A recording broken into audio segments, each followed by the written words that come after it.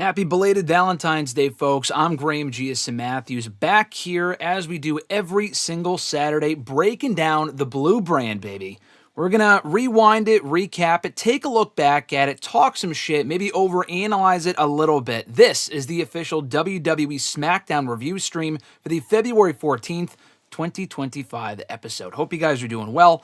Of course, as I sit here talking right now, we are not too far away from the NXT Vengeance Day event kicking off at 6 p.m. Eastern Time. Not 7, not 8. It's literally starting in like an hour and 45 minutes. And I had the chance actually to watch the show live for the first time. I think the last couple of NXT shows, I'm not sure if I watched live. I have to go back and check it out. But I will. I do have the opportunity tonight to check out this show. And the AEW Grand Slam show is also tonight.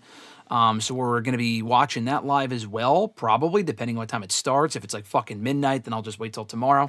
What I did not watch live, though, was the SmackDown show from last night, which we're going to get into here today on the stream before NXT Vengeance Day. Did not watch the show live. Alexis and I, obviously out for Valentine's Day, saw the Captain America and Olive Garden, saw the Captain America Brave New World movie. Actually enjoyed it for what it was. Not like the greatest MCU movie of all time. I did a letterbox review for it. Might have a short up for it here on the channel, a WrestleRant short. A WrestleRant React short either tonight or tomorrow, hopefully. Giving my quick thoughts on the movie, what I thought about it, but you can also check out my review as it is right now on Letterboxd. But that's the MCU. That's Captain America Brave New World. Check out the movie when you get a chance. Today we're talking SmackDown from last night, which honestly, overall, I thought was the best blue brand offering they have put out so far in 2025. SmackDown has been an absolute fucking chore to watch for the entire year. That first Friday night show they did, the first 3-hour show they did back on January 2nd or 3rd, I think it was, early last month. That was a pretty good show. That was where Tiffany Stratton walked away, the new WWE Women's Champion. And it was on this show as well that she put the gold up for grabs against Nia Jax in what I thought was a very good match. Other Elimination Chamber qualifiers and a lot of other stuff happening, setting up matches for next week. Elimination Chamber coming up in a couple of weeks. I thought there was a lot going on with this show, and I thought they filled the 3 hours nicely. Now, like I said, I did not watch the show live, so maybe people had a different impression of the show watching it back, or watching it as it developed live, rather, and did not enjoy it as much as I did. But then again, I've also watched a lot of these SmackDowns in the last month and a half after the fact and not live, and I did not like those shows. I like this show. Now, it is worth noting, I literally saw a report before we went live here on X, on Twitter, whatever you want to call it, saying that Road Dogg has actually been named the new co-lead writer of SmackDown, which gives me chills, and not in a good way, in that I believe he was responsible for the writing of SmackDown in 2017 specifically. That is one of the worst periods in that show's fucking history. That was when Jinder Mahal was the WWE champion. A lot of other garbage was going on. A drastic drop-off from the great shows that SmackDown was producing in 2016, a mere year earlier.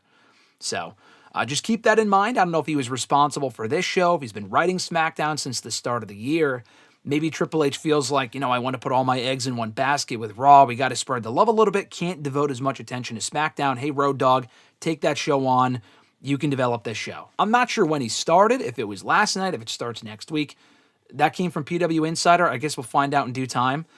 If he can develop more shows like what we got last night, then I'm on board. If not, and it falls more in line with the shit we were getting 8 years ago on SmackDown, I'm fucking worried. So more on that momentarily. I will pull up the chat. We'll go through SmackDown from last night. A lot to talk about. Hope you guys are doing well. Alexis, of course, in the chat. She said no intro. She said she can hear me, which is great, but no intro. I believe I did have the intro up. I had the intro a little bit earlier up, so I don't know if it didn't show up on your end and everyone else's end. I'm not sure, but regardless, we are here. But like I said, Valentine's Day was yesterday. If you want to show some love on that note for the channel and the stuff that I do, be sure to drop a like on the video. That stuff is greatly appreciated. Helps out the video's algorithm bullshit a lot. So be sure to like the video, whether you're watching live or after the fact. Be sure to hit the bell button to be notified every single time we go live here on the channel. Typically, it's Tuesdays, Thursdays, and Saturdays. Tuesdays doing hashtag AskGSM. Thursdays doing WrestleRant Radio, covering the news with Mr. Marceau. And on Saturdays, breaking down SmackDown from Friday nights. So if you enjoy the live streams, want to join in on the thoughts that I have on these shows and the stuff that we talk about, all that other shit, be sure to hit the bell button to be notified every single time we go live here on the channel and every single time a video goes up on the channel as well. Alexis said, I didn't hear it. I joined right when I got the notification, but whatever. There was an intro, but there was no music that goes along with the intro right now. Alexis also playing DTI. That's unsurprising. Enjoy. Rusty also joining us in the chat saying, howdy gang. Rusty, hope you're doing well. Thanks for joining in. And also, if you want to show some love for the channel and the brand and WrestleRant and all that other shit, be sure to consider getting a t-shirt, which the Average Grunt and Craig actually recently won by winning the 2025 Royal Rumble Games, the respective women's and men's pools. They'll be getting their shirts soon from the official WrestleRant shop over at Pro Wrestling Tees. We got a Halloween design, a Christmas design, a regular design, all designed by Alexis. Obviously did an amazing job. Check out the t-shirt there. The link is down below in the description box, but basically it's just prowrestlingtees.com/WrestleRant. So I'm all decked out for NXT Vengeance Day tonight. I've got my NXT sweatshirt. We're not talking Vengeance Day here today. I already did my predictions on WrestleRant Radio, the end of the episode on Thursday. So we're not talking NXT here today. It would be cool to do like a live stream or something. If you guys are interested in an NXT Vengeance Day live stream, for those tuning in now, let me know. Maybe we can restart the stream or something and do that instead. But anyway, so I got my NXT sweatshirt on. I have my Bayley sweatshirt, my Bayley shirt on that I dusted off for the occasion. She is involved in the NXT Women's Championship match tonight. Rusty says, I was going to say, where's my welcome? Rusty, of course, if I see anyone in the chat, I will shout you out if you're joining. So, just be sure to, chat in if you're watching live or after the fact. So, yeah, we'll talk about the Vengeance Day stream. We'll kind of circle back to that at the end. Alexa says yes to it. She always wants me to stream and stuff like that. So, we'll see. I may just want tonight to just watch the show and not have to do a stream or anything like that. But we'll see. Maybe I'll do an NXT Vengeance Day watch along. It would not be this specific stream. I would probably end this one and then come back. I probably should have thought about that before I started doing the SmackDown review. I would not have done a SmackDown stream in that case. But I guess we can kind of reconsider at the end of this stream. But for SmackDown, February 14th, 2025, opening up the show, we found out for one night only anyway that Joe Tessitore out on assignment. He was not on the show behind the commentary booth, but rather we got Wade Barrett on commentary as he has been for the last number of weeks, obviously, since the move back to USA Network or not the move to USA Network, but since they moved to 3 hours at the beginning of the year. It was Wade Barrett alongside Vic Joseph calling the action from NXT. So these two reunited, obviously became a dynamic duo during their time on NXT from 2020 through 2022, where Wade Barrett then moved over to SmackDown. Vic Joseph still on NXT alongside Booker T. But it was cool to see them reunited. Rusty bringing up a great point. Corey Graves is in the doggy house. I mean, he must be, because if they're bringing in fucking Vic Joseph to do commentary, who has not done main roster commentary in God knows how long. He was booted from the Raw commentary booth in 2020. That was over 5 years ago. I think it was January 2020. He moved back down to like NXT UK and 205 Live and NXT and whatnot. So if they're bringing him in to replace Joe Tessitore for a night and not have him reunite with Wade Barrett, because it was Corey and Wade calling the action on SmackDown there for a while. Late last year, it was Corey and Wade on SmackDown. So between that and I think on Raw, I believe it was Wade Barrett, because I think Pat McAfee wasn't on the show a couple of weeks ago, so it was Wade filling in for Pat McAfee, where in either of these cases, if Corey Graves was not in the doghouse and didn't complain, and he's already back calling the action at NXT as of late, but it's not Raw and it's not SmackDown, and they've obviously smoothed things over enough, but if he didn't tweet those things out and probably put heat on himself in the process, he probably would have been in a position to have replaced Pat McAfee on that one Raw a couple of weeks ago, at least if only for one night, and also be on SmackDown last night back alongside Wade Barrett. But again, he made those comments and probably did not sit well with management to the point where he deleted them. I don't know if that was something they told him to do or something he just thought better of and thought, I should probably delete this. Either way, I thought Vic Joseph and Wade Barrett made for a solid commentary duo on Friday night on SmackDown. Nathaniel Crenshaw, thank you for joining us in the chat, saying, do you think Charlotte Flair wins at WrestleMania? Abso-fucking-lutely. I've been saying that in every single stream for weeks now, especially if she were to face Tiffany Stratton, which, no spoiler alert, but she will. Obviously, we found out on SmackDown last night it's going to be Charlotte and Tiffany for the WWE Women's Championship at WrestleMania. She's going to win. Charlotte Flair is walking out of WrestleMania with gold, and my mind has not changed. Maybe as we get closer, it's possible that it will, but for right now, Charlotte Flair is absolutely fucking winning at WrestleMania. Rusty saying Wade Barrett is basically become Nigel McGuinness, where he does whatever WWE asks or needs. You know, Nigel, they never really looked at him as the guy to kind of fill in for a certain spot of whatever WWE needed. I mean, he did do a variety of roles, Nigel did. He was on NXT, he was on NXT UK, he did 205 Live for a time as well, but he was never utilized on the main roster. And Corey Graves was also that guy that they called upon to do whatever, but it kind of felt like he was staying at the main roster level. And now that he's kind of put himself in a position where he has heat on himself now, he's not really that guy anymore. But Wade Barrett, they'll put him on NXT. He did NXT commentary filling in for Booker T a couple of weeks ago, I think. He might live in Florida anyway, so it's probably easier for him to get there. But Wade Barrett fills in on NXT on occasion. He does Raw on occasion. SmackDown, he's there, we know. Wade Barrett is that new Nigel McGuinness. Nigel McGuinness is basically filling that same role as Wade Barrett does in WWE. Nigel's doing that now in AEW. Nigel is great. He'll fill in on Dynamite. He does Collision. He doesn't do Ring of Honor commentary, but he was doing the Ring of Honor pay-per-views at one point. He'll wrestle once in a while. I fucking love Nigel, so maybe it's the English thing? I don't know. Ahmed also joining us in the chat saying, what's up? Ahmed, hope you're doing well. Thanks for joining us in the chat. Great to see you as always. He said, Graham, relax. Charlotte should not win. She needs to learn how to put talent over. Two things, Ahmed. One, she is going to fucking win. I'm not saying she should win. I'm saying she will win. Let's just prepare ourselves for the possibility now that Charlotte Flair is leaving WrestleMania as the WWE Women's Champion. The sooner you accept that reality, the easier it's going to be when that happens. So just deal with it now. As far as the second thing, she needs to learn how to put talent over. I mean, you can't say that Charlotte has not put talent over. That's not exactly accurate. Charlotte Flair has put over a fair amount of talent in her 10 years on the main roster. Does she win more than she should? That's debatable. But she has put over a lot of people. She put over Rhea Ripley, not early on at WrestleMania 5 years ago, but she did finally put over at WrestleMania 39. She lost the fucking Women's Championship to Nikki Cross. Nikki Ash, that whole bullshit. Granted, she got the belt back soon after, but she did put her over and gave her a run with the championship for a month. She's lost a whole lot of people over the years. So, I mean, you can't say that Charlotte Flair hasn't put people over, but you can also say she doesn't need the win, which is absolutely true as well. And we'll get to Charlotte Flair a little bit later on. The show did start with Cody Rhodes in the ring, addressing the attack from Solo Sikoa from last week, rekindling this rivalry between Cody and the Bloodline, or the now ex-Bloodline, whatever the fuck you want to call them. Who gives a shit about Cody Rhodes going back after Solo Sikoa? Now, I will say this.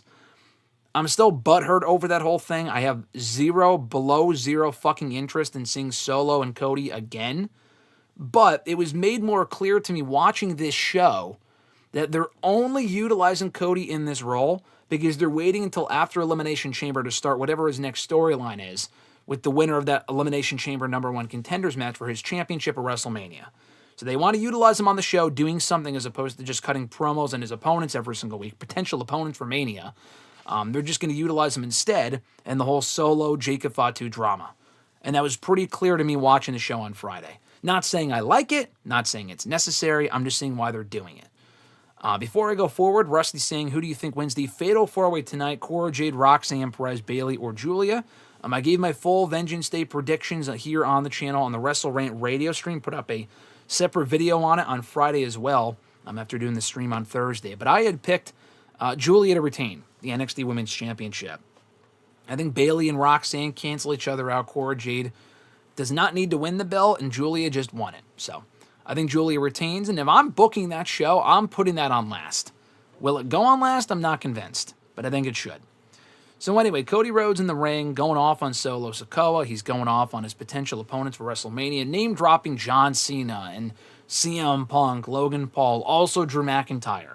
He said also Drew McIntyre. Those were his exact words. And not as nonchalant as that, but, he said also, making it sound like he's not really going to win, but he's also in there, Drew McIntyre shows up, emerges from the back, takes exception to this immediately, and says, also Drew McIntyre, listen, buddy, I'm a former Money in the Bank winner, Royal Rumble winner, WrestleMania headliner, multi-time world champion. None of this also bullshit. I am among the few people, I think Cody Rhodes was the one who had brought this up, actually. I'm among the few people who has beaten you since you came back to the company, which is true. I can probably tell you right now all the people who have beaten Cody Rhodes.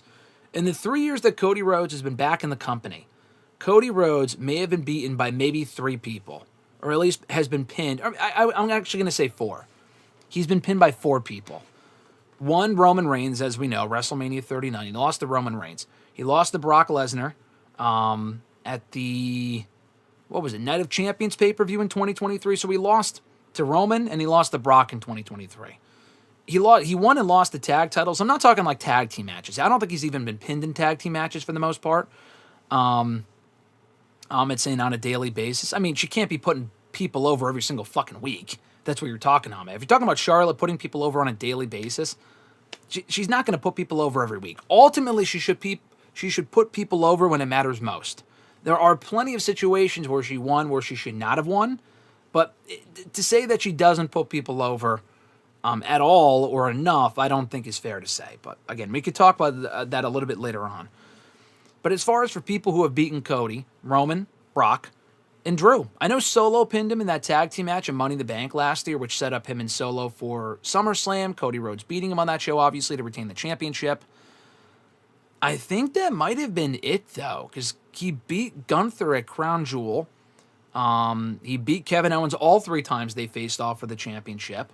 Has not lost on SmackDown, or at least has been pinned on SmackDown otherwise. So Solo never beat Cody one-on-one. It was in a tag team match.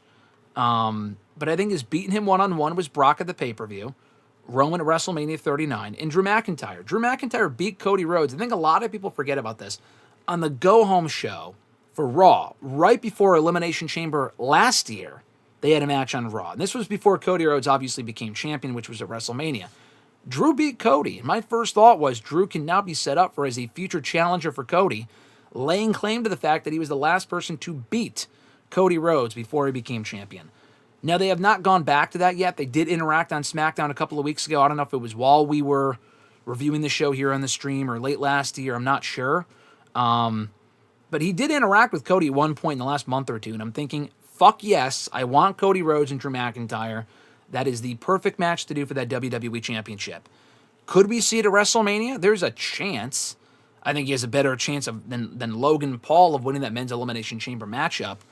He could win the Chamber again, a lot like he did last year, and go on to challenge Cody Rhodes at WrestleMania. Again, do I think that's happening? No, but it's a possibility. He also mentioned he's won multiple Elimination Chamber matches, including as the world champion 4 years ago, which is true. He won last year as the challenger, which was true. What he did not mention, which I think he brought up in a previous encounter these two had either last year or the last time a couple of months ago, these two, 15 years ago, are actually former tag team champions together. Blink and you missed it, but I think they were called the Dashing Ones, or they called themselves the Dashing Ones. They won the belts off of the Hart Dynasty. I don't know if they defended those belts a single fucking time. Maybe once against the Hart Dynasty on Raw right after that pay-per-view where they won them. But they lost them within like a month or so to, I think, who did they lose it to? John Cena and David Otunga, the Nexus, quote-unquote, like a month later. So their run was so forgettable, no one would even remember it. But there was a time in late 2010, 15 fucking years ago, where Cody Rhodes and Drew were the former tag team champions together. And it was actually at a point where Cody Rhodes and Drew, years later, they didn't really fulfill their full potential. They were former Intercontinental champions, but they had to leave WWE and come back bigger stars in order to get that respect and become the world champions they were always destined to be. There was a point last year at WrestleMania as well where they were both champions. I was going to say they were both champions at the same time, but that's actually not true. Because Cody won the championship later on in Night 2 at WrestleMania 41, or 40 rather. Drew won it at the beginning of Night 2, and then he lost it right after to Damian Priest. So they were never champions at the same time, but they did both win gold, actually, at WrestleMania 40. Rusty said, I don't know if you've seen spoilers for Grand Slam, but if so, I think AEW had the wrong woman win. No, I have not seen the spoilers. I don't know what you're talking about, and I don't want to know what you're talking about.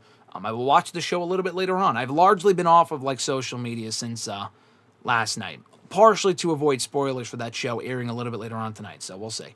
I don't know if I'll watch it live. I'll probably watch it tomorrow, but I'll have the review up on WrestleRant.com at some point.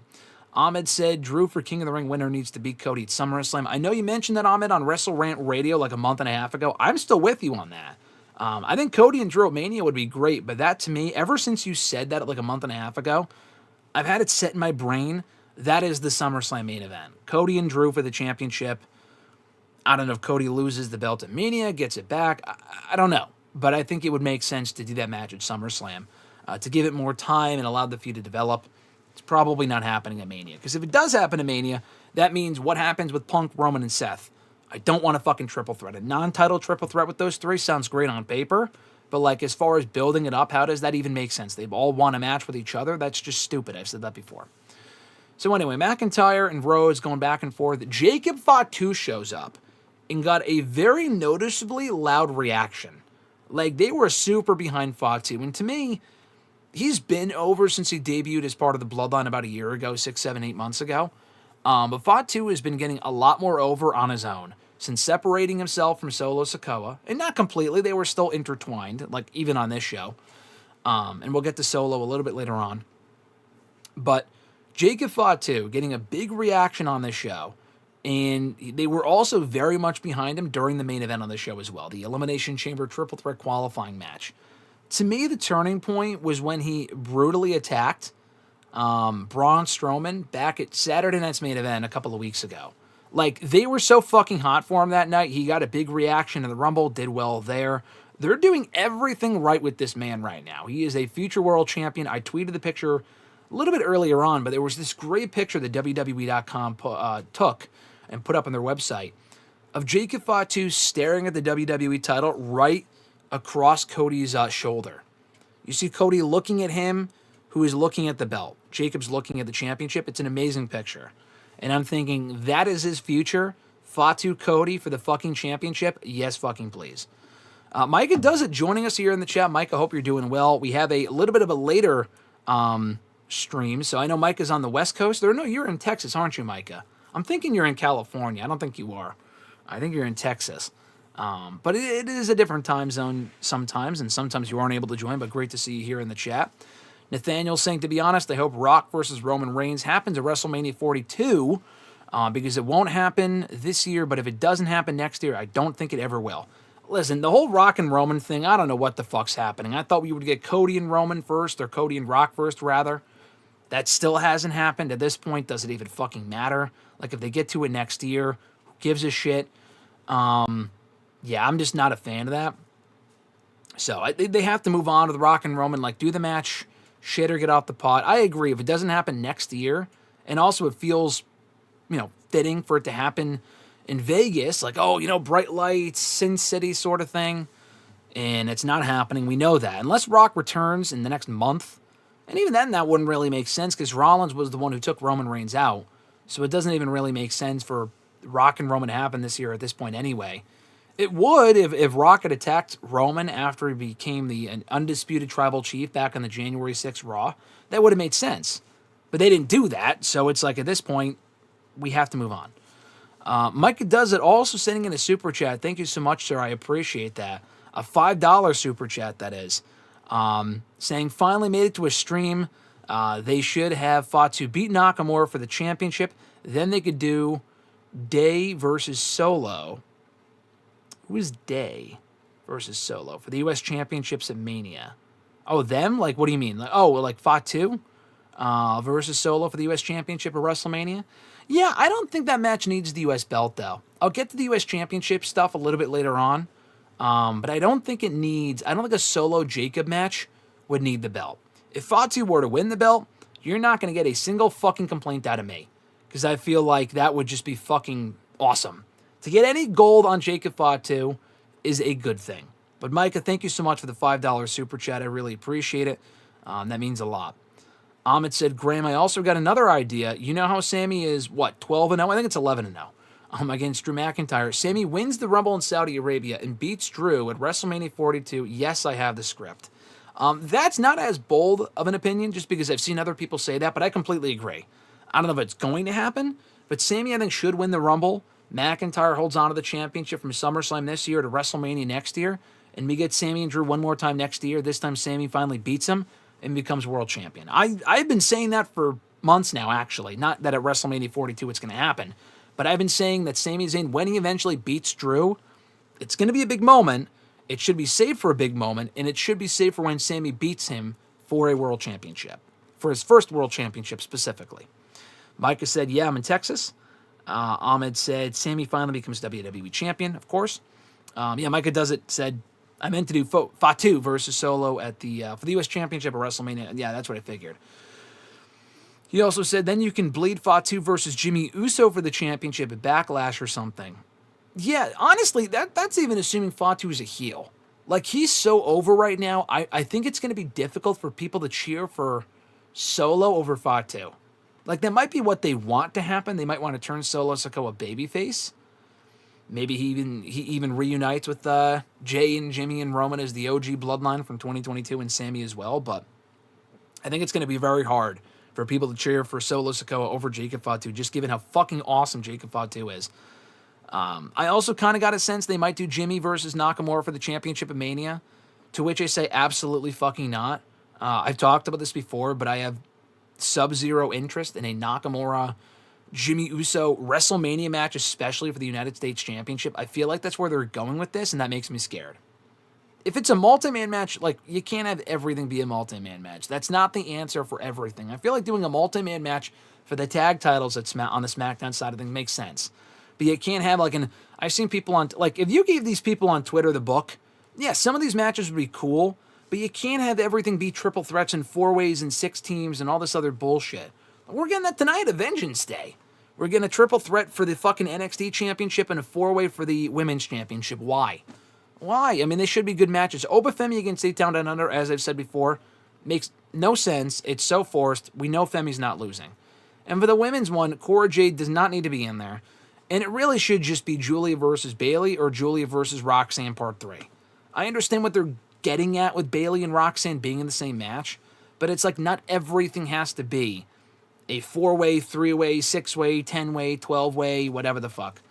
But anyway, Fatu versus Jimmy Uso, back to your original point, isn't a bad idea. I just don't really want Jimmy Uso winning that championship.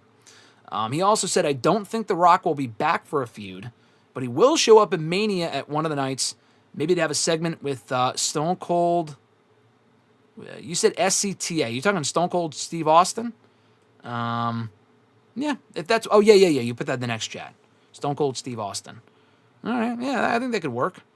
Ahmed said that Nakamura promo reminded me how...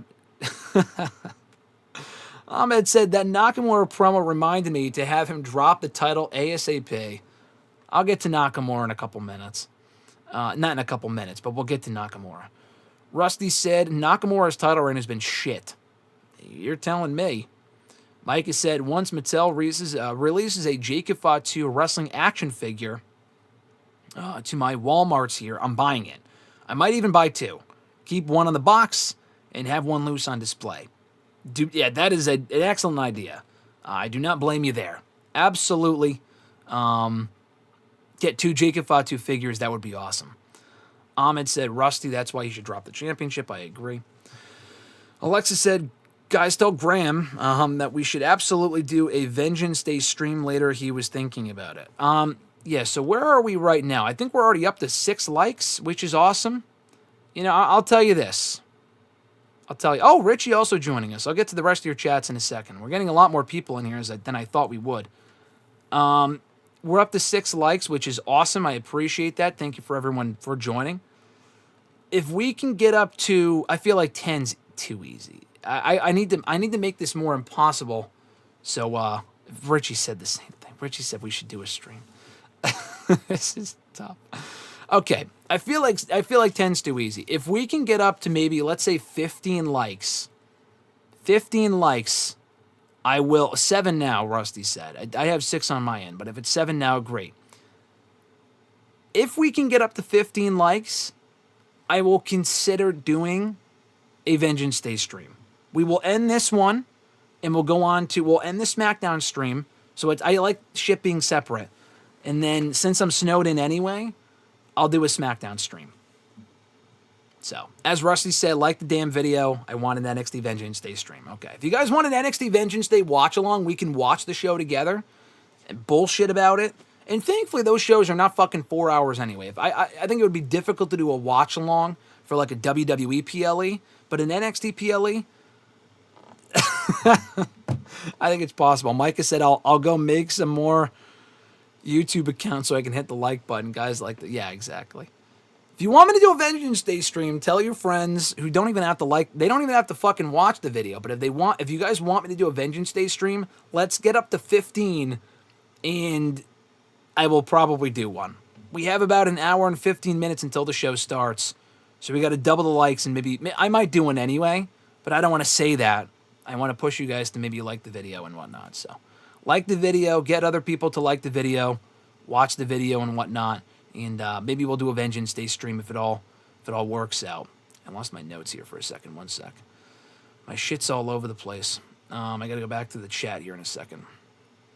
Let's see. Rusty said, by the way, I hate that the Women's IC Championship and the U.S. Championship have both lost over the past week. Yeah, for the women's, yeah. The women's one, on the U.S. women's one didn't bother me so much because she's Chelsea Green. She'll be fine. And she's also got a match at some point with Michin coming up. The Lyra Valkyria one I thought was silly because at least Chelsea's defended the championship since winning it. Lyra won it a little bit later, but she's been champion for a month now, has not done anything as champion. She lost to Bayley on Monday. She's barely wrestled on Raw since then. She has, been in the Rumble, been chucked out by Ivy Nile? I mean, come on. We need to be doing more Lyra Valkyria. Mikey said, Graham, if you aren't busy today and you and Alexis do a Vengeance Day stream today, just chill with us and subscribe. Yeah, I saw that after I said what I said, but yeah, I would watch it for sure. I would do a Vengeance Day stream, and this is the sole reason. We are snowed in right now. We're snowed in.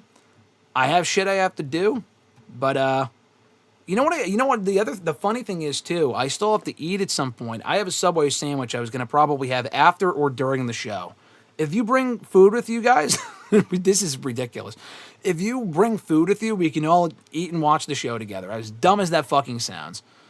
So we'll get back to SmackDown in a moment. I just want to go through the chats here. Micah said, man, I can't type and I'm not even drunk or nothing. I meant you and Alexis can do a Vengeance Day stream. No, I agree. No, I know what you meant. Nathaniel said, would you like to see Punk versus Cena versus Cody? I'd be fine with that. I would rather see Punk and Cody one-on-one, but I've seen the rumored matchup, people talking about Punk and Cody and Cena in a triple threat. I like that match more than Roman Rollins and Punk, because at least there's a championship on the line now. That makes more sense. I already read Richie's thing from earlier. Ahmed said, Graham, we need to talk about WWE's poor booking on the women's mid-card belts. Yeah, we do. It has not been great so far. It has not been great so far. They need to improve upon that. Rusty said, folks, like the damn video. I want an NXT Vengeance Day stream. Richie said, 20 likes and Graham will do a Vengeance Day stream in full character as The Rock. That would be tough to keep up. That would be difficult to keep up for, this is just ridiculous. We're already up to 13 likes. I literally put this out there fucking like 3 minutes ago that we should get up to, do I have to promise you guys fucking live streams to get the likes up for these videos? I mean, come on. You should like the video anyway. I shouldn't have to promise you something, but I guess that's the point, right? People want something. People want to be rewarded for liking the video, so at this point, if we can get to a couple more people to like the video, then I will definitely do a Vengeance Day stream.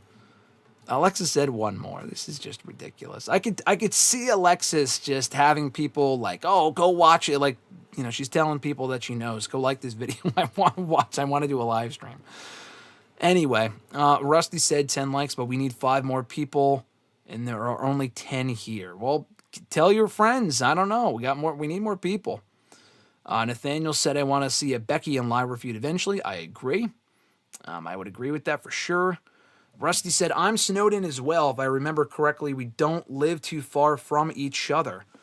Yeah, I mean, I'm not snowed in like right now. Like I could fucking leave. What I'm saying is, I live in Connecticut. So if Rusty, if you're in Connecticut, then we must not live far from each other because Connecticut's a very small place. If you live in the Northeast, we're probably not far from each other. New York, Massachusetts, New Jersey, everything's pretty much like a fucking 2-hour car ride away. So you're probably not far from me at all. But yeah, I'm not snowed in like currently. I just left that. I just left like maybe an hour ago to go get some stuff, and I came back. But I will be snowed in is my point. Like, I'm not going anywhere, and I can't go anywhere because the snow is gonna be bad for a while. So that's what I mean by that.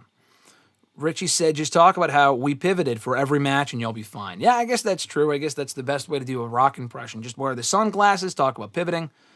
Yeah, I guess that would make sense. One more. You guys are saying one more. I see 13 likes on my end, but if you're saying one more, then I believe you, I guess. I guess we're getting close. We still got another hour. You guys got up to almost 13 likes, and it's only been like fucking 5 minutes, which is great. So, well, I'm sure we'll get there. We probably will do a Vengeance Day stream. This is ridiculous, but we'll probably do a Vengeance Day stream. Rusty said, I don't know why, or I live in Secaucus, New Jersey, so yeah, not far away at all. Yeah, Rusty, if you go to SummerSlam, let me know. I mean, first of all, it's not that far. Second of all, if you go to SummerSlam, which is in New Jersey, of course, let me know. I would love to meet you in person, which I don't think we have met in person yet. I feel like I would remember that if we did. Rusty also said, I don't know why, but I could have sworn you lived in Jersey City. No, maybe you think I have an accent or something. I've gone that before. I've been told I have like a New York accent, New Jersey accent. Maybe it's just how I talk sometimes. No, I do not live in Jersey City. Shitty. I would never live in New Jersey. I'm sorry. I have not had pleasant experiences in New Jersey. No offense. But I will be at SummerSlam most likely later on this year. And Michael also said, no, we have not met. Okay. Micah said also, we need one more like, LOL. Now I'm seeing 14 likes on my end. So yes, we need one more like, and yeah, Alexis says she hates New Jersey. One more like, and we will get to 15, and I will do a Vengeance Day live stream in about an hour. So tell your friends, and we can do a live stream here soon. So anyway, all of that said, back to SmackDown here. That opening segment I thought was good stuff. Fatu looked like he belonged. This built towards the main event. The triple threat Money in the Bank, or not Money in the Bank, fucking Elimination Chamber qualifier. I thought it was a solid segment here to set it up. And we'll get back to it a little bit later on as far as Jake Fatu and whether he qualified or not. We had a qualifier for the women. You guys are telling me there's 15 likes here. I'm not seeing it yet. I'm sure it will register on my end in a moment, but if it is definitely 15, then we will totally do a Vengeance Day stream. Anyway, so the other qualifier on the show, the men's qualifier that we'll get to, Naomi and Chelsea Green in the qualifier for the women's Elimination Chamber matchup, which I thought was a good match. Wasn't always the smoothest encounter. I thought there were a couple of sloppy, awkward spots here where stuff looked off. But overall, I thought it was a good match, Naomi winning, and Naomi is headed to Elimination Chamber. She is not fucking winning Elimination Chamber. Bianca could win. I like the women's chamber match, but I just feel like a lot of the women in the match are not going to fucking win. Like, Bayley, we know, is probably not winning. Naomi's not winning. Liv cannot win. I don't know. I just feel like Bianca is the only choice that makes sense. And even that, they showed an update on the attacker for Jade. We saw footage that was only released now after like 3 or 4 months of Liv and Raquel in the parking lot walking away from the scene. So it wasn't them, but it could be attributed to them. Because one, Bianca and Naomi lost to Liv and Raquel on Raw a couple of weeks ago. So they were already setting up a future match between them anyway. For the fucking WWE Women's Tag Team titles. They were already setting that up, but now it looks like they're going back to that so they can blame Liv and Raquel because it would make sense in storyline if it was them because Jade was in War Games. They could be, blamed for taking him out of War Games, or taking Jade out of War Games, which obviously, didn't happen. I'll get back to the chat in a second, by the way. I'm getting distracted by that. I'll get back to that in a second. I still think it's Naomi who attacked Jade Cargill. I feel like that would just make the most sense. So, despite the fact that they're blaming Liv and Raquel, I definitely do not think it's them. They said they're going to Raw this coming Monday to confront Liv and Raquel. It would make sense for them to actually lose the championships to Liv and Raquel. And that's what sets up, a Bianca, Naomi, Jade triple threat for Mania. That's a multi-man match, or multi-woman match, rather, multi-person match I could actually get behind. Because I feel like that makes sense. But I could also see it just being Naomi and Jade while Bianca goes on to face Rhea Ripley, which is probably what's going to happen. But I thought Naomi and Chelsea Green had a good match. So I enjoyed that for what it was. Before we go further, let's see. I'm only seeing 14 likes on my end, guys, by the way. I'm only seeing 14 likes. You said we did it. You guys said 15 likes. Maybe we need another one because I'm only seeing 14 on my end. Maybe I got to refresh the video, but I'm only seeing 14 over here. Micah asked if we get 15 more, what about Grand Slam? Maybe. I mean, it depends what time Grand Slam starts. I'm definitely not doing Vengeance Day on the same stream as Grand Slam because I think Vengeance Day is going to be over around 8:30 or 9, and it's not going to be the same stream because it doesn't start around the same time. Grand Slam is like at fucking 10:30, 11, so probably not, but it's possible. Hey, maybe, I don't know. Definitely possible. Richie said, breaking news, Road Dogg named as the new co-lead writer for SmackDown. Wasn't he the reason for NXT being in the shitter for a while when Triple H was gone? I thought he only wrote SmackDown in 2017. That's not much better, though. Just because SmackDown in 2017 also sucked. Yeah, I don't think Road Dogg has a great fucking track record for writing SmackDown, so I'm not exactly optimistic. Rusty said, oh my god, Conman is actually going to stream NXT Vengeance Day. The meme is dead unless he cancels, because he does that. I don't know what meme you're talking about. Does he not stream NXT shows? I know who you're talking about, the Twitch guy. Does he not stream NXT shows or something like that? Micah said, Richie, I don't know, but Road Dogg was in charge. Yeah, exactly. Of WWE's... Mike is saying that he was in charge of SmackDown 2016 writing. And Ryan Ward was honestly the best SmackDown era. AJ Styles was champion, and we had the feud between Cena and Styles and AJ at the No Mercy pay-per-view, along with Dolph versus Miz for the IC title versus career. Was Road Dogg writing SmackDown at that point? I thought he was not. I thought it was just Ryan Ward. But if it was Road Dogg, then I got to give him credit, because that was a great period for SmackDown. Micah said, also, who could forget the birth of James Ellsworth and Carmella? Well, I mean, I would like to forget. I actually did not love that stuff. Early on, it was funny, but when they brought him back, I'm thinking, like, what's the fucking point? Ahmed also said, Richie, nope, it was Bruce looking over Sean. I don't know. Yeah, like, that's who took over SmackDown in Triple H's absence? Yeah, I think it was Bruce Pritchard. Let's see. Ahmed said, Richie, I'm glad Triple H is letting someone else write SmackDown while he just focuses on Raw. I feel like that makes sense. Let's see. Nathaniel said, I wonder if Bianca beats Rhea at WrestleMania. She could. I mean, Bianca is doing that whole undefeated at WrestleMania gimmick. She hasn't lost at WrestleMania since joining the main roster. So it would make sense if Bianca won. I could see it, but then you would have to move Bianca to Raw. That's the only thing, is Rhea's on Raw right now. That's a Raw championship. Bianca's on SmackDown. She would have to move to Raw. Then you got to move Montez Ford to Raw because they're married, so probably not.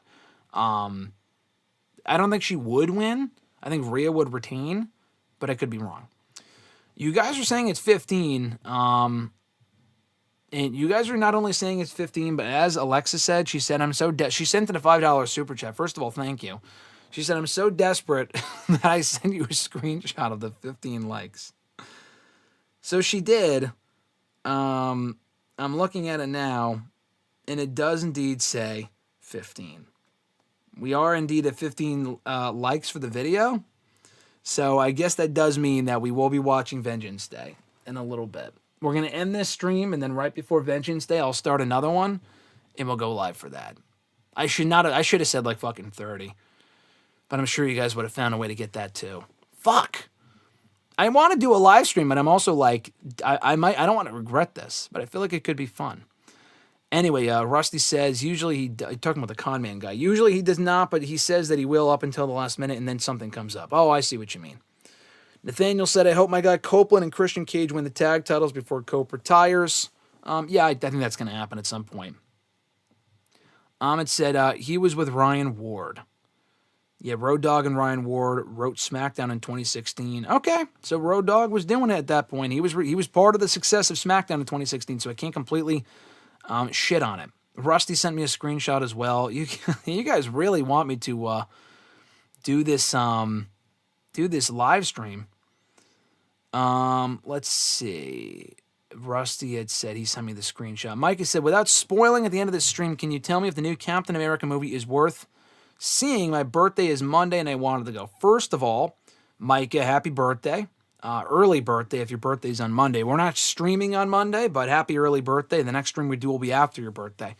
Second of all, is it worth seeing for your birthday? Yes, I would say it is. I enjoyed the movie. I talked about it briefly when we started the stream, but I liked the movie. I thought it was good. Wasn't the best Captain America movie. It's not like even the best fucking movie that they've done yet. The best Captain America movie they've ever done. But it was one of the better movies they've done recently. I mean, I enjoyed Deadpool and Wolverine a lot as well. That was better than this. But it was better than, like, the Marvels. It was better than Ant-Man Quantumania. It was better than a lot of the other movies they've done in the last 5 years, in my opinion. So, yeah, I enjoyed it. I like the movie. It's worth checking out some of the other, movies as well to kind of get more of a gauge for, how it compares to those. Check out some other ones before you watch this one, and also check out Incredible Hulk. A lot of the key characters from that movie are in this one. That movie came out, fucking 18 years ago, whatever it was, 17 years ago. So check those out for sure. But, I think it's worth watching. It's a good movie. Goku2241 joining us. Thank you so much for joining us, sir. I appreciate it. Great to see you in the chat. You had mentioned, as a content creator, how do you not get burned out of wrestling? That's a great question. I liked Ant-Man 3 as well, Micah. That's a good question. So I don't get burned out, I think, mostly because, I do sometimes, but it's not really the wrestling portion of it. I think it's more so the fact that I enjoy it and I love wrestling so much. Quite honestly, I don't think you can cover wrestling consistently, whether it be for a job, whether it just be to cover it, whether it just be just out of your own, as a hobby or whatever it might be. I honestly do not think you can cover it consistently and not like it to a certain degree. Mostly because there's just so much fucking wrestling out there between WWE and AEW alone that I don't think you can sit through 2-3 hours of wrestling a week. It's not like your favorite TV show that's on for an hour every Monday. Or, not even 2 hours. Most TV shows are only an hour max. You're only watching it once a week. Unless they stream it all at once, drop all the episodes all at once on a streamer, that's a different, point. That's a different circumstance. But I guess football's another thing too. You really have to enjoy football to sit through a 2 or 3 hour game. And even then, people don't watch the entire game. They only watch the final score. Wrestling, you kind of have to watch all of the show to kind of get a feel for everything that's going on. And I love it so much, and I've always loved it. So it's easier for me to cover it and do it. You would also mention I got into your channel watching your Dark Side reviews. Oh, that's cool. Thank you so much for that. For those that are unaware, I've watched and reviewed every Dark Side of the Ring episode. They're all up here on the channel. For the last 5 years, I've been doing that. When the show comes back in a couple of months, I'll be reviewing those episodes as well.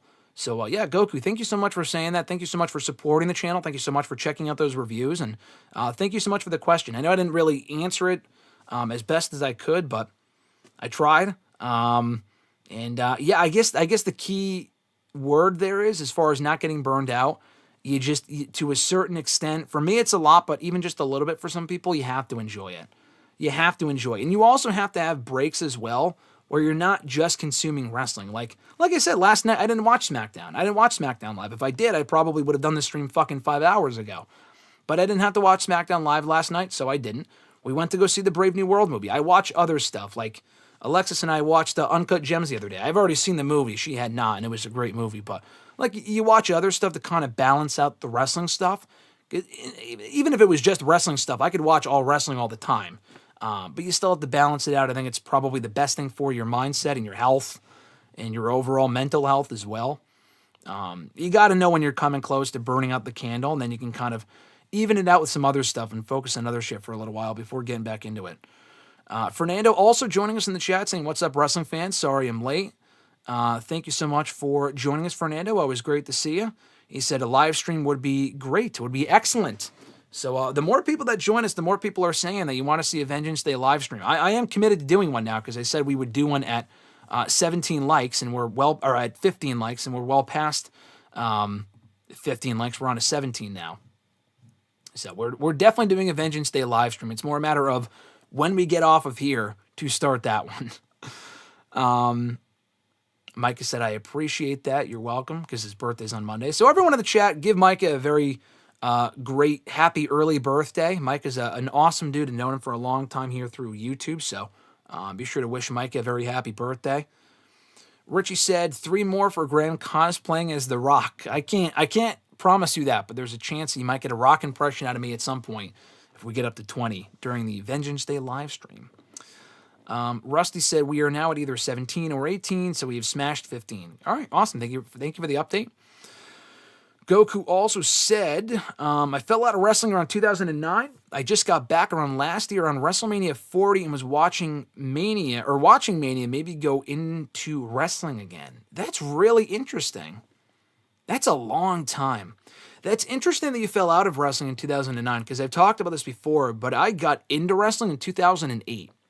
But I feel like, when did you start watching wrestling though? Because I feel like if you started watching wrestling in like the Attitude Era, mid-2000s, a lot of people would have fallen off in 2009.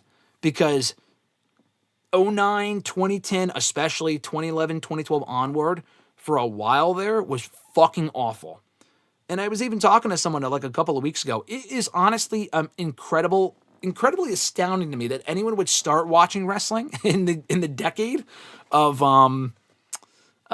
2009, 2010, anywhere in the 2010s. If you started watching at that point, I'm not talking get back into it. I'm talking if you started watching wrestling and stuck with it from 2010 onward, God fucking bless you. Like, I just got in there in 2008 where I got some really good stuff before the product deteriorated. And even by that point, it paled in comparison to what it was prior to that point. But still, it is cool hearing that stuff, though. 40, I thought, was a great WrestleMania. So the fact that you got back into it after, 15 years? That's fucking crazy. And first of all, you found my review, so I appreciate that. But also, I feel like that was a great Mania to kind of start up again. It's like the MCU. I feel like there's certain entry points where I feel like any time's a good time to start, but there's certain times that are better than others. And I feel like WrestleMania 40, in my opinion, was a perfect reset for WWE to kick off of a new era that's still going on today. Or if you started around then, it's probably the best time to not have to reestablish yourself or get acclimated with a lot of different characters. It's just probably easier to get into it around a pay-per-view like WrestleMania, where the deck is reshuffled anyway every year after WrestleMania. Rusty said, random, but have you ever seen the show Battlestar Galactica? No, but I've definitely seen commercials for it. Is it on Sci-Fi or something? But I don't know where I've seen commercials for it. Maybe while I'm watching wrestling. Maybe is it on fucking USA Network or something? I have heard of it. I have not seen it. Is it good though? I'm not sure. I just know I've heard the Battlestar Galactica. I know I've heard of it before. Richie said 25 likes and Graham will wrestle a broom. No guarantees. Me get an impromptu match, hey. Richie's making promises I can't keep, but maybe it'll be a shovel. I have to go get a shovel first, and I'm about to, 30 likes. So you guys can watch me. You can watch me fucking shovel the snow. We can all shovel our snow together. How about that? Fernando said, "Do you think people are going to watch or stay up rather after the All-Star game to watch Grand Slam?" No, I don't. It's just too fucking late. I think it's probably going to get a couple 100,000 viewers for sure, but it's just on too late. It's not on a set time. It was already taped. It's not even live. Like the show was already taped. So if you want spoilers, people will go out of their way to find the spoilers. No spoilers in the chat. But I don't really feel like people will go out of their way to watch something like that. On a Saturday night specifically, Sunday night maybe. On a Saturday night, it's tough, especially when you don't know when exactly it's going to start. Like, if I knew it was starting at 10 or 11, I'd be like, okay, I'll probably watch it live. Why not? But I don't want to have to turn on the fucking All-Star game and all this other shit to have to watch it just to wait until Grand Slam starts. Someone would have to tell me. I'm not leaving that channel on with the basketball on in the background. I like basketball, but no thanks. Goku said sometimes, let's see, I got to back up a little bit. He said, with burnout, sometimes you need to take a break from the things you love. Yeah, exactly. That's exactly my point. Love all the happy birthdays from Micah in the chat. That's awesome. Yeah, Micah's great. So definitely wish Micah happy birthday. His birthday's on Monday, like I said. It said, NXT Women's Championship match should end the show, honestly. Yeah, I said that earlier. Women's title match should absolutely end the show tonight. Micah said, thanks to everyone in the chat. Love to see it. Ahmed said, SmackDown was pretty good in 2009. Raw, not so much. I'd call it the guest host era. The guest host era sucked. I watched that show every single week as a kid, and I loved it. Watching it back now, I'm like, man, how did I fucking watch this garbage? It was so bad. SmackDown in 09, you're right. It was good. 2010, we went in 09 from having like Jericho versus Rey Mysterio and Punk versus Jeff Hardy and some pretty fucking badass storylines and matches to having, let me check my notes, Kane versus The Undertaker and Big Show versus Jack Swagger. Like, really? That shit was garbage. Goku said in response to what I said earlier, I was around 5, so WWE 05 through 09, 4 years, mainly SmackDown. Okay, yeah, so you watched SmackDown like when you, or you watched WWE like when you were a kid. That makes sense. That's cool. I mean, you said mainly SmackDown. The funny thing about that, that makes sense. If you're a kid, you're between the age of 5 and 9, 5 and 10, whatever, and you only have time to watch one WWE show, it would probably be SmackDown. I know I, as a kid, I'm sure everyone in the chat can relate to this, depending on how old you are, that you probably look forward to watching SmackDown more because it was on a Friday night, last day of the week. You could have work as well. I get that. But as a kid, get to stay up late, watch SmackDown at 8, whether it be on the CW or on My Network TV 9 or on Sci-Fi or on USA Network as it is now. Nothing hit better for me than a Friday night SmackDown. I know it's been on Tuesdays and Thursdays, and I like those nights as well. But nothing hit more than a Friday night SmackDown after school on a fucking Friday night. For me as a kid. In middle school and in high school specifically, those were the days. The show wasn't really good most weeks, but nothing was better than SmackDown on a Friday night with soda and chips. That was my Friday night tradition. As you could probably tell, I didn't have many friends at that point, so it was very easy to stay home and watch SmackDown. Let's see. Rusty said it was on SmackDown back in the day, or it was on Sci-Fi back in the day. It's one of my favorite shows of all time. Battlestar Galactica. Yeah, it's probably where I heard of Battlestar Galactica, was through Sci-Fi. Dylan said Dad did, but liked Sakau Sos 1999 better. Dylan, you're killing me. I feel like you're not speaking English again. I don't know what you're talking about. What is SOAS? Talking about Soldier, Winter Soldier? Like, what is SOAS 1999? Space 1999 better. I'm still not 100% sure. I still don't know what you're talking about. What Space Jam? You gotta give me some more context than that, Dylan. I'm not sure what you're talking about. Rusty said, I technically gave a mini spoiler. Oh, that's fine. Fernando said, in your opinion, what do you think the MCU got wrong with the multiverse? I was always on Team Raw until this day. I know you're talking about two different things there. What do they do wrong with the multiverse? I mean, a lot of the movies don't really connect, for one thing. Didn't really feel like they had a concrete plan. And they did with Kang, and then the whole Jonathan Majors shit happened. And then instead of recasting, which I appreciate that they didn't do that, but then instead they, doing the whole Doctor Doom thing, and I'm not really sold on that being worth it. I mean, it sounds cool, but it's like, is this really necessary? It kind of feels like a cash grab, like a desperate move type thing to bring back RDJ as Doom, as Doctor Doom. We'll see how that kind of develops, but yeah, I mean, there's been a lot of great movies. I'm not saying the MCU wasn't trash. Like, I thought No Way Home was amazing. Deadpool and Wolverine was great. I enjoyed Brave New World. A lot of the shows, some shows okay, a lot of them unnecessary, even though I enjoyed them. Some shows unnecessary and not good. I mean, there's a lot that they got wrong, and there's a lot they got right. But I feel like the biggest issue was there's just no coherent direction with a lot of the shit that we've been seeing. I feel like that's the bigger problem. Goku said, backstory, I got into wrestling after watching the Dark Side, or got back into it, I think you meant to say. Yeah, got back. Yeah, that's what you said in your next chat. You said, I got back into it watching the Dark Side on Benoit when it was first released on YouTube. It was the first time about the behind-the-scenes stuff, so I wanted to learn about the wrestlers. It's funny you say that, because I have a younger brother who used to watch wrestling with me. When I got into it, he also watched it with me, and he's 4 years behind me. So, like, if you have a younger brother or a younger sibling or an older sibling even, I think you could probably relate to the fact, like, that sibling, if you have a younger sibling, that person will probably like what you like when you're younger, and vice versa. If you're the younger sibling with the older sibling, you'll probably watch and like what they do when you're younger. So he watched wrestling with me, and then he kind of grew out of it. He probably only watched it with me for about a year or two, and then he kind of grew out of it. But he's gotten more into it now through the behind-the-scenes stuff. And it's funny that you mention that, because I actually showed him that episode. I showed him the Dark Side of the Ring episode on Benoit because he knew the Benoit stuff, and he really liked it. So the Benoit episode was crazy. If there's any one episode of Dark Side of the Ring I would recommend, it would be that one. I don't know if it's still free on YouTube. It was at one point, or at least the first part of it was. They might have taken it down, but it was for a while, and it's a great episode. Sad as fuck, but it's very good. Mike has said, hey, with SmackDown last night, did they find an opponent for Cody for Elimination Chamber? They did not. Cody is definitely not defending an Elimination Chamber. I'd rather have Cody not defend than have him face Solo Sikoa again. I'm just going to say that. I would rather not see that if I don't need to. Alexis said, Bray Wyatt, CM Punk, and The Shield got me into wrestling. Rusty said, from what I've heard, Avengers Doomsday sounds awesome. I think it could be. I'm not saying it's going to be bad. I just hope that they know what they're doing. And I've seen the directors and the writers talk about, like, how can you top Infinity War and Endgame? They need an idea to make it work, and I think they do, but is it a good idea is the question. That's what I would like to know. We won't find out until it comes out, and that movie comes out in only a fucking year.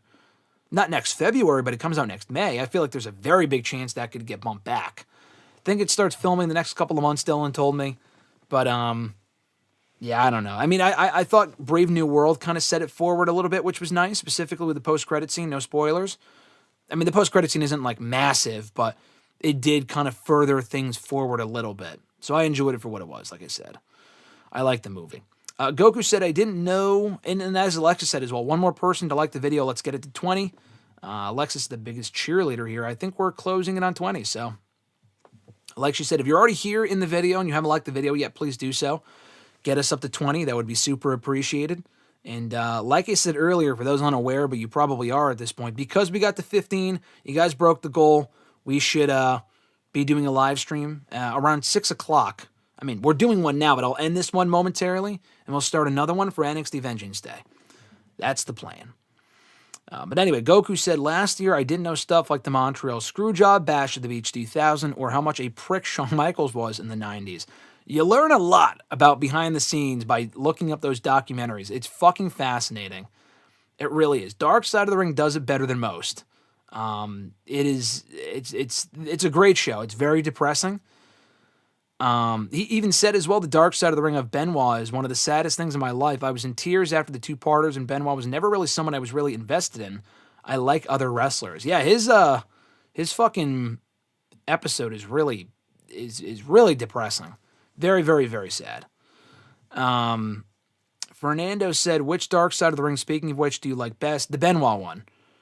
Do I like it? I mean, I liked it best. It's fucking sad as fuck, but it was, definitely one of the better ones. I don't know if I probably like it. That was the one I would recommend the most, is that one. Did I like it the best? I did, just based on how it was produced. Do I like the subject material? No, it's like very sad, but I mean, they're all sad, so what can you say about that? The Brawl for All one isn't really like eventful, but we enjoyed, Alexis and I liked that one because it was just stupid. And like the people on there are all burying each other. It's just ridiculous. All the episodes are good, but like the Brawl for All one was dumb. It was fun. It was dumb fun is my point. And then there was one they did on the Montreal Screwjob, which you've probably heard about a million times. But Cornette and Russo like burying each other throughout was fantastic. The Von Erichs one, depressing, very good episode though. The Brian Pillman one is also great. A lot of good episodes there. The Dark Side of the Bash of the Beach one is really funny because it's primarily Russo versus Bischoff versus Meltzer. Yeah. If you like the Bash of the Beach episode, go check out the Who Killed WCW series. Bret Hart on that series is fucking hilarious. Him and Goldberg Goldberg isn't the funniest, but he gets shit on by Bret. Russo's on that show, I think. Bischoff's on that show. They did do a Dark Side of the Ring on Brawl In. Not Brawl In. On Brawl for All. Did I say Brawl In? Brawl for All with the tournament from the 90s. Not Brawl In. At some point they probably will, but not yet. Rusty also said, you should never set out to try and surpass Infinity War or Endgame. If you do that, you're just destined to fail. Yeah, I mean, hopefully they do end up, doing something as spectacular as that. Will it work? Probably not. But if it's at least very good, that's all I can really ask for. Nothing I don't think will ever top. Because that had like fucking 10 years of build-up, did Infinity War and Endgame. I don't think it'll ever top that. But they can try to do something different and also have it be cool. That's really all I ask. Doesn't have to be better than that. It could just be as good or close to it, or even 3/4 of as good, and I'll be content. You're right, Micah. He said, this review turned into a Q&A, and I'm here for it. Any GSM upload is a great upload, man. Thank you, Micah. I appreciate that. I might have to adjust these SmackDown streams in the future. I feel like SmackDown streams or the Saturday streams in the future might be just good for doing Q&As, honestly. Like, I was honestly looking, when I was thinking earlier when I was doing this stream before we started it, and I was setting it up, I'm like, I like this show, but I feel like just going through it and doing a formal review, I'm just not in favor of that. I mean, we do Q&As on Tuesdays, so that's basically doing the same thing here. I feel like Saturdays, we could just fucking bullshit. We could talk about SmackDown, but I feel like just bullshitting and talking about whatever the fuck you guys want I think is even better. Let's see. Tillin said, I love the Ric Flair helicopter episode. Yeah, the plane ride from hell episode is a wild one. An absolute wild episode. I mean, it's funny. It's crazy, though. I would agree with that. Goku also said, first time I saw Dave Meltzer, and I was like, oh, so that's the guy everyone talks about on the internet. Yeah. Did you see his office? Did you see his office on Dark Side of the Ring? It's a fucking mess. Micah said, GSM, doesn't it feel weird to start seeing people from our generation when we were kids get inducted into the Hall of Fame? Michelle McCool, Triple H, Rey Mysterio.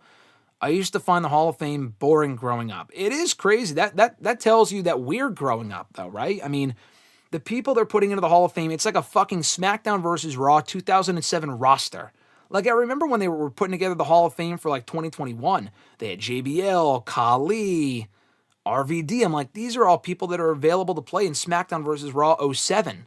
You know what I mean? Like, it's crazy. Yeah, and they're deserving, too. I mean, Triple H deserves to be in. Michelle McCool deserves to be in. I've always enjoyed the Hall of Fame. You know, I don't know if I'll go this year, because last year it was tough. I mean, Alexis can attest to this. We were there. We stayed after for SmackDown. Well, we watched SmackDown, and you stay after, and you watch the Hall of Fame, because they do the Hall of Fame right after SmackDown. SmackDown, as it was already 2 hours, or 2.5 if you're there, like, before it starts, which usually you are. Then the Hall of Fame was like 2.5 hours. It was fucking difficult, man. And this year, if SmackDown's 3 hours, and then they do the Hall of Fame that same night, you might as well just fucking kill me. Honestly. I don't know if I could deal with that. It will be on the West Coast, so it's like, okay, that makes it a little bit more bearable, but unless, like, Bray Wyatt goes in, or William Regal goes in, or someone that we would really want to see get inducted, I probably won't go, but we'll see. Yeah, Rusty said 10 years of build-up and 19 movies. Yeah, that's insane for the MCU. Fernando said, which 2 championship matches do you think should main event night 1 and night 2 at Mania? Should main event? I feel like Rhea and Bianca, I don't know how great the build-up's going to be, but Rhea and Bianca as the night 1 main event would be great. Night 2, I think it should be Cody and Punk. I don't think Gunther and Jay should main event. I don't think that will main event. I wouldn't complain if it did main event. That just doesn't feel like the main event to me. No, no pun intended, Jey Uso main event, Jey Uso, whatever. I feel like it could be a women's match and then a men's match. I mean, Roman and Rollins as the main event would be cool, but like if there's nothing on the line, I probably don't see that going on last. Micah said, but now as an adult, I enjoy seeing my childhood favorites go into the Hall of Fame, and time is going by fast. I completely agree. Goku said, been watching matches from the past and modern stuff. Just watched the tag team match where Triple H tore his quad. Yeah, it's one of the best Raw matches in history. If you've never seen it, I know you just said you did, but for everyone else, Triple H and who was it? Is it Stone Cold? Yeah, it's him and Stone Cold, right? Isn't it the tag team title match? It's Stone Cold and Triple H versus Jericho and Benoit, is it not? Amazing match, even up until Triple H tore his quad. Alexis said, maybe a watch-along Saturday stream, ? Like everyone can vote on something to watch, and then we can watch and discuss together. Not a bad idea. Not a bad idea. So if you like Alexis's idea of doing a watch-along here on Saturdays instead of a SmackDown stream, I'd be down for that. Let me know. I want to do a SmackDown stream, or I want to do a Saturday stream. I'm just not sure if we review SmackDown each week, because we're already like almost an hour in here, and we barely even talked about SmackDown. We're over an hour, and actually we barely talked about SmackDown, which is fine. I like SmackDown, but I feel like doing something else might be more entertaining than just reviewing SmackDown. But you guys can let me know. Let me know what you want to see, and we can definitely do that.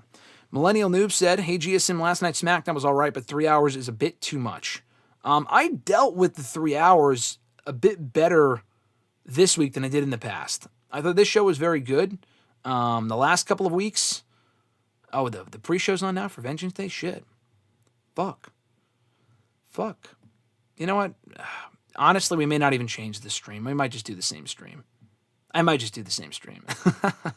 Anyway, what was I saying? 3 hours is usually a bit too much for SmackDown, but I thought this week they filled the time well.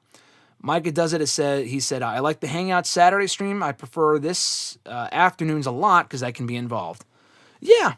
I mean, WrestleRant Radio and hashtag are typically morning ones, but on Saturdays in the afternoon, we did the SmackDown review 3 weeks ago, I think, in the afternoon. Last week was in the morning, I think. That was a quicker one. I had to go. Alexis and I picked up this great chair, and I don't know if we talked about this, but we picked up this great chair. We finished up the SmackDown stream last week, and she really wanted to get a new, lounge chair. And she had already had one, but it was like a couch. We didn't really like it. So we went out. We got a new chair. It was like the... 1 second. Yeah, no, I know. She's texting me right now about the stream title. I know what you're talking about. I will change the title most likely. We'll change the... I'll change the title, and we can invite more people to watch Vengeance Day with us. But anyway, so we went out and got a chair last week, and she picked it up. I love the chair. She bought the chair.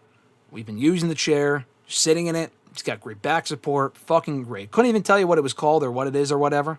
It's just a great, it's a recliner, essentially. It's not just a chair. I'm not saying, it's a fucking steel chair. It's a nice lounge chair. And that's what we did last week after I finished up the stream. But unless I got to go somewhere on a Saturday, I think doing it on an afternoon works for sure. Fernando said, all your streams are fantastic no matter what. Thank you, Fernando, for saying that. I appreciate that. As I said, Rusty had mentioned the pre-show for Vengeance Day is on right now. Okay, so I'll turn that on in a moment. I'll turn that on in a second. 1 second. I'm not turning it on yet. I'm just pulling something up. Micah said they need to make a physical Hall of Fame and put it here in Texas. You East Coast folk get all the good stuff. I'm not going to disagree with that. I would prefer it here on the East Coast, but I would prefer it here on the East Coast, but I'm not going to complain if it's in Texas, because it gives me more of a reason to go to Texas. I like Texas. The last 2 times I went there, it was nice. So I can't argue with that. Either there or Florida. Florida gets a lot of shit. I know that you fucking PCs there anyway, but it's a nice tourist attraction. I like to go to Florida on vacation and shit. So, they put it there, which has been talked about for a long time. It hasn't happened yet. I'd be all for that. Fernando said, are you a fan of DC movies? Yes and no. I like the DC movies. There's a lot I've seen that I like. There's a lot of DC movies I've seen that I did not like. Goku, I'll go back to your comment in a second. But Micah said DC movies are so bad. I tried watching the Justice League movie. It's awful. Yeah, so I saw the first Justice League movie. It was not good. I thought the Snyder Cut was actually even worse. A lot of DC people will tell you it's better, and that's their opinion. I mean, I'm not a DC snob, so it's not really... My opinion doesn't really matter, but I watched the Snyder Cut with Dylan, actually. It was fucking awful. I mean, I thought it was boring as fuck, but that's just me. And even the original version, before I saw the Snyder Cut, was not good either. I did like The Flash, though. I think a lot of people did not like The Flash. I thought overall I was entertained by The Flash. The first Aquaman was fine. The second one was not good. Definitely do not watch that. Do not waste your time on that shit. What else came out? I'm trying to think. I mean, Dark Knight, it's not like DCU, but Dark Knight I loved. The new Batman movie I loved. I thought that was an amazing movie. Dark Knight Rises I really liked. Yeah, it depends. I like Blue Beetle. I thought Blue Beetle was good. It wasn't great, but it was good. It wasn't bad. It depends. Yeah, I like DC. I'm much more of a Marvel person. I don't have any DC merchandise or anything, or love the movies and whatever. I'll watch them, and I am looking forward to Superman, but I'm not a big DC guy. Goku said the IWC fans are really crazy. I'm like, do fans think that they are the bookers like they've been part of the industry? Yeah, I mean, listen, IWC, the internet's going to be crazy regardless of whether you're talking about wrestling or Marvel or whatever the fuck.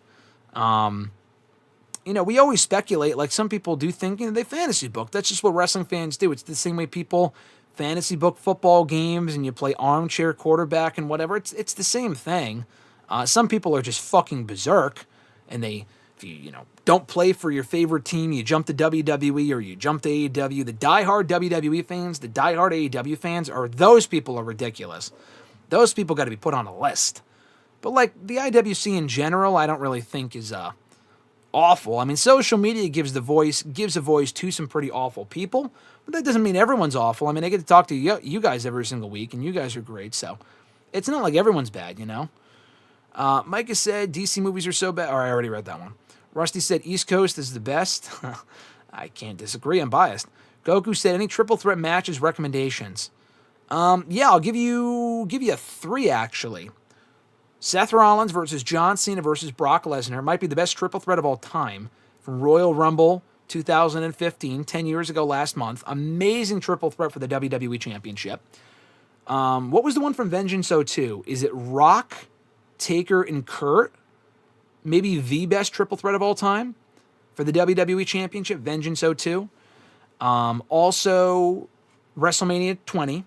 Shawn Michaels versus Triple H versus Chris Benoit. We mentioned him earlier for the World Heavyweight Championship. Amazing triple threat.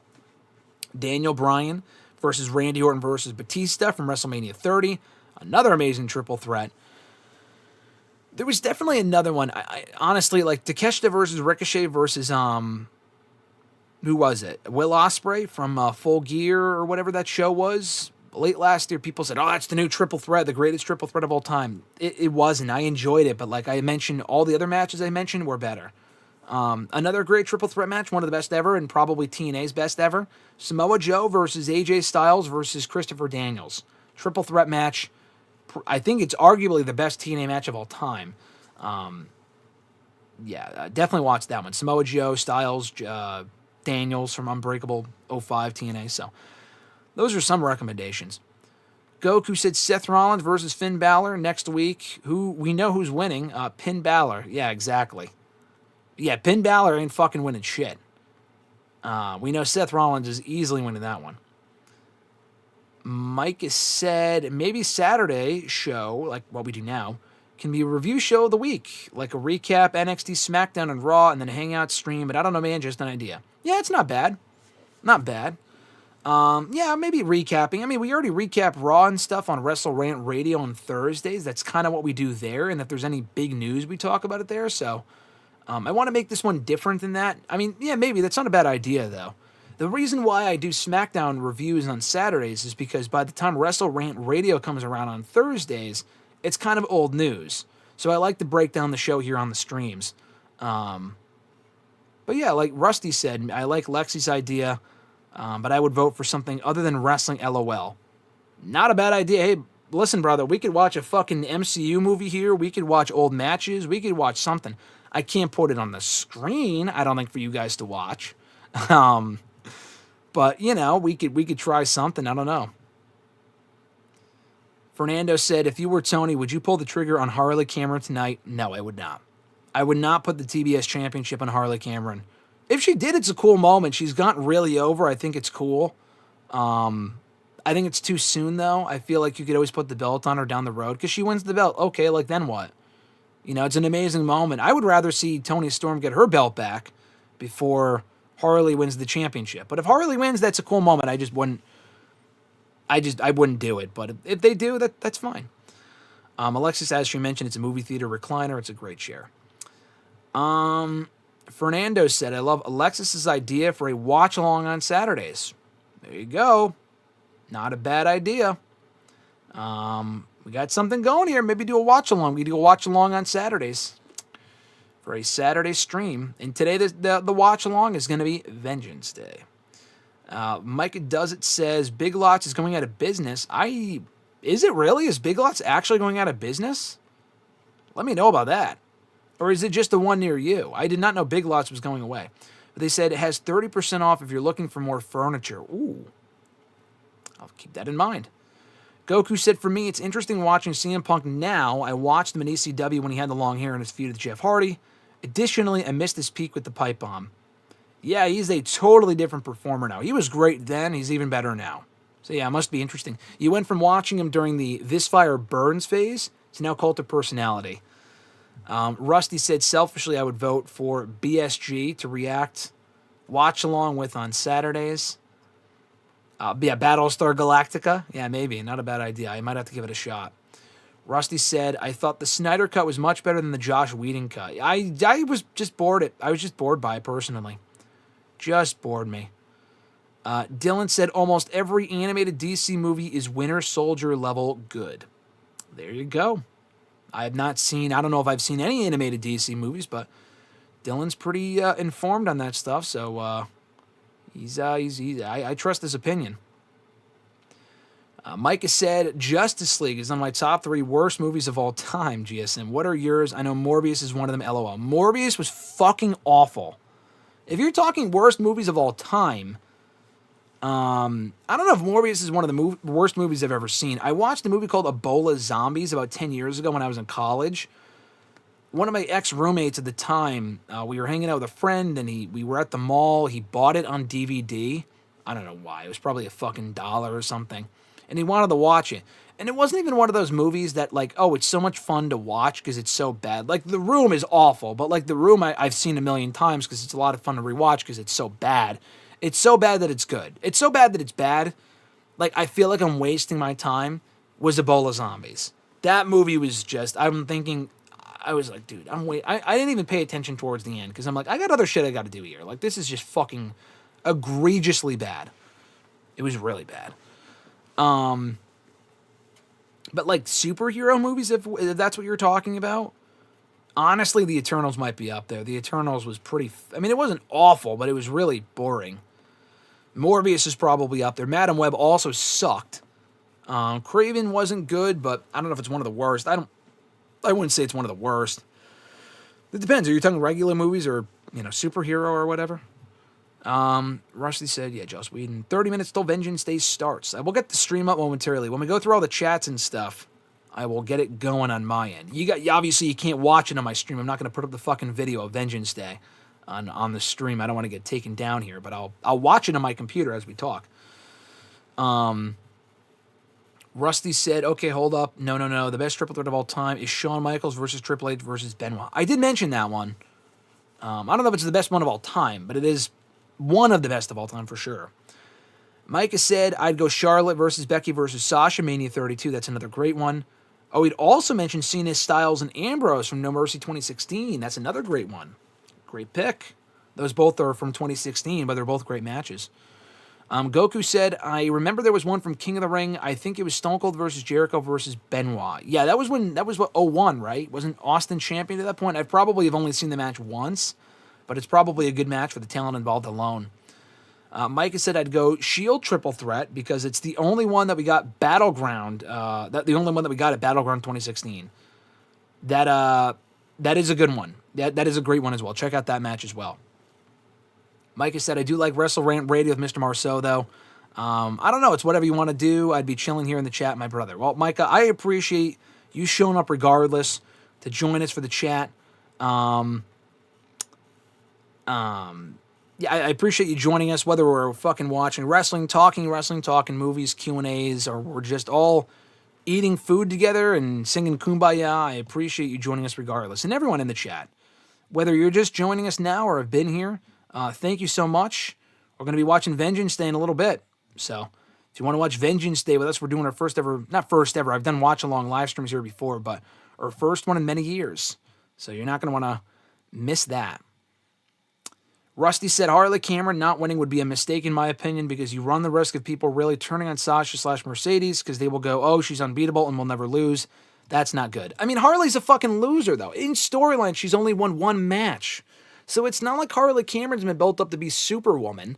Like, she could lose and it's okay. She's won literally one fucking match before now.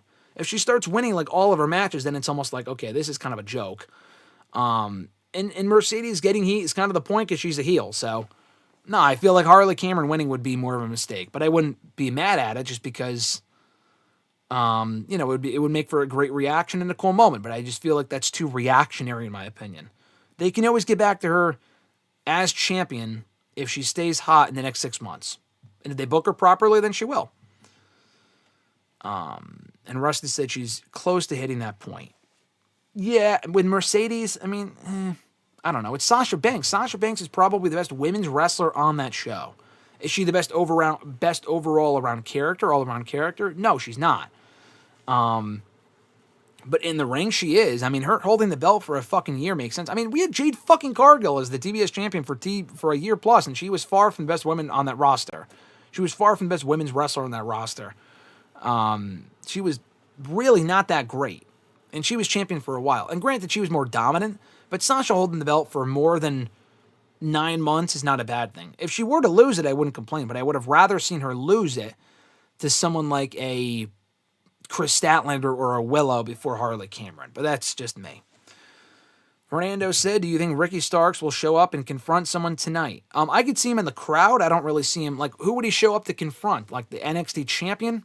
Maybe, but I feel like that's too soon. Because we're probably getting Trick and Oba Femi at Stand and Deliver. So I feel like he would just be in the crowd. A promo would be cool, but we heard from him on Tuesday, so I don't know. Rusty said, a lot of peeps thought Statlander should have won. Let's see, what did you say? A lot of peeps thought Statlander should have won either the first or second time, yet she didn't. And now peeps really think Harley should win. You run the risk of burying these other girls. Yeah, I would have had Statlander win. Harley, no, I would have had Statlander win, personally. Goku said, for me, what is one trope in wrestling that you dislike? For me, I love triple threats, but I hate when there is just one wrestler inserted in the match just to take the pin. Yeah, I hate when there's like, it's a six-way and then 4 people are outside of the ring for most of the match. I mean, I know it has to be structured that way to make it more coherent, but if they're out of the ring sleeping at ringside for like an hour, then it's not really fully a six-pack challenge. That's more of like a fucking gauntlet, you know what I mean? So, yeah, that bothers me. I mean, there's a lot of wrestling tropes, but DQ finishes are kind of lame unless they make sense. And I feel like we've gotten less of that shit, which is good. You know, waiting for someone's music to hit for them to come out. Like stupid stuff like that, but it doesn't like bother me. But what you mentioned is, I do agree with that though. Rusty said, sorry for the Mercedes rant, LOL. I mean, listen, I'm not Mercedes' biggest fan by any stretch, so if you want to rant on Mercedes, go right the fuck ahead. Micah said, Ebola zombies, just the title alone says it all. Yeah, exactly. Goku said, one movie that's a guilty pleasure, The New Guy, 02. I have never seen it, never heard of it. I thought you were talking about Free Guy. I've seen that movie. I thought that was a good movie. Guilty pleasure movie? Billy Madison is not a great movie, but it's fucking funny. And it came out 30 plus years ago. A lot of this stuff doesn't really hold up, but that's probably a guilty pleasure. You know what the ultimate guilty pleasure movie for me is? Because it's not good at all, but I love it. Christmas with the Cranks. I mentioned that one before. That's a Christmas movie, but I watch it every year. Not a good movie at all, but I love watching it. Mike has said, hey man, I enjoyed Madam Web. That's funny. I thought it was awful. I enjoyed it because it was not good, but I've seen worse movies than that. But I did not like that movie. Micah said, damn, that was funny. I needed that laugh. It's been a tough weekend. Well, Mike, I hope your weekend improves, ahead of your birthday especially. Micah said, if you want a fatal four-way, Sammy versus KO versus Cesaro versus Miz, IC title Extreme Rules 2016. I agree. Amazing four-way. Micah said, what are your top 3 fatal four-ways? I have to scroll up a little bit. In WWE GSM at all times, we got 20 minutes to kill, so take your time. Top 3 four-ways. That would be one of them. Fuck, man. I don't know. I answered this question on hashtag a while ago. A couple of weeks ago, actually, or maybe a couple months ago. I mean, time flies. I don't really know. That would probably be my number 1, just because I was there for that one. At Extreme Rules 2016, I was there for that match. I'm trying to think of other four-ways. People have said Cena, Orton, Edge, and Triple H, I think, from Backlash 06. I've seen it a few, or maybe it was 07, I don't know, but it was a good match. I don't know, man. I don't know. That one really stands out, but like I know the 4 Pillars match people are really partial to. I thought that was a fun match. It wasn't like my favorite by any means. The 4 Pillars AEW World Title match, but I keep going back to that Extreme Rules one. I love that Extreme Rules 4-way. I thought it was just such a great fucking match. Rusty said, I think the bigger egregious one was Statlander losing for the second time. Yeah, I thought that was stupid. I think she should have beaten Mercedes, but that's just me. Goku said, do you think the Intercontinental Championship is at its best due to the talent involved? We got Braun, Penta, AJ, Sheamus, etc. Yeah, there's a lot of talent on the Raw side that can challenge for that championship at any time. So the IC title's in better hands than the US Championship. That reign has been awful. Because Nakamura has not done shit as champion at all. Note, he's done fucking jack shit. Mike has said Harley Cameron needs to lose and then get more wins over the summer. So the rematch at that big stadium show in Texas for AEW. I forgot what it's called. You're talking All In. Yeah, All In, Rusty said. He also said The New Guy is a fun movie. Project X, I have not seen that. I've heard of it. Never seen it, though. I do agree. Harley Cameron does need to lose here, get more wins, get the belt at a later point. That's what I would do, whether it be for Mercedes or someone else. Rusty said DJ Qualis, most famous for being in Lost, probably. I think that name sounds familiar. Is pretty good in it. If you're talking in the New Guy, okay, yeah, I haven't seen it. You did say your guilty pleasure movie is The Room. It's probably mine, if not, it's in my top 3 because my roommate in college showed it to me. Shout out to Connor. And I've seen it probably a million times since then with other people. Yeah, it is so bad that it's good. It's fun to make fun of. I think you have to watch that movie with other people to fully enjoy it and appreciate its awfulness. It is truly and fully that bad. Believe me. Alexis said guilty pleasure movie for me would be Identity Thief. Yeah, I mean, Identity Thief, I think a lot of people would consider a good movie. I think even worse than that, if you're talking Melissa McCarthy, would be Tammy. I watched that movie. I enjoyed that movie more than I thought I would. I heard it was awful going into it. And then I watched it and I thought it was funny. I enjoyed it for what it was. So, yeah. I mean, Identity Thief, that would be, I guess that makes sense as a guilty pleasure. Goku said, is it wild how Brock Lesnar's full-time run was just 2 years, 02 to 04? It is crazy because he not only is that crazy, he's been back in WWE now for like fucking 5 times that amount. He only wrestled for 2 years from 02 to 04 on the main roster. I mean, he hasn't really been on TV since 2023. But even still, that's an 11-year run. He was around for 11 years. Not full-time, but he was around for 11 years. That is 5 plus times the amount that he was around full-time the last time from 02 to 04. That's even the crazier thing. Any movie or hot TV show takes, Alexis asked? Not really. I mean, first of all, you would know. You're just asking so you can get me to say it on air or something. Any movie or TV show hot takes? I don't know. Nothing off the top of my head. I don't love conventional like TV shows that people like, oh man, I need to watch Breaking Bad. Like, I'd like to watch that show at some point.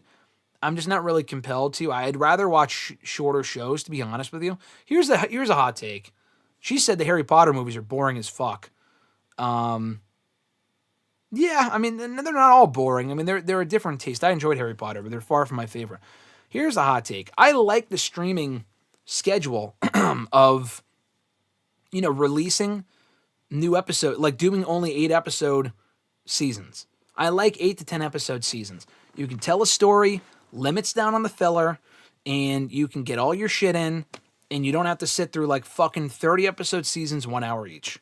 I like the shorter seasons. So you know what? That is my hot take. It doesn't have to do with a particular show or movie.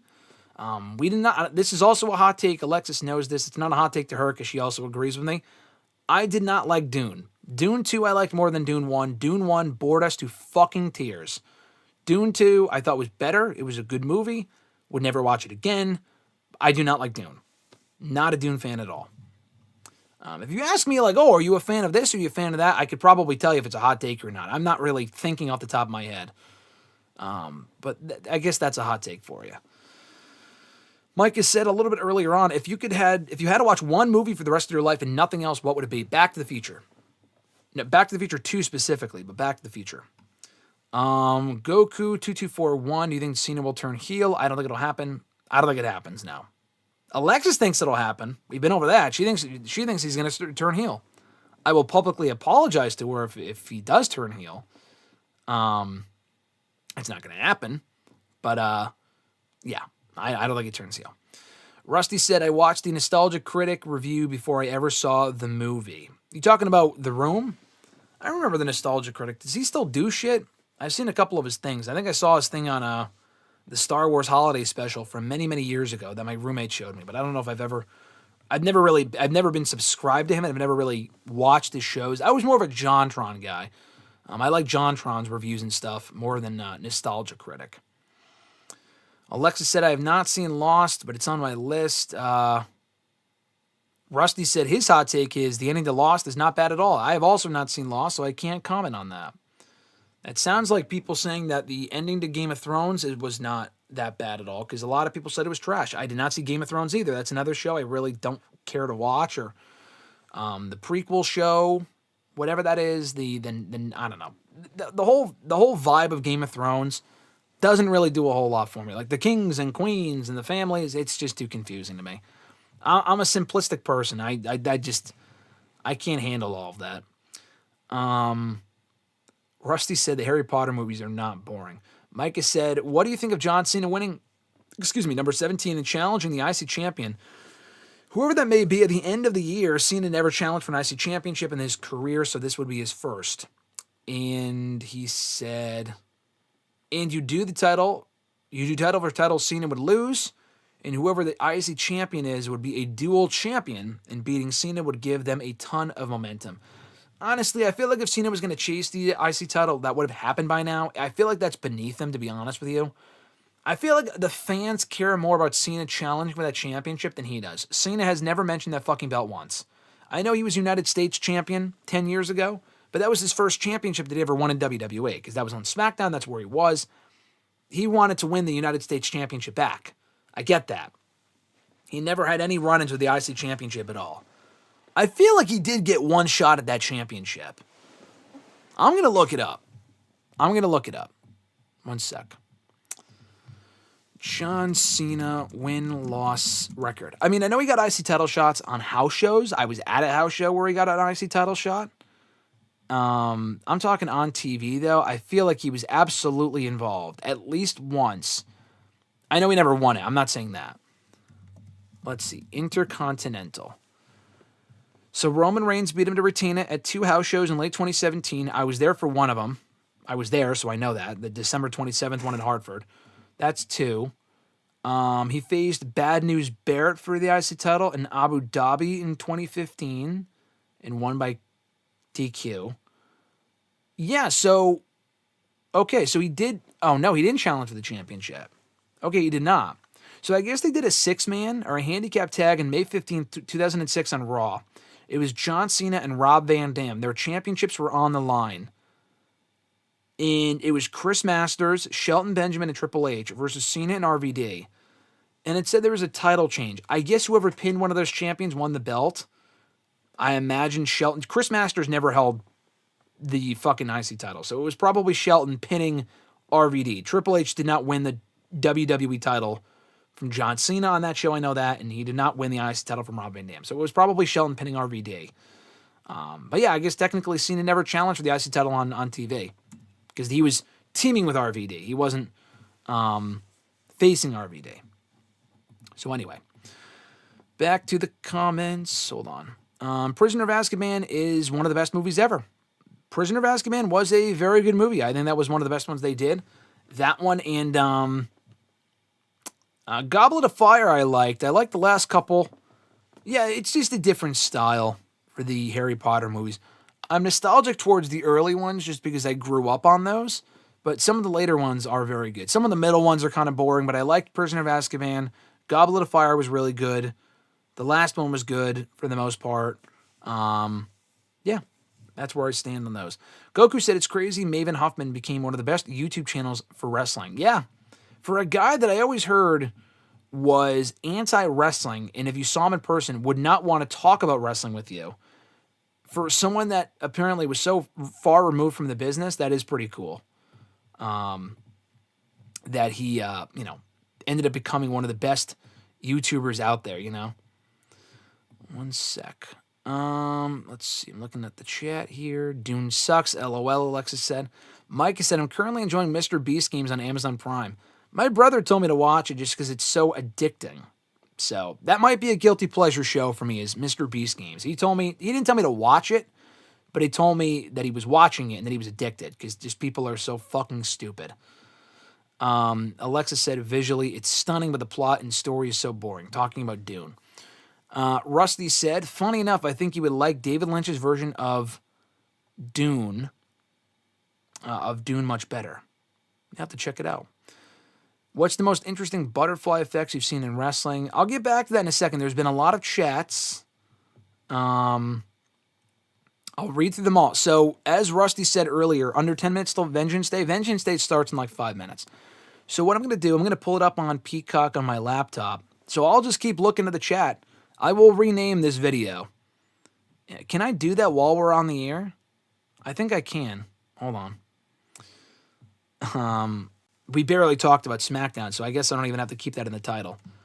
WWE NXT Vengeance Day 2025 live watch along. What is going on in this card, by the way? Julia. Live watch along. NXT Women's. Let's do Femi. I'm typing in what match for the headline here. Femi versus Waller versus for the NXT Championship and more. I'm just changing the thing here. Hold on. Let me put on Vengeance Day while I'm doing this. I also have the ad version. All right, so it's on an ad right now. Let's see. NXT Vengeance Day 2025. I'm pulling up a picture. I'm going to change the thumbnail. I'm changing everything about this video. This is officially a fucking watch-along for Vengeance Day. This is so funny. This was not even on my bucket list of things to do today. Not bucket list, but you know what I mean. Okay, I officially have the stream up, by the way, for Vengeance Day. I see Sam Roberts and Megan Morant in the fucking headquarters talking about the show. I typically don't watch the pre-show because a lot of the shit just, who gives a shit? 1 sec. I could put the stream, I could put the video of the show down below, but I don't want to, or in the video, but I would get booted immediately, so we don't want to do that. All right, hold on. You're getting some behind the scenes here. I'm not going to show you what I'm doing, but I'm putting together the thumbnail for this video very quickly. A very half-assed thumbnail, and I'm going to change the title in a moment. This is now officially a Vengeance Day stream, everyone. A couple minutes away from the show starting. It's on Peacock. If you live elsewhere, it's on Netflix. Hold on. All right. Okay, that should be good. I'm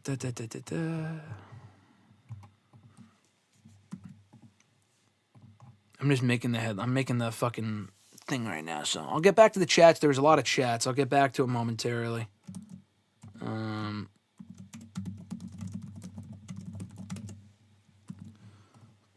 Boom.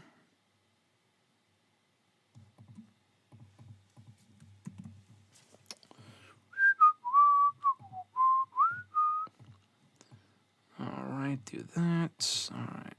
No, I don't like that. All right. Vengeance Day. Watch along. Hold on. It will reflect in a second that this is an NXT watch along.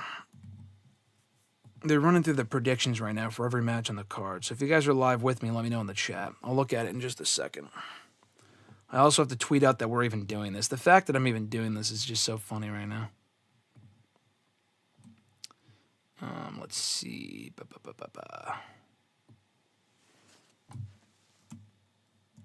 Host a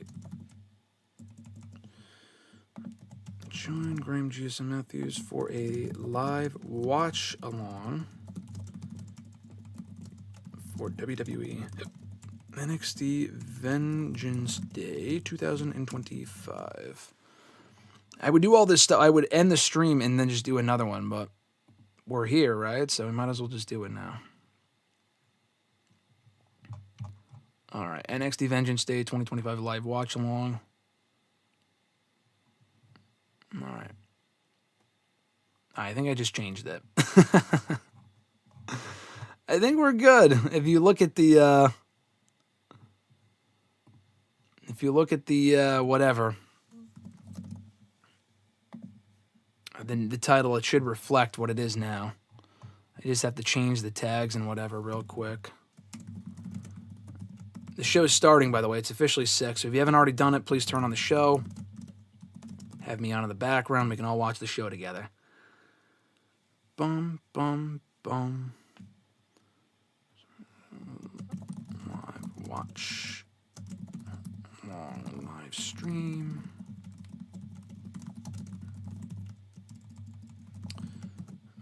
Femi versus... All right. I think they're just showing the wrestlers walking into the building right now. Versus who else is in this match? Cora Jade.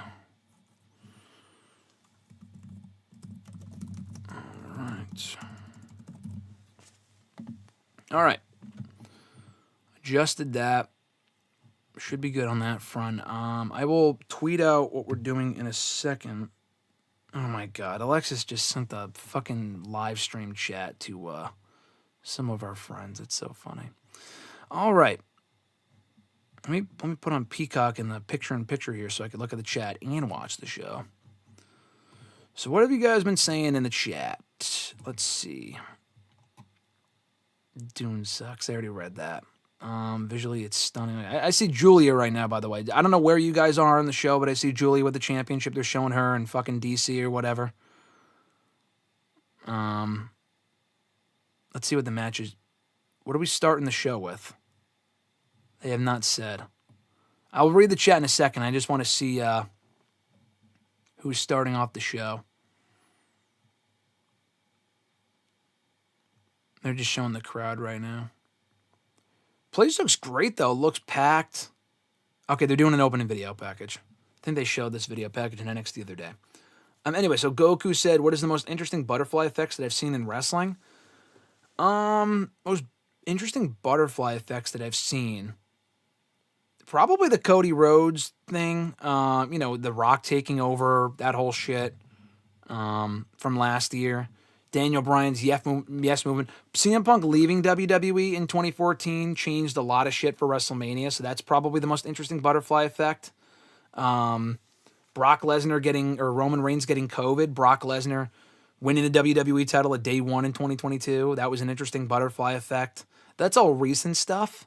I'm sure there's other examples you can point to, but those are the biggest ones that come to mind. Mike has said, if Cena turns heel and Alexis is right, you got to buy her a nice steak dinner. I would, but she doesn't eat steak though. But I will get her a nice dinner though. You're right. Alexis said he said the same thing again. Alexis, if Cena doesn't turn heel and GSM is right. So he didn't say the same thing actually. He said if I'm right and Cena doesn't turn heel, then he's got to buy me a steak dinner, or she's got to buy me a steak dinner. That's fine. You know what? I won't take a steak dinner. I'll take a fucking chicken parm. How about that? I'll take a chicken parm for sure. Chicken parm sub from Alexis if I'm right and Cena does not turn heel. We won't know until December because this run is going to go the entire year. Fernando said, have we seen the last of Brock Lesnar forever in wrestling? No, I think he'll be back. Goku said, for me, it was WCW Sold Out 2000. Bret Hart, Goldberg, Scott Hall, Jeff Jarrett, Scott Steiner, all injured. Vince Russo leaves WCW. Kevin Sullivan becomes Booker. After that, main event gets changed to Benoit versus Sid. Benoit wins the World Championship and leaves the next day with Eddie, Perry, and Dean due to the lack of opportunities and join the WWF. That is a very interesting butterfly effect. Oh, they're kicking off with Stephanie Vaquer and Fallon Henley for the NXT North American Championship. Very cool. I think Stephanie wins the championship. I said that on Thursday. I'm sticking with that prediction. Love Stephanie. I only saw her in that one match in AEW before she came here. I don't care. Stephanie's gorgeous. She's also very good in the ring. Big Stephanie mark here. I think she wins the championship tonight. Micah also said, if Cena does with number 17, how do you feel about him doing open challenges on Raw for the world title, or would that devalue the belt? No. I mean, he said, or at least once on a Raw main event would be exciting and a throwback. Yeah. Triple H doesn't really do that. But I feel like doing more of that would be cool. More World Championship matches on TV. We don't need it happening every week. They're showing Jada Parker in the front row. But I feel like that'd be cool. World Championship matches on TV. You know, once in a while, I feel like it'd be pretty sweet. Rusty said, Lexi, I think you would like David Lynch's Dune as well. Unlike the newer ones, it's anything but boring. It's weird, just like every other thing Lynch has ever done. Very interesting. Very interesting. I'll have to check it out, Alexis said. Alexis also said, Goblet of Fire is the best Harry Potter movie in my opinion. It was one of the better ones for sure.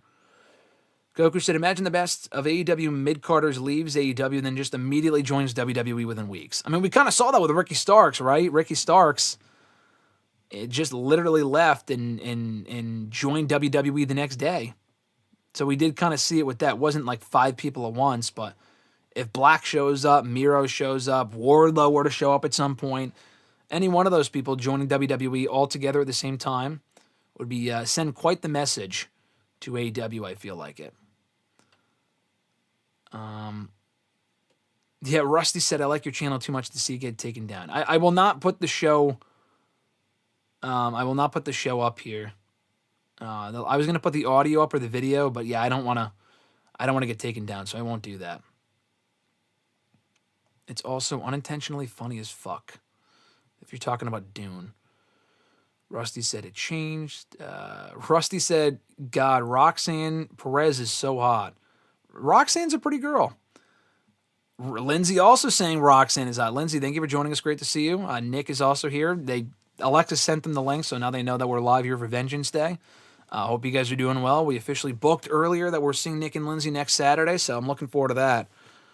Hot crowd so far, by the way. Big chance for Stephanie. But yeah, we booked a date with Nick and Lindsay next Saturday, so that's where we'll be next Saturday. We'll have to do this stream a little bit earlier next Saturday, and then we'll head on out to see the Torreses, which I'm looking forward to. But I think we're going to be watching Elimination Chamber with them as well in a couple of weeks. Rusty also said starting out with Stephanie Vaquer is never a bad thing. Alexis said, a great butterfly effect for wrestling was how Rollins got a lot of hate for being a brat on Twitter, then it eventually led to the visionary character over time. I agree. Johnny said, what is your favorite NXT takeover of all time?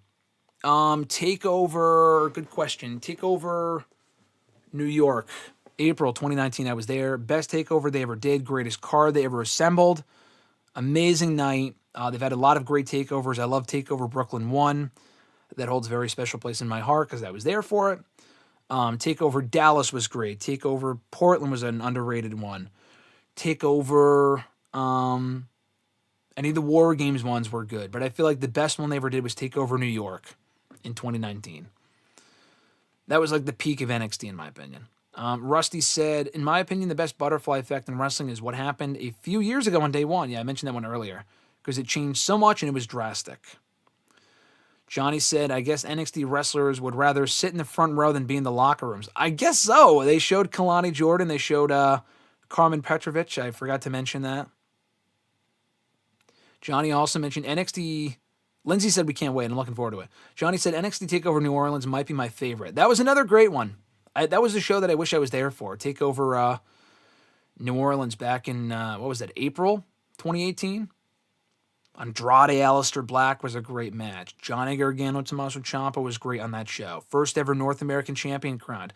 No one in that match is still with the company, but a great ladder match nonetheless. Yeah, very good show. I think they also did Ember Moon and Shayna Baszler. Roderick Strong officially joining Undisputed Era. Great moment. I've said this before, but Fatal Influence is basically Toxic Attraction 2.0, and you cannot fucking convince me otherwise. Can't convince me otherwise. Oh, here's that move that Stephanie does where she rolls her up and, you know, not rolls her up, but you know what I'm talking about. Gets the legs over the head. You know what I'm talking about. The cameraman knows the assignment. Yeah, it is. It is a dope crowd so far. I agree, Rusty. I agree. Nice slap there from Fallon Henley. Stephanie's going to kill her. She's got her. Got the... Okay. Got her on a hold. Got her on a hold. Fallon Henley back up to her feet here. Oh my God, you're fucking choking the shit out of her. If you're behind or ahead, let me know because I don't want to spoil anything. Hopefully we're all in sync here. I'm on Peacock, so if you guys are international, it's going to be on Netflix. All right, let me just tweet out that we're live for Vengeance Day right now. I might even change the background. We'll see. I might have to change the background for this video. One sec.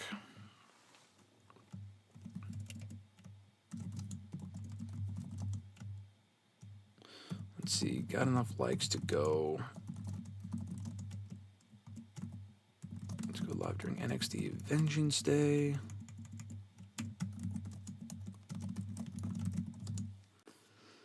Let's see. So for the first time, I'm just tweeting about it. I'm just putting out a link to the show right now, to this stream. Let's see. We're doing a live watch.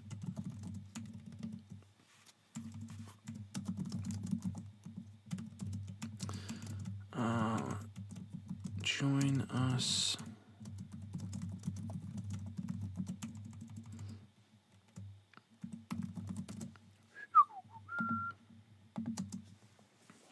Jasmine Nix. Oh, nice kick there from JC Jane.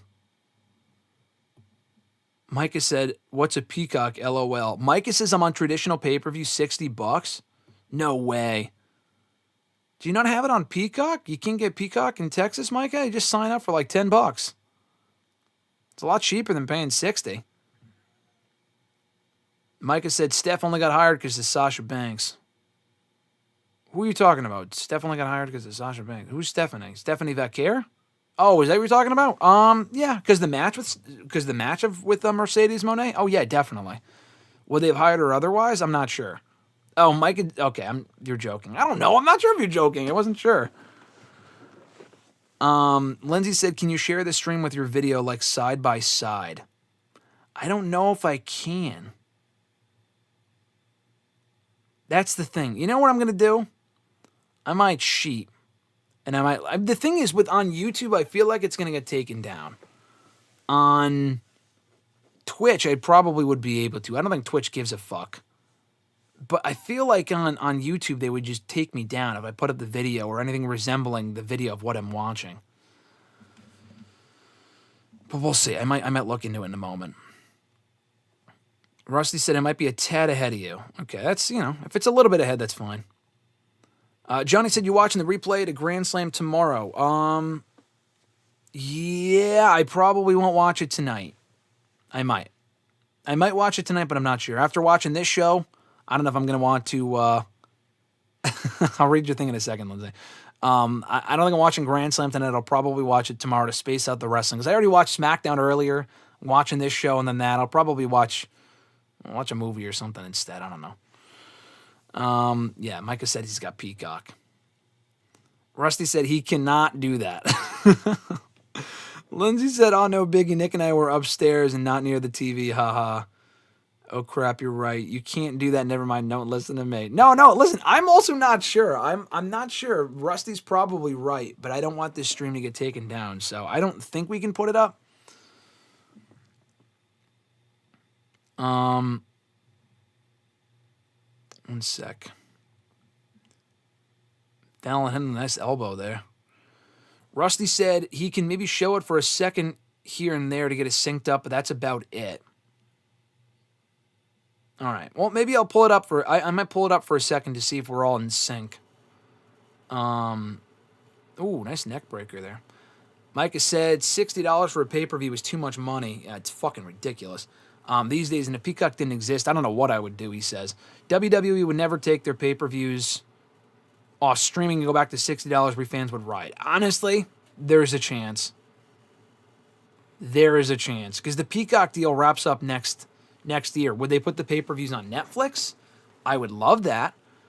But there is a chance they might make them expensive again. I honestly think they would because the product is so hot right now, they might feel like people might pay for those pay-per-views. Like, just saying, there's a chance that might happen.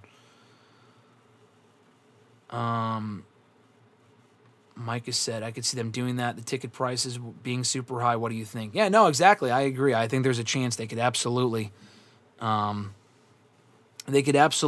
the shows. You could pay for them on pay-per-view again, for sure. All right, let me see if I can pull up the stream real quick. So you guys can see where I am as I watch Vengeance Day. Hold on. Stephanie Dodd. Oh, nice kick there from Stephanie.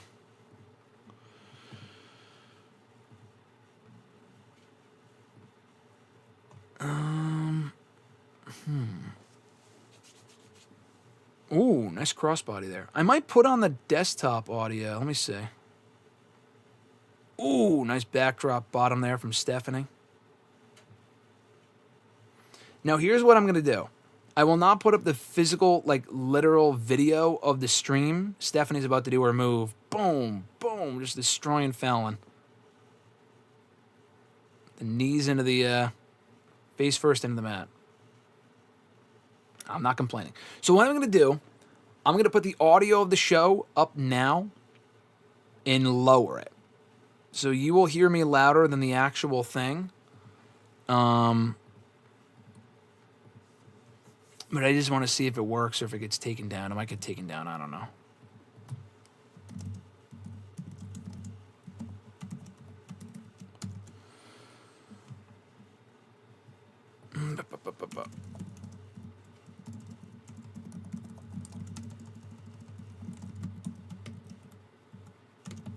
All right, let's see.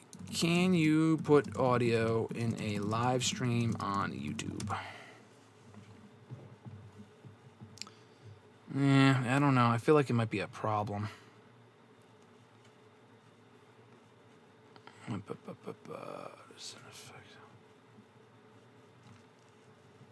One second. All right, what is being said in the chat here? Johnny said UFC pay-per-views are $80. Imagine how much WWE will do. Yeah, no, I could see them going up for sure. Yeah, Rusty said he's a few seconds ahead. Mike has said, watch WWE do 60 per night for Mania night 1 and night 2. Yeah, I could see that. I could absolutely see that. Oh, okay. Rusty said I can't put the sound on. All right, give me a sec. Can you guys hear that? I'm turning the I turned the audio on for the show, so it's not just me talking. If it's too much, as long as I'm talking over it, I don't think it should be a problem. Nice knees to the face of Fallon Henley there, and pins Henley 1, 2, just a 2 count. All right. One sec. I'm still figuring this out. It's got to be like background noise. Rusty said, honestly, this NXT card is weak besides the Fatal 4-Way. Yeah, they've had better shows. Rusty said, Wheezy plays the audio and so does Con Man. Yeah, but they do it on YouTube. If they do it on Twitch, it's a little bit different. All right, hold on. Can you hear the audio now for the NXT show?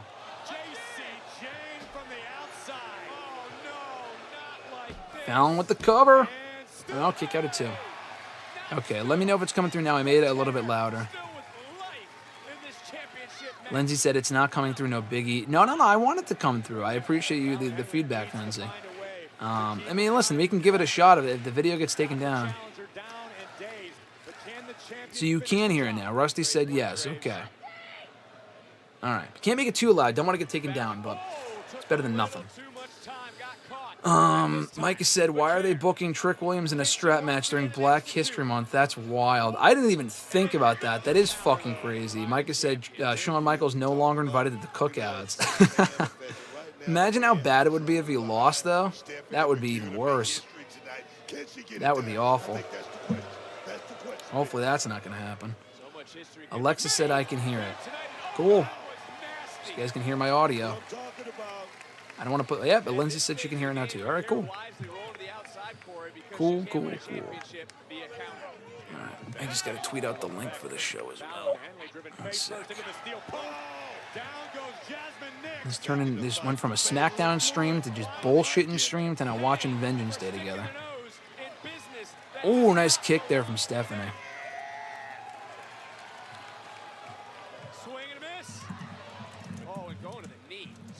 Strategy by Vaquer. She's identified her target and continues to attack it.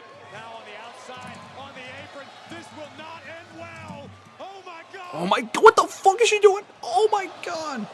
Knees to the face, but Henley went to the outside. Get the champion back into the ring. As we talked about. And now whoa. Oh, nice crossbody.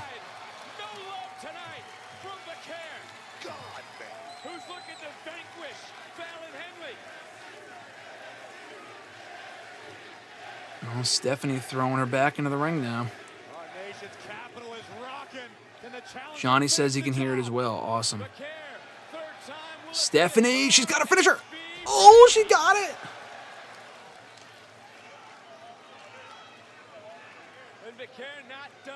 All right, cool. Rusty said, when you talk, it's 100% background noise, but when you are silent, we can hear it rather well, so we are in a good spot, I think. Okay, cool. All right. I don't want to get... I can't be silent the whole time. Oh, what the fuck was that from Stephanie? Woo! New champ, baby. I'm behind? Okay. Well, I'd rather be behind than ahead. If I'm behind, then at least, I don't want to spoil it for you guys.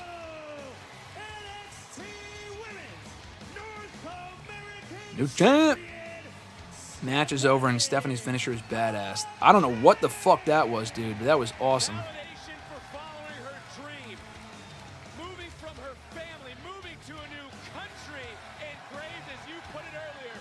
Yeah, Rusty sent him around 10 seconds behind. All right. I don't know if it cut out my thing. No, yeah, Micah said doesn't want to spoil it. I appreciate that. Johnny said, do you think name redacted Ricky Starks? Yeah, whatever they're going to call him. Hopefully he shows up and they call him Ricky Starks. I think that they didn't call him Ricky Starks the other day when he showed up in NXT, because I believe they did that because they didn't have the rights for his name yet, because he just showed up that night. I want to believe that's the case.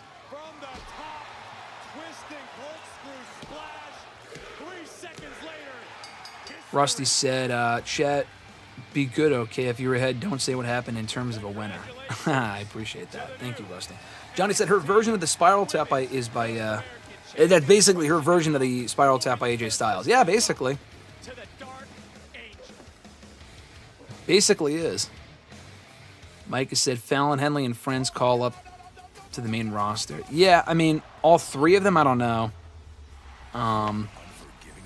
But definitely them, though. Definitely Fallon and Henley I could see on the main roster for sure.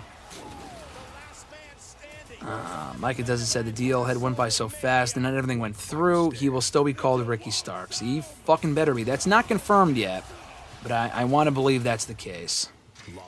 For sure. Let's see. Saturday, March 1st. Tickets on sale now.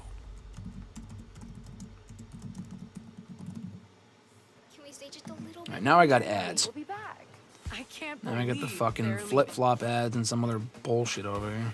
Like, who would ever want to leave this pair? If you have the unpaid version or the fucking course I do. ad tier Let's see why version I of regret Netflix my of decision to Peacock, stay and you're in getting the same ad, the paradise. flip-flop Thank ad. you. But you might be getting a video package otherwise, Absolutely not. depending on what Paradise tier you'll of wanna lose Peacock yourself that in. you Book have. your escape to Celebration Key, Carnival's exclusive paradise. Channel review. Options. One sec. I was born to play this game. Micah said the deal had went through. Yeah, I already read that. Rusty said I think it's BS. Cena just gets a buy into the chamber. No, I agree. It's fucking stupid. Just because he's John Cena, okay. Well, what about CM Punk? He's just CM Punk. Why wouldn't CM Punk be in there automatically? Because he's fucking CM Punk. You know what I mean? It makes no sense. Micah says, my next question is, what are your plans for this Evolve Show channel review? I'm probably not going to watch it. No. Yeah, maybe I'll mute it for the ads. Hold on. Hold on, I'll mute it for the ads.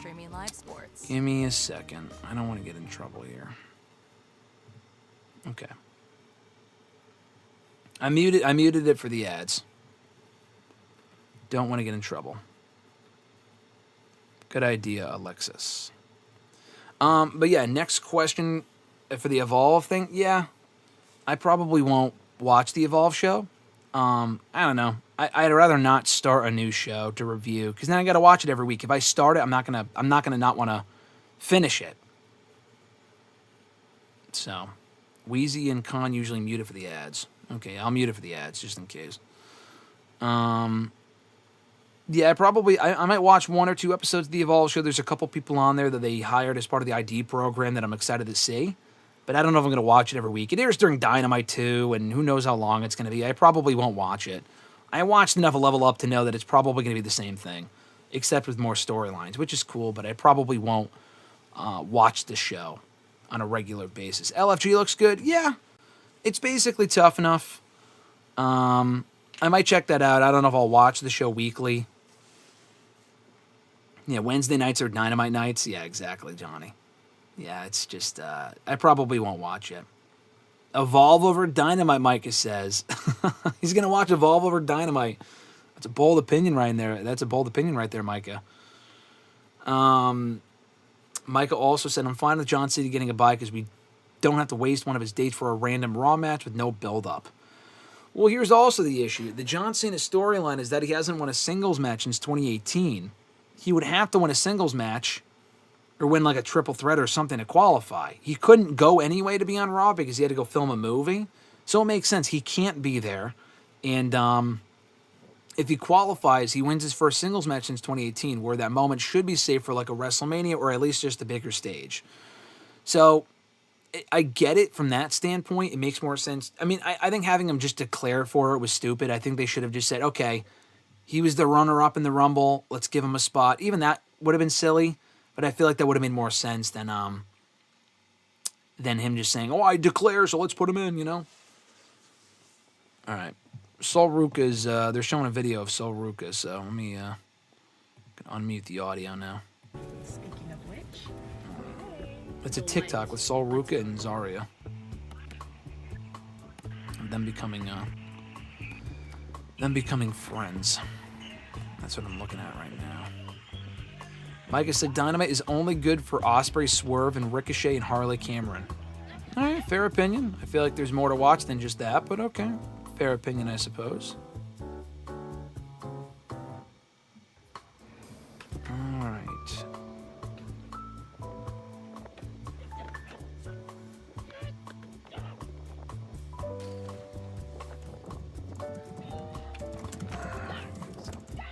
They're just showing them bonding.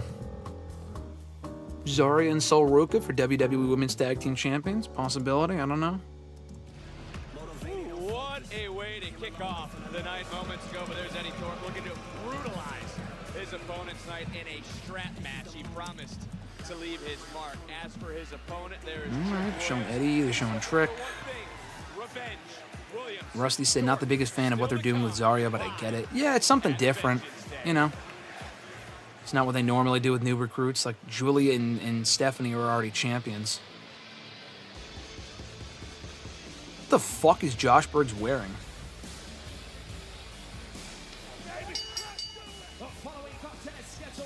Him and Inamura. Tag team title match is starting now. The fuck is it's a smoking skull on Josh Briggs' shoulder. Interesting. Ray, RJ said, wow, couldn't even read my message. What, did you send in a message, Mr. Marceau? Where did you send in a message? I'm not seeing it. Did you text me or did you, You didn't text me. Where's your message? Send it again. I didn't see a message. Did anyone else see Mr. Marceau's message? I didn't see anything. Here in the chat.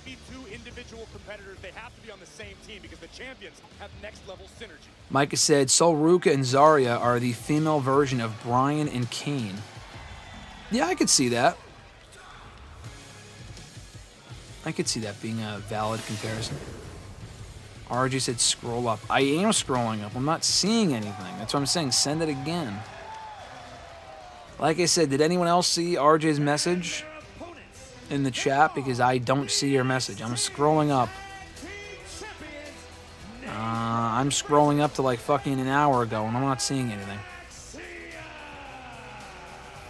Shawnee said, my favorite strap match of all time is Ricky Starks versus Bryan Danielson. Great strap match. Yeah, that was a good one. That's definitely one of the better strap matches they've done. Rusty also said, I wonder if we see Ricky Starks tonight. I think we do. I think we see him in the crowd. If they're showing fucking Kalani Jordan in the crowd doing nothing, just sitting there, I think we could see Ricky Starks. And hopefully if they show him, yeah, Alexis said, I also don't see it, RJ. And Rusty doesn't see it either. So, you, Mr. Marceau, before you bury me, maybe scroll up and realize that no one else saw your message. Just a little heads up.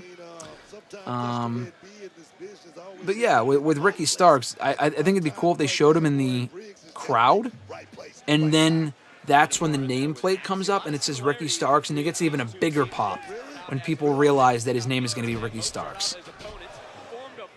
That's what they should do. Rusty said, if Julia loses, I want it to be Decora Jade only. I don't know if I agree with that. I don't know. I think the time to put the title on Cora Jade is honestly past. They have so much better talent than Cora Jade in that division. I'd rather see the belt on Stephanie. Yeah, I know she's North American champion, but I'd rather see the belt on Stephanie or Jordan Grace or Zarya. Jada Parker. I like Cora Jade, but I just don't need to see her as NXT Women's Champion.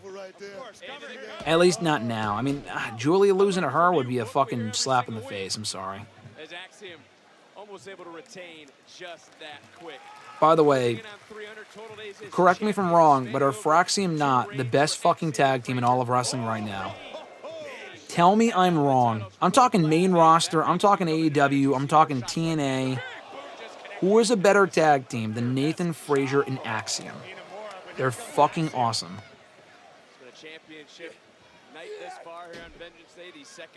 Oh, nice big boot there from Briggs, and his clothesline as well.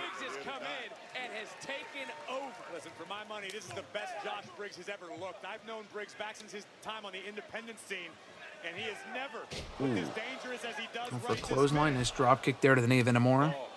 Briggs with the choke slam. Oh, shit. Inamura goes right for the cover. Micah said Nathan Frazier is a beast. I saw him at a TNA show where here versus Ziggler and his brother, and they had a banger match on TV. Yeah, I saw that match on TNA. It aired last week. Fraxium versus Nick and Ryan Nemeth. It was a good match. Rusty said, but that's what's good about a Fatal 4-Way. She can pin Bayley or Roxanne to win it, but not pin Julia. Yeah, but unless Julia is going to the main roster, why would you not give her a longer run as NXT Women's Champion? Just give her a longer run as champion. You don't have to end it soon. I mean, you would be ending her run at like 5 or 6 weeks if she lost to Cora Jade tonight. I guess you can get it back from Cora Jade at Stand and Deliver, but I just don't really see the point of that, personally. Micah says Nathan Frazier is Seth Rollins 10 years ago. Yeah, he is. That's a compliment in the best way possible. He's great. Johnny said, Bianca and Naomi are better, just joking. Honestly, they are a good team, though. Fraxium are better. They are better. They're good, but Fraxium's better. But Bianca and Naomi are a good team, though. Mr. Marceau saying, Gallows and Anderson. Honestly, you bring up a good point. Gallows and Anderson might be a better team than for Axiom. I think the only reason they got released was because they're just too good for the WWE roster. That's what I read the report was. Gallows and Anderson were just too amazing of a tag team, so they had to be let go. They got to spread the wealth. They got to let AEW have a couple teams, a couple people. Micah says Josh Briggs is this generation's Baron Corbin. I disagree. Baron Corbin was better from the get-go than maybe not better, because Briggs is good. Baron Corbin to me, and this might be a bold opinion, was always more interesting than Josh Briggs has ever fucking been. Just saying. Josh Briggs was a tag team guy for years, and I thought that tag team was fucking boring. Now he's again a tag team guy. The best work he did was when he was on his own a little bit early last year. That triple threat over Mania weekend was great. He hasn't done shit otherwise. Baron Corbin, I loved his NXT run. I loved him early on in the main roster. I loved him at the end before he got cut last year. I think Baron Corbin was very underutilized. Josh Briggs is also underutilized, but I feel like Corbin was always more interesting. I think Corbin did a better job of getting heat than Briggs, who most people don't really seem to give a shit about. Johnny said AEW have to do a great job with the Hurt Syndicate as tag team champions. I mean, so far so good. They had a good match with the Guns. Ooh, nice fucking kick there, whatever it was from Axiom.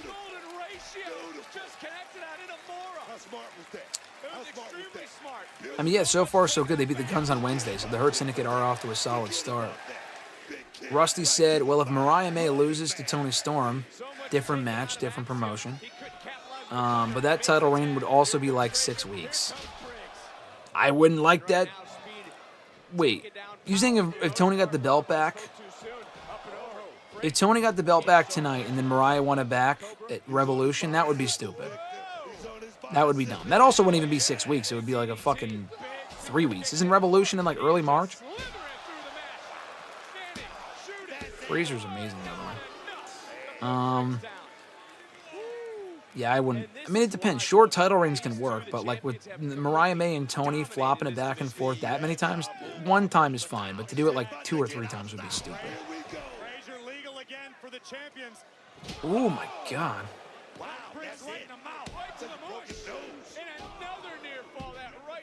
Fuck, Josh must be hurt. I think Josh got hurt. He's like fucking slapping the mat. Did you guys see that? He got hurt right in the mouth. Oh, he looks like he's pissed. If there's blood, if there's blood around Briggs's mouth. Maybe not, I don't know. Oh, nice powerbomb from Briggs. I don't know, maybe if he's not actually hurt, he did a great job of selling that because he looked like he was legitimately hurt. Ooh. What a hard-hitting affair this has become. Nice powerbomb there. Nice offense from those two. Fraser breaks it up. Johnny mentioned, how would you feel about Josh Alexander coming to AEW? And Rusty said supposedly it's happening. SRS reported that he signed with them. Yeah, I'd be cool with that. I feel like he's a better fit for. I mean, wrestling-wise, he's a better fit for AEW. I just feel like he might get a better shot in NXT. Long term, would he do well on the main roster? I don't know. So he might feel like he's a better fit in AEW. Also, if they're offering more money, I mean, cool. Honestly, if he's making that bag, then so be it. He's awesome. Josh Alexander is excellent. So if he's getting what he deserves financially and he doesn't have to move to Florida, then so be it. I felt like him going to NXT was a lock, though. I felt like that just made the most sense. Also, Ethan Page being there, those two can interact again. That would have been sick. Reunite or something. It just never happened. I do want to see Josh Alexander there. It's just looking like it's not going to happen. Looks like he's going to go to AEW instead. Oh, Briggs has Fraser up on the top rope. Oh my God, what the fuck? Oh, he just chokeslammed him on top of Axiom. That was cool. Micah said, if John Cena has an open challenge on the main roster, I'd like to see Nathan Frazier beat Cena? No chance. Face Cena, yes. Beat Cena, I doubt it. But that would be cool. Cena always worked well with Rollins. He would work well with Frazier, too, for sure. Micah also said, GSM top 5 Nathan Frazier matches that you want to see in the main roster. I mean, him and Rollins is number 1. Josh Alexander is going to be eating grapes on catering. Micah does not like Josh Alexander. He said that the other day. He fucking hates Josh Alexander. Top 5 Frazier matches, I'm not sure, but Rollins would be number 1. Honestly, Frazier, oof. Jesus, whatever the fuck that was looked great. And more just chucking Maxium.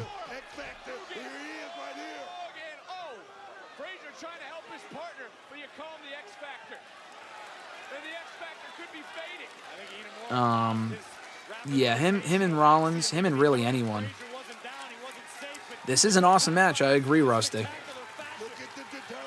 This has been a fun match so far. Oh my God, Inamura's got them both on his back and he's carrying an Axiom. Jesus, he's got I call him Fraxium. I call him Frazier up on his shoulders. Slams him down. Frazier and Penta would be cool. I agree with that. Totally agree with that. Definitely agree on that front. I'm going to try something real quick. Let's see if I can change the layout. I know it's a SmackDown. This is the Vengeance Day stream.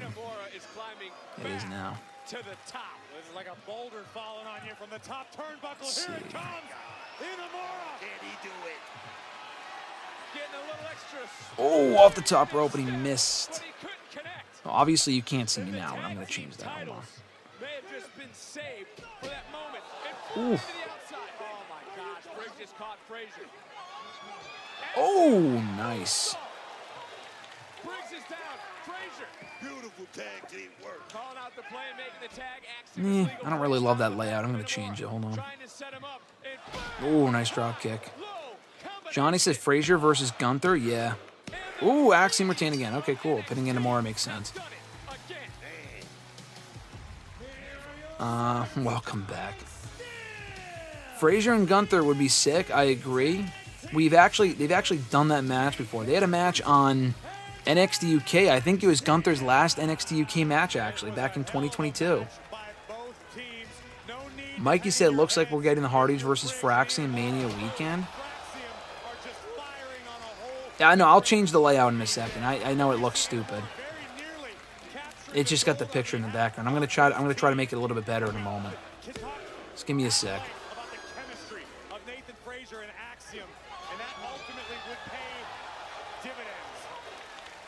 Yeah, that would be sick. Fraxium and Hardys would be amazing.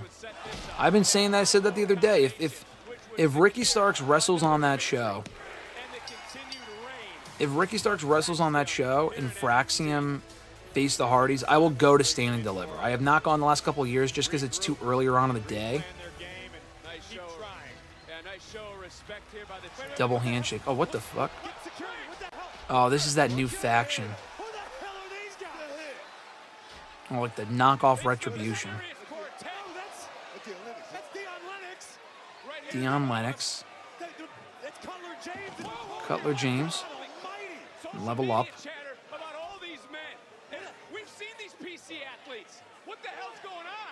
Ooh.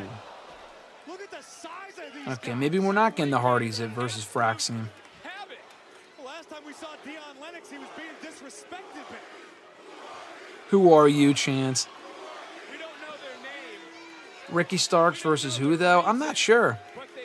Him and Tony D'Angelo for the North American title would be cool, but I don't know if he goes for a championship that fast. Johnny said he wasn't Gunther, he was Walter back then. Oh, you're right, two different people. Technically, you are right. Let's see.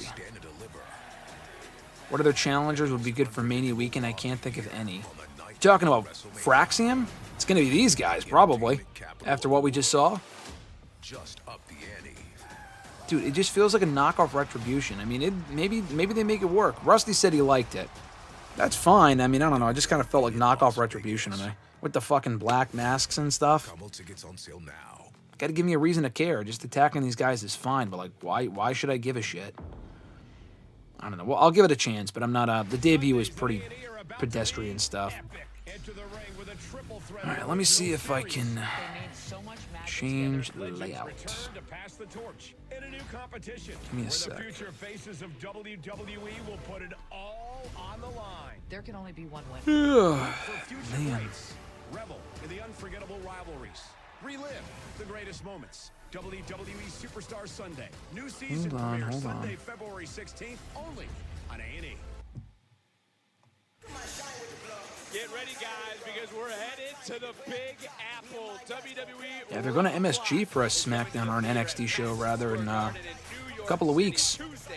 A little less than a month. That's cool. How do we not see this coming? Now they're showing a video with Channing Stacks Lorenzo. Or just a Dion Lennox exclamation point. You know, this is what we thought when Dion Lennox faced Ashante the Adonis at NXT LOL back in December. This is what we thought. Hands sitting on him. I don't want to say what's in my head. That's what we thought. We didn't give a fuck. Because I promised my mother I'd curse less this year. But that Izzy Dame. Rusty said I might go to that show. The MSG show? That's cool. I don't think I'll go to that one, but I am kind of compelled. It's cool that they're going to be at MSG. But Spears and his gang. Mikey said, I'd book Ricky Starks versus Wes Lee Mania weekend, stand and deliver. I like that. I feel like that match makes sense. I'd be down for that match. I'm taking care of this myself. If Spears wants family versus family, I would be down for that. Tuesday, we take the head off that snake. Because the D'Angelo family is the only family in NXT. Is it just me, or does anyone not give a fuck about this Tony D'Angelo, Sean Spears stuff? Just gonna be honest with you, I really don't care. I thought the steel cage match on Tuesday was good with Ridge Holland and stuff, but it's just a lot of people. I like Tony D'Angelo, I like Sean Spears, it feels like very basic booking to me, and it's just not interesting. Mike has said Tony D got a jobber on the main roster written all over him. He's a jobber. That gimmick is giving don't be a lemon, be a rosebud vibes. Don't say that. Don't do Tony D like that. I mean, I don't know how high his ceiling is, I'll tell you that much. He's not a fucking world champion.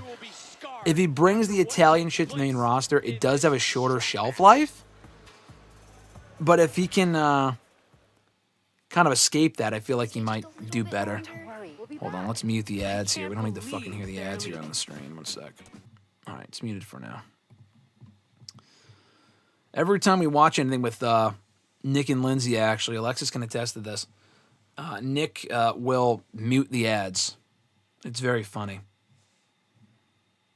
Rusty said, I disagree. I like Tony D. I think he could be a solid mid-carder on the main roster, but his current gimmick, I don't think would have a long shelf life. It would be like fucking Elias 2.0. I think it has a ceiling for NXT. Has an even shorter ceiling for the main roster. But he is a good wrestler, though. I feel like he's a good worker. So it could work. He also said Rusty did the Italian stuff on the main roster, can get over. When's the last time you saw it in the way that he does it? I agree, but I just feel like that goofy shit, I don't know, the goofy shit just doesn't work as well on the main roster. It could. You're right. Yeah, when was the last time I saw it? Never. But I feel like they don't do it because it's just stupid. But he would have to evolve the character at some point. Just doing the same thing I don't really think would work for a long period of time. Just my opinion. Let's see. Let's see. I'm trying to find my layout here. Change the layout.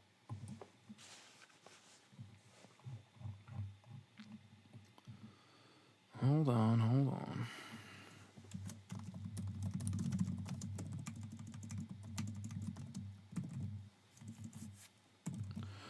Da-da-da-da.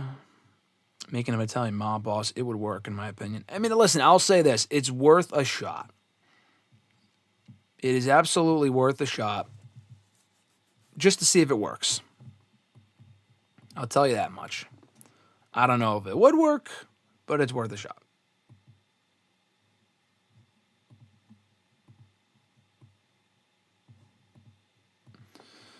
I'm trying to get this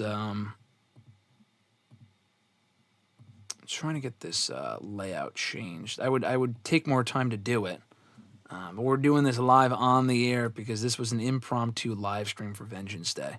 I thought Fraxium and Inamura and Briggs, though, was a really fun match. Fraxium never ceases to deliver. They do a great job with pretty much everything they're given. I thought they did a great job with that. Let's see. I'm doing this layout, so it's not looking like what it does right now.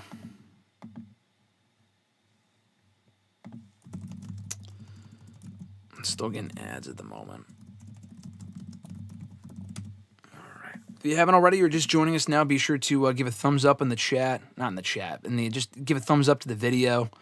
Would be greatly appreciated. Would love if you guys could do that if you haven't already. Because of that is why we're able to actually do this video live on the air. Was because we got 15 likes on the video. Mike has said Trick Williams has the best NXT entrance. I would agree with that. I would agree with that.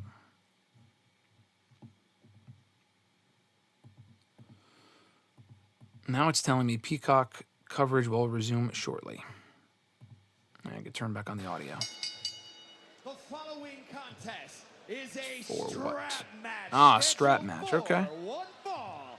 We're doing the strap match now. In this match, both superstars will be tied to a leather strap, and using the strap is legal. All right. No doubt that Trick Williams wins. I will tell you this, though. Eddie Thorpe at the NXT LOL show that we went to got great fucking heat. And he works so much better as a heel than he does as a babyface. I will tell you that much.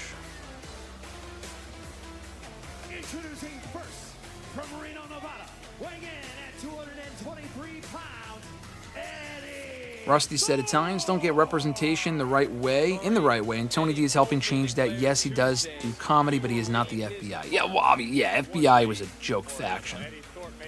Micah said, why does everyone not like this trope character? What's wrong with him? Eddie Thorpe you're talking about? Yeah, because he's just, I don't know, he's just not really all that interesting. He's better off as a heel. He's been a good dick. He's getting great heat right now. They're chanting Eddie sucks. I don't know. I just feel like there's more people in NXT that are more interesting than he is. That's just my opinion. Micah said, Trick better win for LOL. I will riot on Twitter until my thumbs bleed. I'm going to tell my friend Mark to do the same thing. I understood that reference.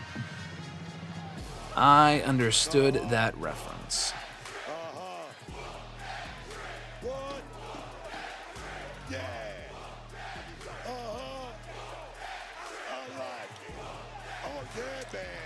I'm just finishing up this fucking layout thing.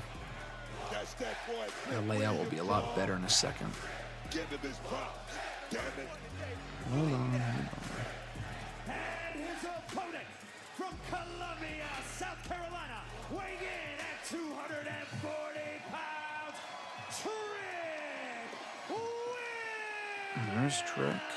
Looking like a star per usual. What else is new? This isn't going to be like the stand by your man strap match. These two won their pound of flesh here tonight. No, this is all about business. This is about payback. What's payback, he's saying. What's payback? I love it, man. Rusty said fans love the chant stuff. Yeah, wrestling fans are the easiest people to kind of get behind someone because they love fucking chanting. They love chanting, the wrestling fans.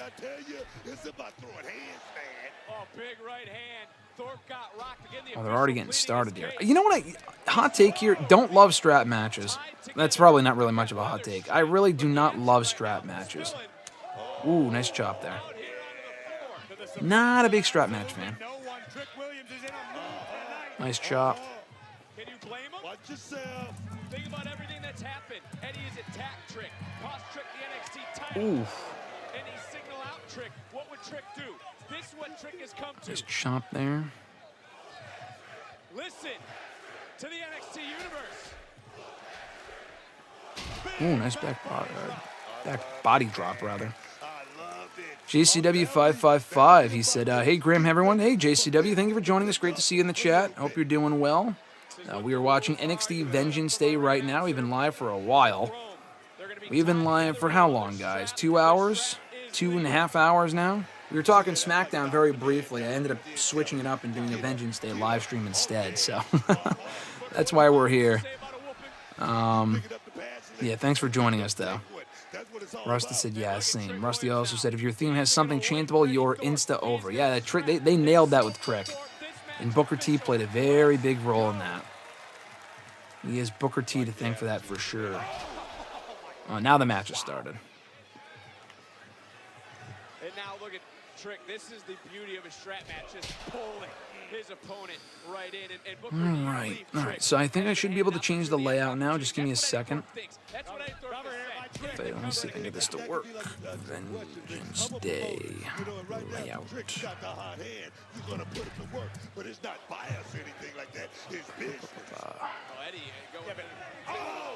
So Booker, explain to me how Eddie Thorpe has been here in NXT for nearly 3 years. This is his first ever match on a premium live. There's the layout. This is what drives Eddie Give me a second. I'm going to change this as we speak. Delete that. Boom! How about that? Vengeance Day layout, baby. A little red, a little black. How about that? Not bad, right? That was impromptu as well. I just came up with that on the spot. You gotta make them take notice somehow, some way. Is it underhanded sometimes? Sure. Is it less than trustworthy occasionally? Perhaps. You know what? The fact is, Eddie Thorpe is here in DC on the PLE. Stop worrying about that shit. You know what I would tell somebody like Eddie Thorpe? Do something. Ooh, nice. Whatever that was. I missed what he did, but Trick's on the is on the mat now. Rusty said much better. Cool. Appreciate the seal of approval there, Rusty. I agree. I like this a lot better. You've got to figure out a way to stand out, to capture the attention of the powers that be. And look at Eddie. Oh, he's got his legs tied up now. What is this? John Cena Batista Extreme Rules 2010? Rusty said you could say a lot about Booker, but the things he does help get a talent over. He helped get Trick over, I'll tell you that much. Definitely helped Trick get over. Booker's annoying as fuck on commentary, but he helped Trick a lot. JCW555 said, strap matches for me need to have the right participants, i.e. more hardcore type wrestlers. 2 normal wrestlers having a strap match doesn't work most of the time. Yeah, it depends on the feud, it depends on the style, I agree. The touching of the turnbuckle shit is kind of stupid. I think just beating people up while you're strapped to them makes sense to me. But you got to make sure you're not, like, it's not falling off, which I feel like that happens a lot. Yeah, the touching of the turnbuckles, like what we saw with Punk and McIntyre, they made that work, but I feel like the whole, red light, green light shit, like what is this, Squid Game? Like that was dumb. Rusty said, you could say, I already read that one. Johnny said, a match stipulation you want to see make a comeback. Ooh, good question. I love the Deadline Iron Survivor Challenge. It reminds me of the Scramble match. I would say that one, but on the main roster. They've been doing it in NXT now for a couple of years, and it's worked out well, and it's a really cool stipulation. I feel like it's fun. I would like to see that make a comeback on the main roster. So I'm going to say the Iron Survivor Challenge / Scramble match. Also Iron Man. When was the last time we had an Iron Man match? 3 stages of hell. I agree with that. We got one in NXT with Adam Cole and Johnny Gargano at one point a while ago. I mean, it wasn't called 3 stages of hell, but it was basically a 3 stages of hell match. So yeah, bring that one back. You said you don't remember the last one. If you're not counting Cole and Gargano from TakeOver Toronto, I think it would have been, back in 2019. Or TakeOver Toronto 2 or whatever it was. It probably would have been Cena. It probably would have been Triple H and Randy Orton at the Bash in 2009. They had a 3 stages of hell match, and Randy Orton won because he retained the title. Could be wrong. Could be wrong. It might not have been that, but I'm pretty sure that was the match. That was the last official 3 stages of hell, if we're not counting Gargano and Cole from 2019. Maybe my Pirates should be on the doorstep of signing up Eddie Thorpe this season. That thing was deep. Look at the eyes. Look at the eyes of Eddie Thorpe. Beating the shit out of Trick Williams with the strap. Not getting the praise of as a Trick Williams has got. Ooh, nice big boot there from Trick. Create a little separation now. It's a tug of war. Ooh, pulls him right into the post. was Thorpe. In Graves, I think it's simple. Big boot to the head. Vengeance is what Thorpe seeks for himself. Not bad. I did see, for those wondering, I don't think this is a spoiler, but good news. I did see Sean Ross Sapp tweet that I think internally listed as the main event for the show, the NXT Women's Championship match. So we were talking about that earlier, what match should main event. I think it's going to be Julia, Roxanne Perez, Bayley, and Cora Jade in the four-way for the NXT Women's Championship. So we have that to look forward to. Johnny said the last Iron Man match on the main roster was 2018 Dolphin versus Seth. You're right, yeah, it was for the Intercontinental Championship, that headline Extreme Rules. It's funny, too, because WWE went through this Iron Man phase where they were doing one Iron Man match a year there for like a 4-year period. They had not done one since 2009 with Cena and Orton, which was a great match. Loved that match. One of their best matches, honestly, from Bragging Rights 2009. And then they went 6 years without doing one, and they brought it back in NXT for a 30-minute one for Bayley and Sasha for the NXT Women's Championship. Great match. Not as good as their first match, but still a great match. But that was really cool. So then they brought back the Iron Man stipulation for the women again for Sasha, another Sasha match on the main roster in 2016, tail end of 2016, but still 2016, against Charlotte, and Charlotte won the NXT Women's Championship. So I think Sasha's 0-2 in Iron Man matches.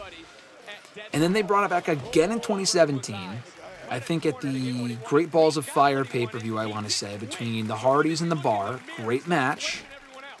And they did one final one between Seth and Dolph, which was a little underwhelming, but still good, for the Intercontinental title. So they did one once a year in 2015, 2016, 2017, 2018, and they haven't done one since. I don't know why. They have the talent to do it.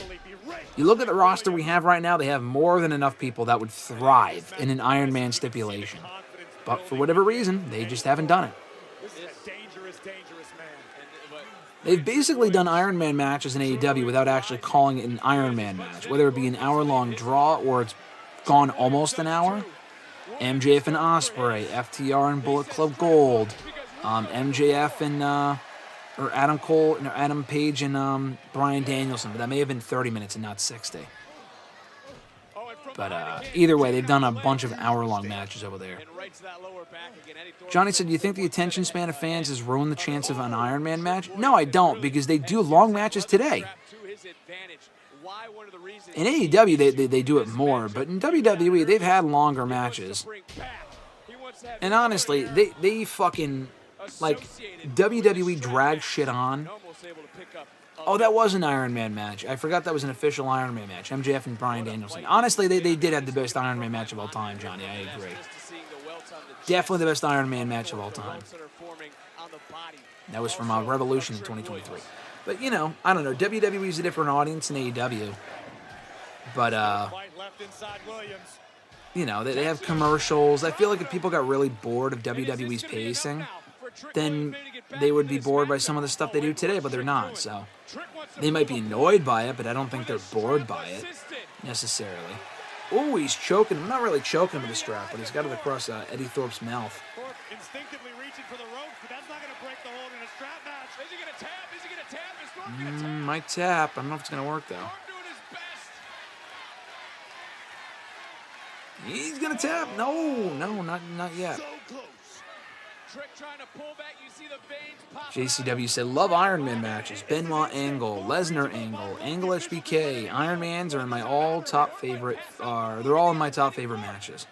All three matches, all of those are great. All the matches you mentioned are great. Yeah, exactly, Johnny. Royal Rumble matches are usually over 60 minutes. Exactly. So they could do it. They could totally do a 60-minute Iron Man match again. The fucking Rumbles this year, I think the women's one was 110, the men's was like 120, 130. It's ridiculous. It was like the longest Rumbles they've ever done. And it didn't matter because they were good. But I'm just saying that, you know, we've had hour-plus long matches before in WWE, so I think it would work. Trick just whipping Eddie Thorpe now.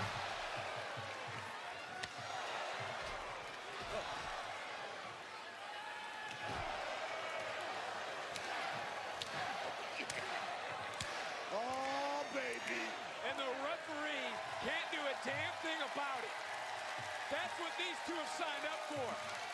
It's Trick who's leaving his mark tonight in DC. Johnny said the 2025 men's Royal Rumble match went over an hour and 20. Yeah, exactly. I knew it was around that long. JCW said Kurt Angle might be Mr. Iron Man match. Yeah, he might be. He had some great ones. I mean, he was in all the ones he mentioned. Shawn, Benoit, Lesnar. And they were all great. I totally agree. Trick dominating Eddie Thorpe right now.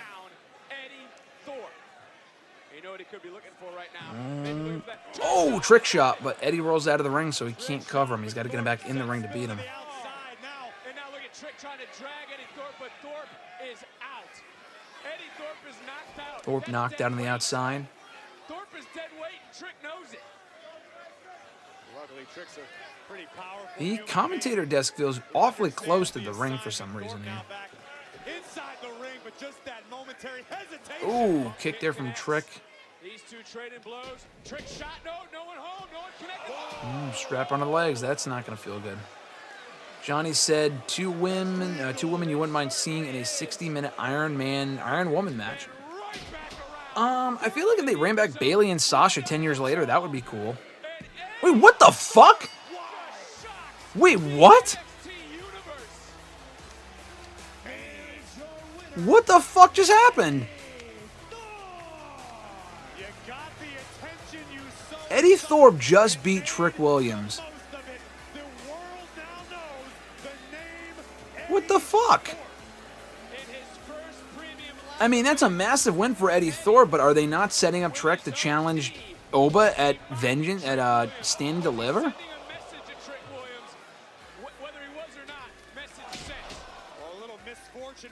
That is very surprising. That crowd seemed shocked too, like, what the fuck?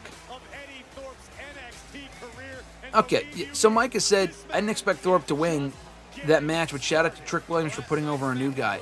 Listen, I agree, but it's like, I'm glad they did something different. But what's the end game here with Thorpe? Him and Oba Femi at Stand and Deliver? Who cares? If that's where they're going with this, I don't give a fuck. Well, I gotta turn off the, well, LFG's on the thing, so it's fine. When it goes to the ads, I'll mute the audio. Would you be keen to a 60-minute Iron tag team match? Yeah, I think that could work. I mean, they did a 30-minute one with the Hardys in the bar. That was good. I feel like they could do a 60-minute one with other teams. I mean, we saw one in AEW with FTR and Bullet Club Gold, and it was amazing. A women's Iron Man match, like I said, Bayley and Sasha. You know, Rhea and Bianca. People like that, I feel like it could work. We came here to be slayers. Rusty said Eddie Thorpe has also been in the world title picture as well. Yeah, I get it, but it's like, I don't know, it's just not interesting to me. Micah said HBK was trying to compete with the Jey Uso win. As far as shocks are concerned, I guess so. He was definitely not expecting that.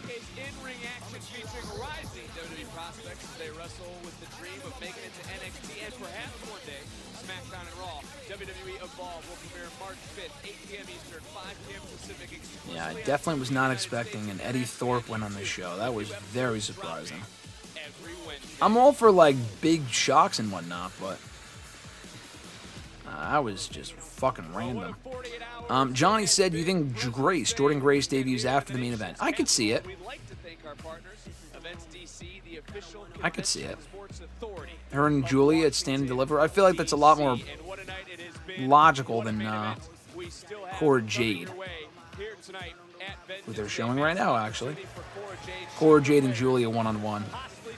That just doesn't interest me at all. I think Jordan Grace and Julia would make sense, unless you really want to build with like a couple months down the road. There's Bayley.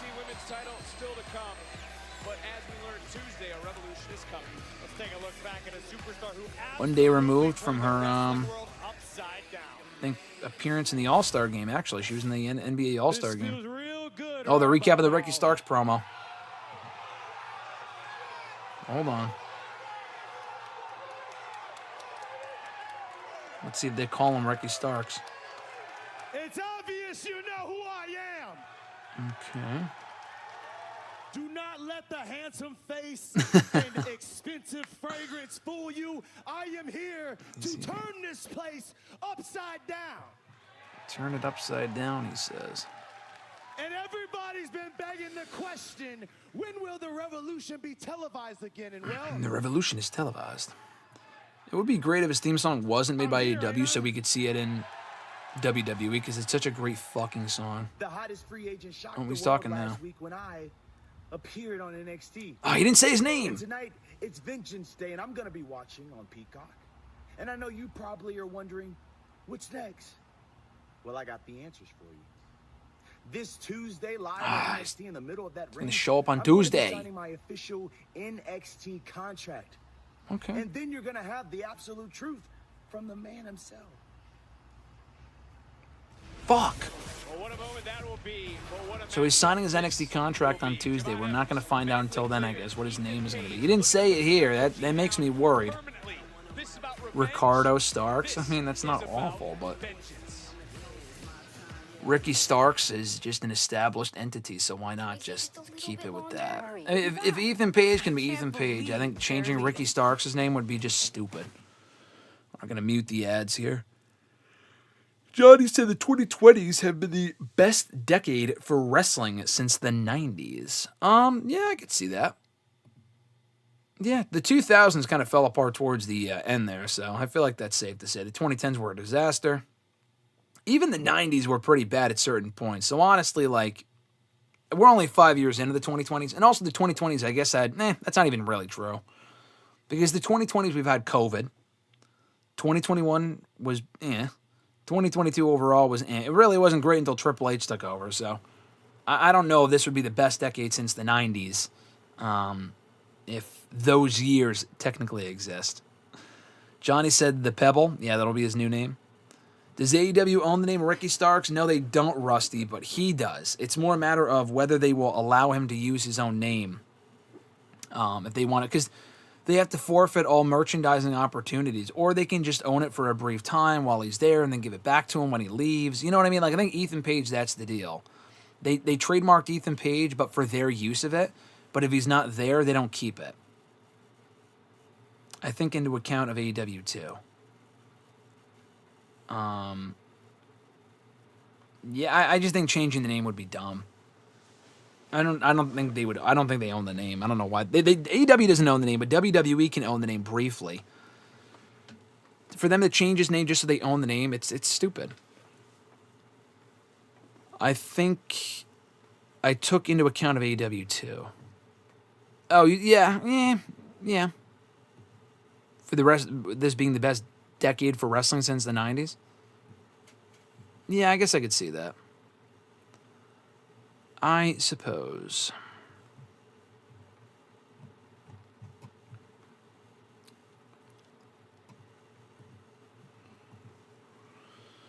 Ah, man. I'm just waiting for the ads to wrap up here, and then we'll get back to the desktop audio. Mike has said, then they should just do that. I think Ricky Starks will let WWE own it, and if he leaves, they give it back to him. Yeah, I agree. That just makes the most sense, so I don't know why they just want to do that, you know? It'd be stupid to do anything else.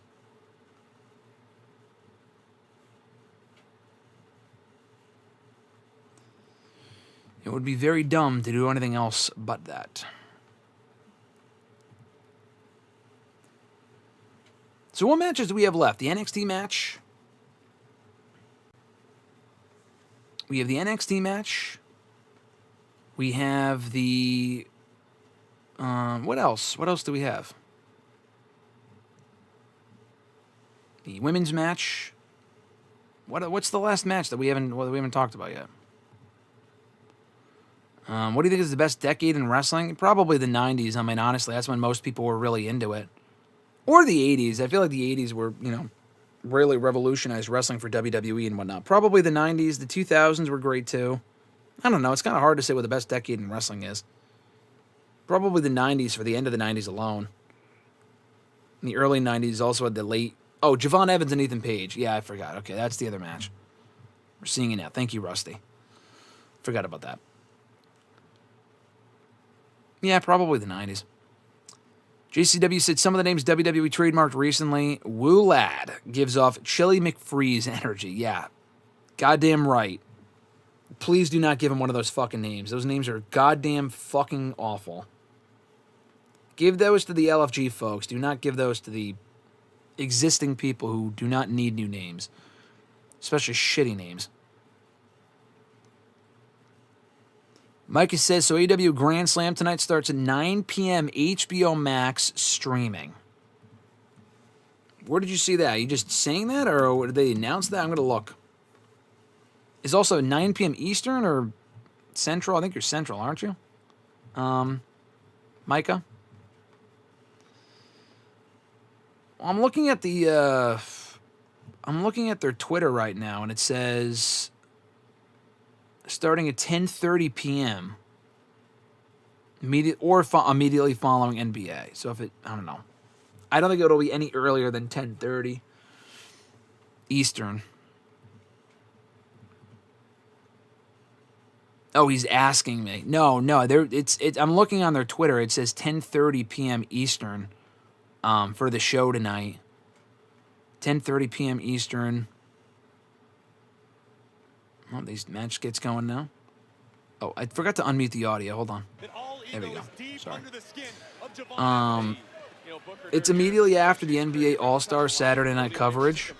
So it says either after that's over or 10:30, which doesn't really make like I said earlier, I don't want to fucking leave it on, and like I just think that's stupid. I know that they have to do it like that, but it just would have been better if they had done it live, or I don't know, dude. I don't know.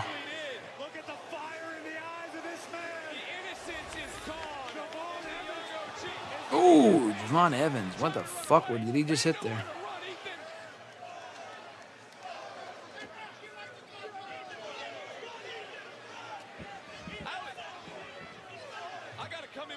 Damn.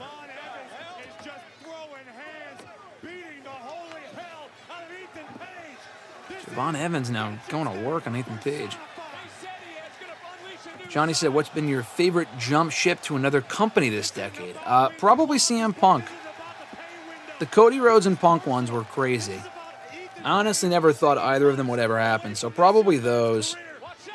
From WWE to AEW, the Jon Moxley one was great. I was there for that at Double or Nothing. The CM Punk's, I don't know if it was really jump ship to AEW, but that debut was amazing. Edge's was cool. Wasn't like my favorite, but it was cool. Those early ones were wild. I mean, like when fucking Bryan Danielson and Adam Cole debuting in the same night was the peak of AEW at All Out 2021.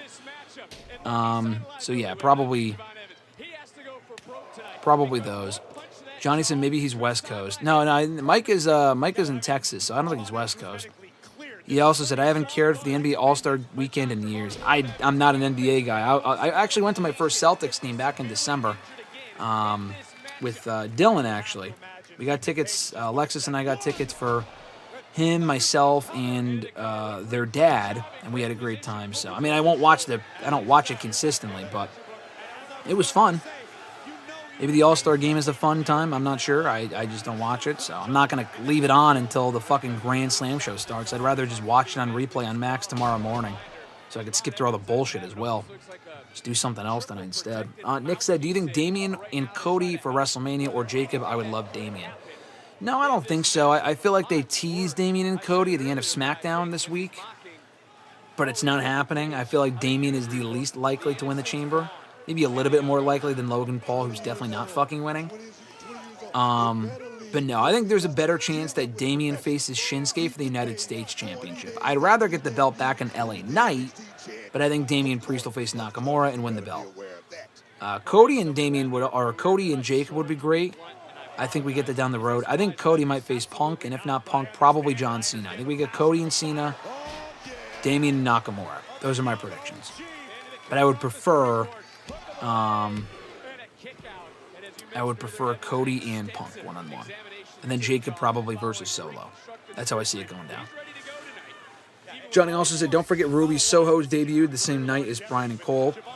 No, I remember also, was it his debut or did he just show up? Minoru Suzuki from New Japan. I mean, he went on to make 1 million appearances and now he just means nothing in AEW, but I think that was his first appearance that night. And it was pretty badass. That whole show is incredible. Lucha Bros and the Young Bucks, best cage match of all time in AEW history. Also on that show, Kenny Omega and Christian Cage for the AEW World Championship. A lot of good matches on that show. A lot of good moments. Hot crowd all night long. Paul White's in ring debut for whatever the fuck that was worth. That whole show gave me big Money in the Bank 2011 vibes. Oh! Jumping cutter from Javon to Ethan on the outside. Nick said, not a wrestling question, but I'm sure he's got a question coming up.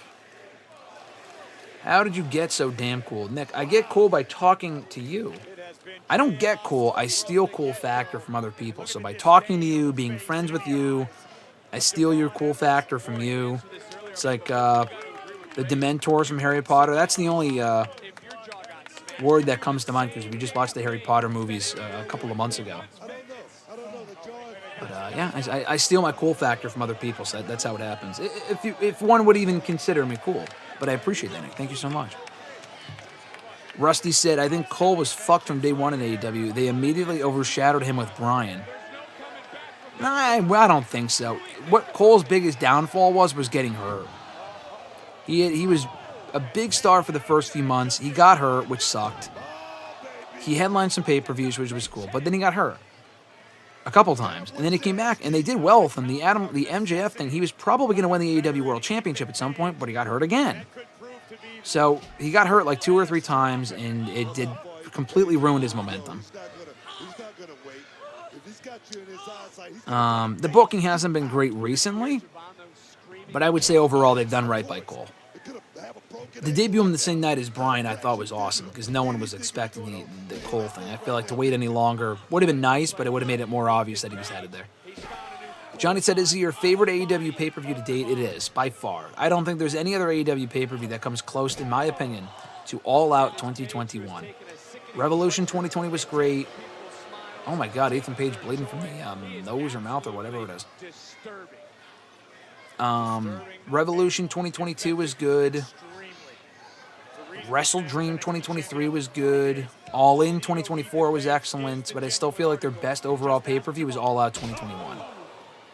Honestly, by a pretty wide margin, like I said. And also Double or Nothing 2019 was their first one. I was also there for that one. Another great show as well.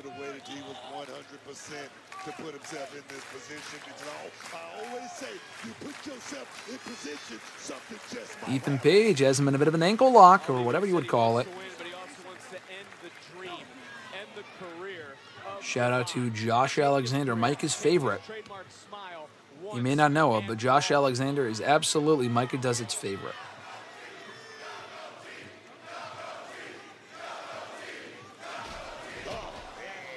Ego wisely going to the injured ankle.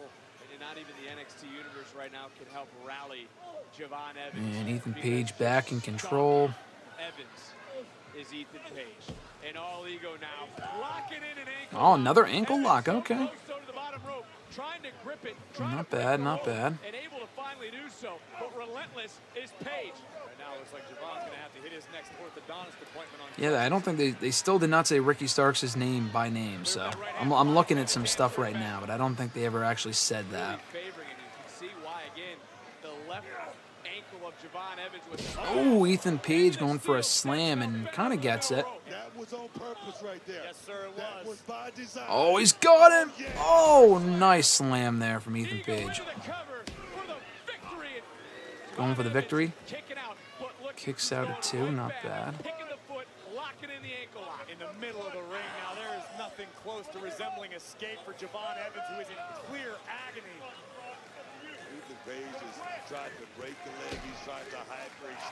He's got back to the ankle lock, and I feel like not a necessary or not necessarily a shout out to Josh Alexander, but it looks like that's where he could be. It could be a thought. Just saying, because he's got the ankle lock as his finisher, so it's worth noting. Let's see. Back to the chat. Nick said, "Oh, I meant to ask, why didn't they make the draft a big deal this year? Why did you like them this more than last year's?" I mean, this wasn't really a draft. They called it a trade window. I think they just wanted to switch up the rosters for the Raw Netflix stuff and just give the rosters more of a fresh feel.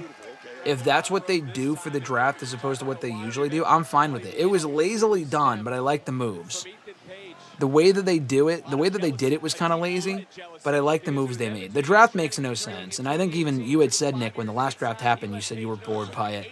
A lot of people were. The format usually sucks. So if that's all they do for the draft moves this year and then just trade people throughout the year, I feel like that's a lot more effective. Johnny said the ankle lock might be the most used submission. I would probably agree. We see it all the fucking time. No one puts it on quite like Kurt Angle and a few other people, but, you know, doesn't stop him from using it. Oh, nice punch there from Javon Evans. Rusty said, I'm sad Josh won't be coming to NXT solely because they would have loved to see the North be reunited. I agree. I feel like Ethan Page and Josh being back on the same team or feuding would have been sick. And I'm bummed that we're not getting that. Thanks for all the love in the chat, guys. Be sure to like the video if you haven't already. And like I said earlier, as I've said several times, be sure to hit the bell button to be notified every single time a video goes up here, and we go live. Sometimes we, pin Javon, but he kicks out at 2. Nick said, yeah, I was bored by last year. Just wondering your thoughts about it. Thanks. Long-time listener. Yeah, thanks, Nick. I appreciate that. So I just got a message saying YouTube is not receiving enough video to maintain smooth streaming. As such, viewers will experience buffering.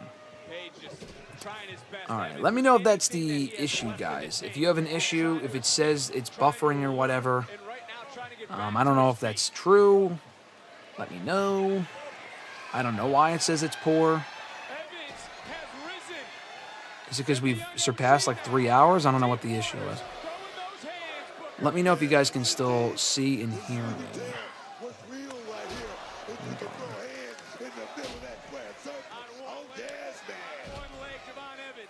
I haven't seen it. I mean, I think we should still be good. It says it's still going on. All right. I think we're fine now. Now it says it's excellent quality. I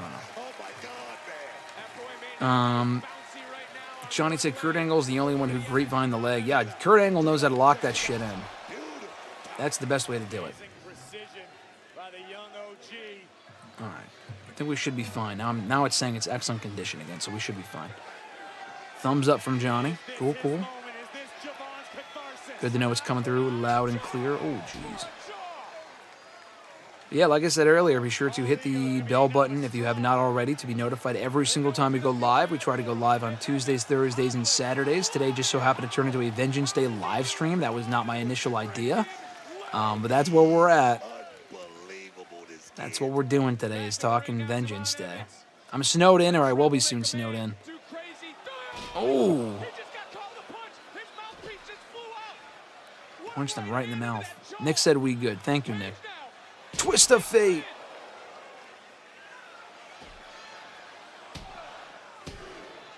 Ethan Page wins. I like that. Keep Ethan Page winning. Feels weird to do that, though, right after Eddie Thorpe won, because people really wanted to see Trick win. You don't want to kill the crowd. Maybe Femi will get them back awake. Good match, though. I think this has been a fun feud. Javon Evans is really good. Ethan Page is the perfect foil for him right now. You can build the Javon Evans getting that big win over Ethan Page, do a street fight or whatever at maybe do one over Stand and Deliver weekend, WrestleMania weekend. Javon Evans finally wins there. I feel like that's the way to go. Kick out. No kick out. Ethan Page wins at 3. You see the mouthpiece on the ground. Ooh, nice punch. It landed right in the mouth. Perfectly done. Much needed win for Page, who has not won on a big NXT PLE in quite a while. Since No Mercy, I think, which was 5 months ago, because he lost at Halloween Havoc. He lost a Deadline. They haven't done one since. He also lost at New Year's Evil. Or was he at New Year's Evil? No, he was not. Did he wrestle New Year's Evil? I don't remember. We'll be back. I can't believe. All right, we can mute the ads here. Give me 1 sec. All right, perfect. But yeah, next Saturday we'll experiment with whatever we feel makes sense. Maybe we'll review SmackDown. Maybe we'll just bullshit. Maybe we'll review something else. Do a watch along for something. I'm not sure what that would be, what the watch along would be. But like I said, maybe we can have people vote on what they want to see. And we could do a watch along for that. I'm curious what the snow looks like right now. I got to go check at some point. So WWE tweeted out that Ricky Starks is signing his contract for this coming Tuesday. They did not tag Ricky Starks. They just said a contract signing for the ages this Tuesday. And they put in the video. But they still have not said his name. Are they just playing into the fact that they're not literally gonna call him Ricky? I don't know.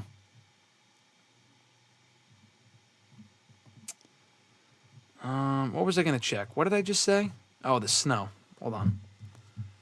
Let me see what the snow is looking like right now. It was just starting before I started recording a couple of hours ago. 100% chance of snow right now. 80, 90, 90, 80, 80, 70, 90, and then rain. Nothing but rain all fucking day tomorrow. So I don't know if that's a good thing or a bad thing. It is supposed to be starting tomorrow morning over 32 degrees. So, and it's supposed to be like 45 by 3 p.m. So I'm hoping that'll wash away a lot of the snow. I really don't want to have to shovel a lot of the snow. So that'll be good. It's 27 right now. It says it's snowing until like midnight or maybe 10 p.m.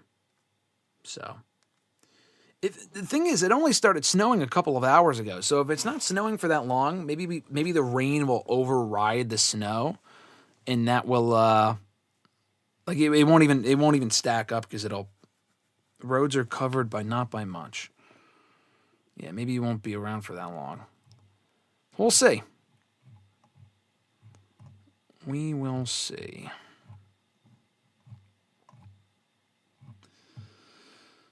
I'm just looking at my timeline now to see if there's any updates and anything. It doesn't look so. It doesn't look like there is. Shotzi tweeted, "Do you think I could ride every ride in Disney World in one day? That's almost 50 rides in 4 parks." In all 4 parks? I think someone did do that. There's a video about that, but I don't know if that's possible though. In one park, yeah, all 4 parks, I think it might be possible if you show up first thing in the morning and then you pay for like a fucking I don't know. You pay for one of those fast passes. Do you guys think that would be possible? I feel like there's a chance it could be done. Ride all 4 parks in one day.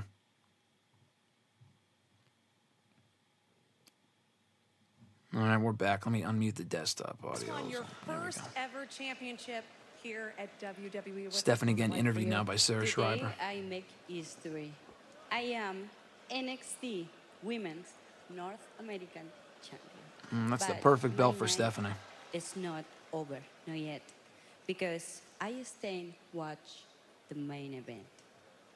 She's watching the women's match. Could they do Julia and Stephanie title for title at Stand and Deliver?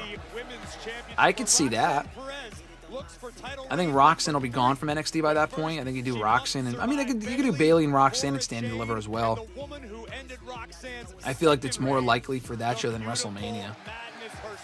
The reigning NXT Women's Champion, Julia. It's a fatal 4-way still to come. Alexis says I'd rather die. That'd be fucking terrible to ride all the parks and all the rides in one day. Nick said I would rather die too, and no way unless they don't take any breaks. Yeah, that would be terrible. Even if you were to pay for like the fast pass shit, I still feel like you would be waiting for a while for some of the rides. Maybe it could be done, maybe not. If you know all the tricks and trades and tips and whatnot, perhaps it's possible. Here comes Theory first. No fucking way this guy wins the NXT Championship. Literally zero chance of it happening. I'm a big fan of Austin Theory. The man was built for big moments like this. No, Waller cuts him off though. I'm a fan Does anyone, like, honestly think that either of these guys have a fucking chance in hell of winning this belt? The answer is no. So, like, then why even do the match? That's kind of my question. Like, what's even the point of doing the match? It's just stupid. God. He said that changes tonight. No, this guy right here in the middle of the ring, Grayson Waller. Out of anybody in this arena, Grayson Waller headlining Vengeance, or he's not headlining the show, but he was involved in the he was involved in the Vengeance Day main event 2 years ago with Braun Breaker, actually, for the NXT title. Nick said hell no. Yeah, Rusty said hell no. I'm glad you guys agreed. There's no fucking chance that anyone that they are winning this match.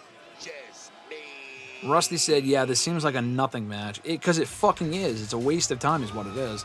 I'm sure this will be a fun triple threat, but it's like, does anyone honestly think there's even the slightest bit of chance that they're going to win? The answer is no. Absolutely not.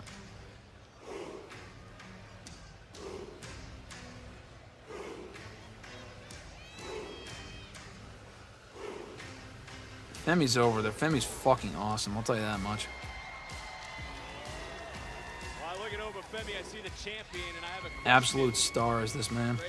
What's the game plan? But I looked up and Waller's on one side, Theory's on the other, staring a hole in Waller. They aren't on the same page. You were right. They aren't a team tonight. It's almost like I know what the hell I'm talking about. Glory on the line tonight. Alexa said, can Booker be quiet? No, that's part of the suffering with NXT shows. You have to suffer through the Booker T commentary. It's incredible how fucking bad he is. I like Booker. Big Booker fan. His commentary is abysmal.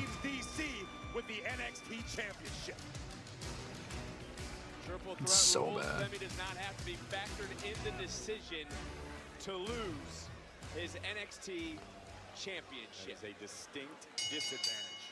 The following contest should be a good match, though. Nixon, oh yeah! Booker T impression. I feel like it's Macho Man Randy Savage, except 10 times worse. Rusty said, I like they are advancing a main roster breakup on an NXT PLE. But Rusty, let me ask you this, though. They've been advancing this split between Theory and Waller for like 10 fucking years. Are they even going to split at this point? It's like, at this point, if they're not going to... It's like shit or get out the pot. Either fucking break them up or, like, just keep them as a team. Instead, they're teasing tension every single week. It's like, does anyone honestly give a fuck at this point if these two were to split up? I like Waller. I like Theory. Theory is just, like, damaged goods. Theory at this point, like, there is almost... I have zero faith this man will ever get beyond a certain level in this company. Okay, he beat John Cena at WrestleMania 2 years ago. Sure, but they fucking buried him on the mic before doing that. And I like the tag team. I like them as a tag team. But, like, they've just been together for so long, and they've been teasing tension for well over a year. It's to the point now where it's like, okay, when it happens, I will not give a shit. Because they're probably, if they haven't done it yet, it's probably because they have no faith in Theory to really be successful on his own. Waller, maybe. Theory, absolutely not. At this point, it's just, ship him off to TNA, Ring of Honor, NWA, something. He needs a rehab run, and in the worst way. I do not think he will get past a certain level if he stays in WWE. He may end up as like the next Cody Rhodes, Drew McIntyre, because if he stays in this company, honestly, like, I would not be shocked to see him in a future round of releases. I hate to say it, but if they continue to do nothing with the guy, headlining NXT PLE is not a sign that they're going to keep you. It's just not. Well, maybe you weren't so smart, Graves, because now they're working as a team. You've never seen a triple threat match. I mean, how many PLEs did like Dijak and Corbin headline, and they got fired or not? Their contracts weren't renewed. You know what I mean? Rusty also said, so that's only for the that's like the only reason this is not a full-blown snoozer of a match. I mean, I think it could be good, and we're off to a decent start here. Theory and Waller teaming up against Femi to kick it off.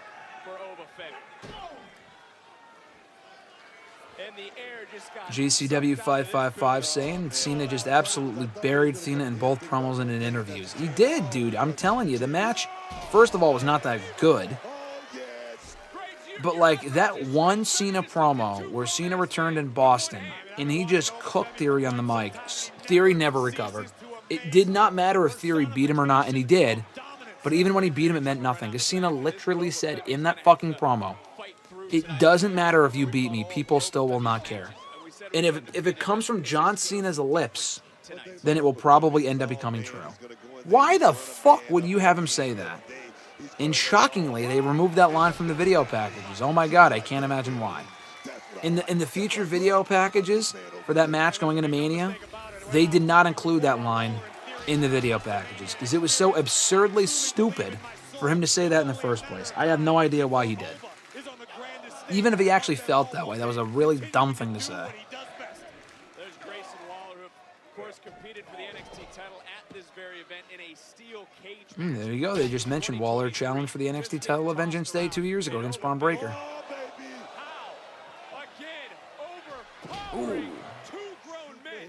Superhuman strength right there, Vic. He's beating A-Town down under himself. I'm not going to lie to you guys. I am Femi in clear control right now. point in the matchup. Femi has already Ooh, nice knee to the head from Waller. jumping knee and then a big forearm from Theory. And now Nice forearm smash from Theory to Femi there. Femi goes to the outside. Uh-oh, Waller and Theory one-on-one in the ring. If Femi show up and do something before they can actually attack each other, that's probably what's going to happen.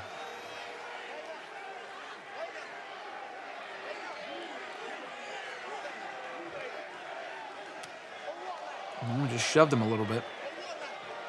Oh, shoved him again.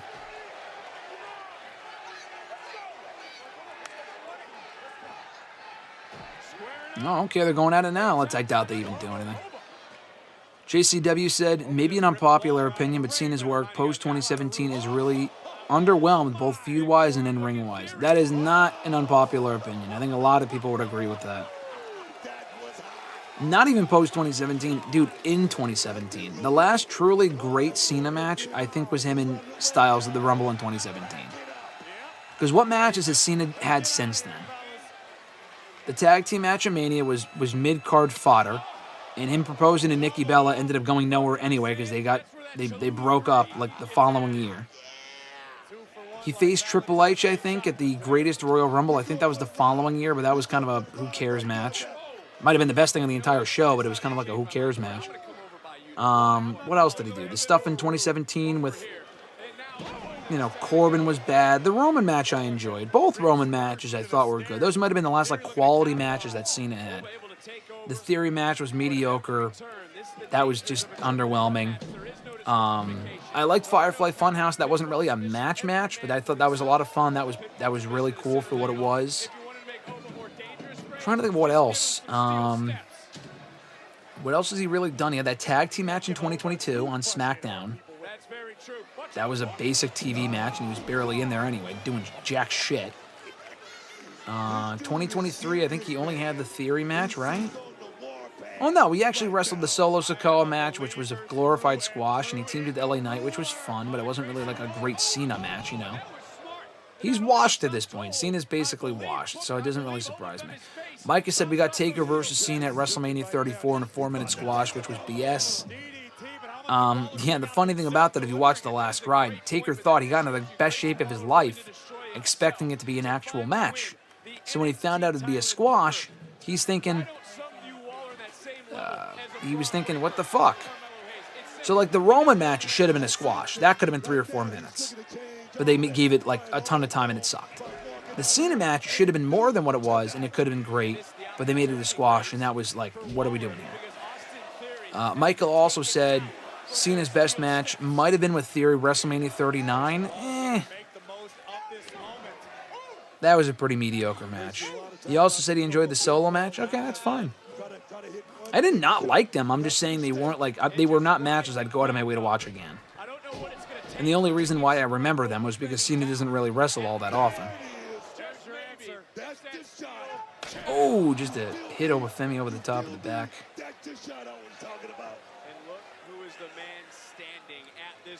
Waller with the chair. Jeez, right to Femi's chest.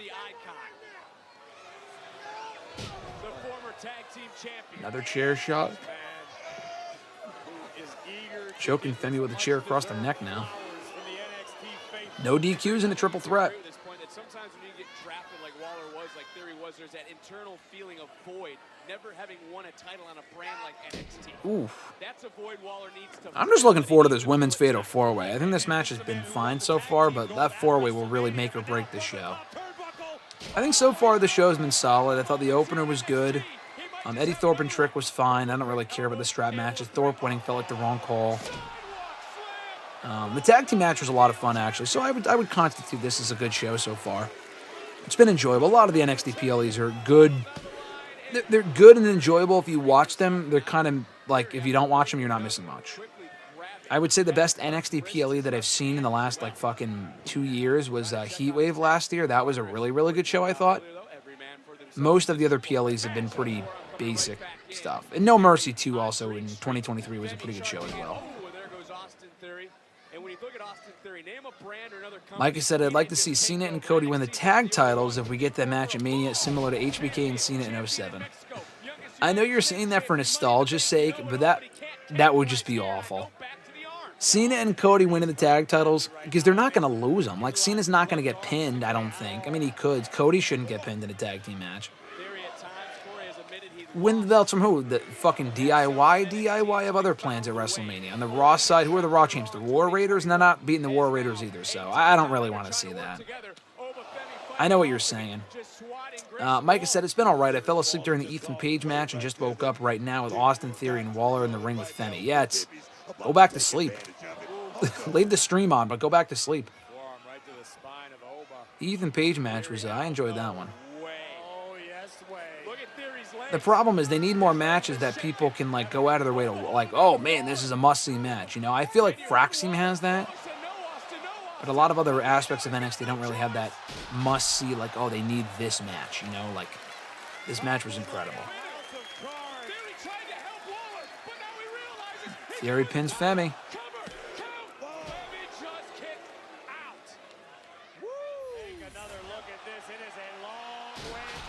That was a cool spot. I was going to say, I thought I forgot to unmute the audio, but I did. That tonight is his night. We are sold out in Washington, D.C. This for the NXT Championship here at WWE's Vengeance Day. Femi looking for something out of the ring. Table, people love the table. Just a little bit. Tonight we have seen vengeance in full effect from a strap match, from what Ethan Page did to Javon Evans, and maybe in moments what Oba Femi does to A-Town Down Under. What are we looking at now? What are we doing now? Okay, they're double teaming Femi on the outside. Just continue to kick him. Back to a 2-on-1. Like a couple of hyenas right now. Looking for a meal. Working together. So if they put Femi through the table, then they're going to have to go in and fight themselves. I mean, isn't that what we're looking at here? Oh, Femi going to the top rope. Femi laid out, or Waller going to the top rope. Femi laid out through the table. Jumping arm. Oh, nice diving elbow there from Waller. Right through the heart of the champion. And yet again, Austin Theory's the one. Nice diving elbow there. Benefit from this situation. Grayson Waller essentially took himself out for the moment. Theory checking on his partner, and well, that's all well and good. But Theory again realizing the hell with your partner, the hell with your friend. This is a triple threat for the NXT Championship. Don't yell at me. Cover by Theory into the cover. Oh, Femi kicks out. Able to kick out at the right time, and now they're gonna have a conversation here.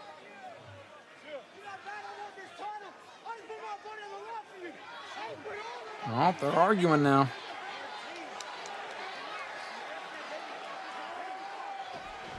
Ooh, Femi knocks Theory or Waller off the apron. He's gonna do it. Oh. Oba able to counter, coming right back in. Nice spine buster there from Femi. That one rattled the earth. Micah said, need Waller versus CM Punk feud in 2025. Yeah, that would be good. I would be down for that, if only for the promos. Maybe not a feud, but like a match, maybe like a little 1 week build. I feel like that'd be cool.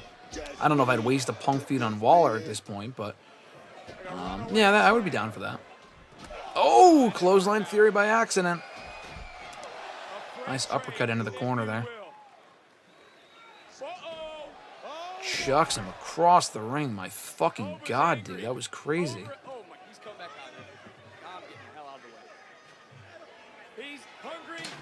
Oh, my God. Waller just swung a chair at the foot. Look out. Oh, my God. Puts Waller at the commentary table. I told you he was hungry. I told you he was Jeez. Over. Theory from behind again. This is going to be Theory's night. Waller's not moving. Theory with the equalizer. Oh, punches the chair. The steel chair on a Theory's hand. Oh, nice DDT. Okay, this match is cooking now. They're picking up the pace. He's going for that A-Town down under. A-Town down, right on the knee. Covers Femi. 1, 2. Waller pulling the referee out of the ring.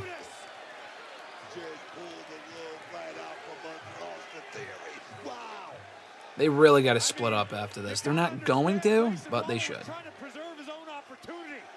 He ruined his partner's moment, but To save his own. gotta have a little sympathy for the devil here. He will turn on your mama for that championship, man. Trust me. All right, so Waller's still out on the outside. Theory's on the ropes here. Femi got Theory. Nice. Ooh.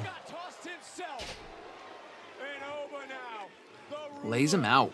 The conqueror only believes in one. Oh. Waller hits his finisher on Theory. By accident, gets laid out with the powerbomb by Femi. Covers him. 1, 2, 3. That's it. Still the NXT champion. Rusty said, well, there it is. Yeah, I mean, it's not an official split, though. They've done that shit before where it's like, oh, you know, I didn't mean to do that. Like, they actually have to split up after this. Are they going to? No, they're going to fucking stay together, and that's what it's going to be. But I agree. Like, that should have been it, though. Micah said this match has been good since the tag match. I'm enjoying this. A decent match. Yeah, it was good. It's good. Obvious outcome. Good match. Will it matter? Like, in the long run, will they actually split up A-Town Down Under? I don't know. Probably not. Probably not anytime soon.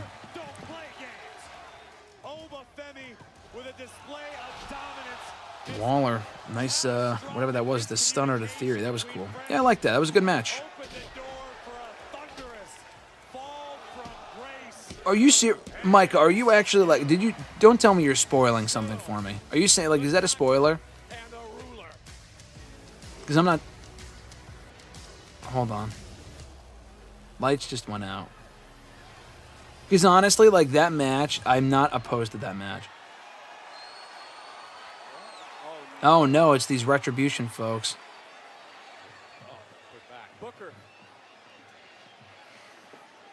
Okay, they're going after Femi now. They already attacked Fraxim earlier on.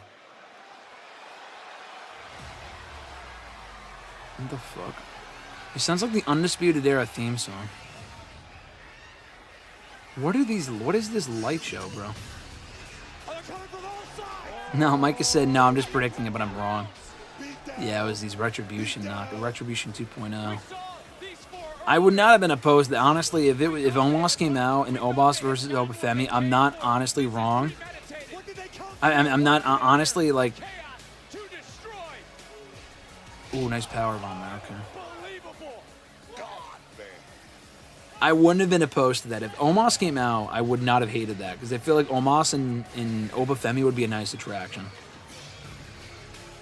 Johnny said they want all the belts. They have good music, though. I'll give them that. They have good music. All right, the ads are back up.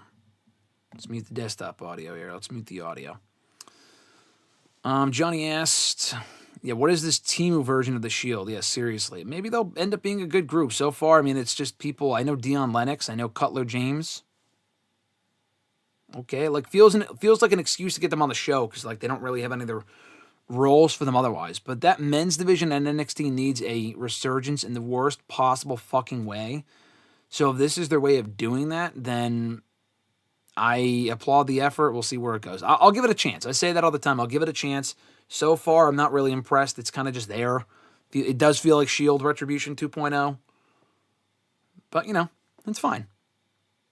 We'll give it some time. We'll see what happens.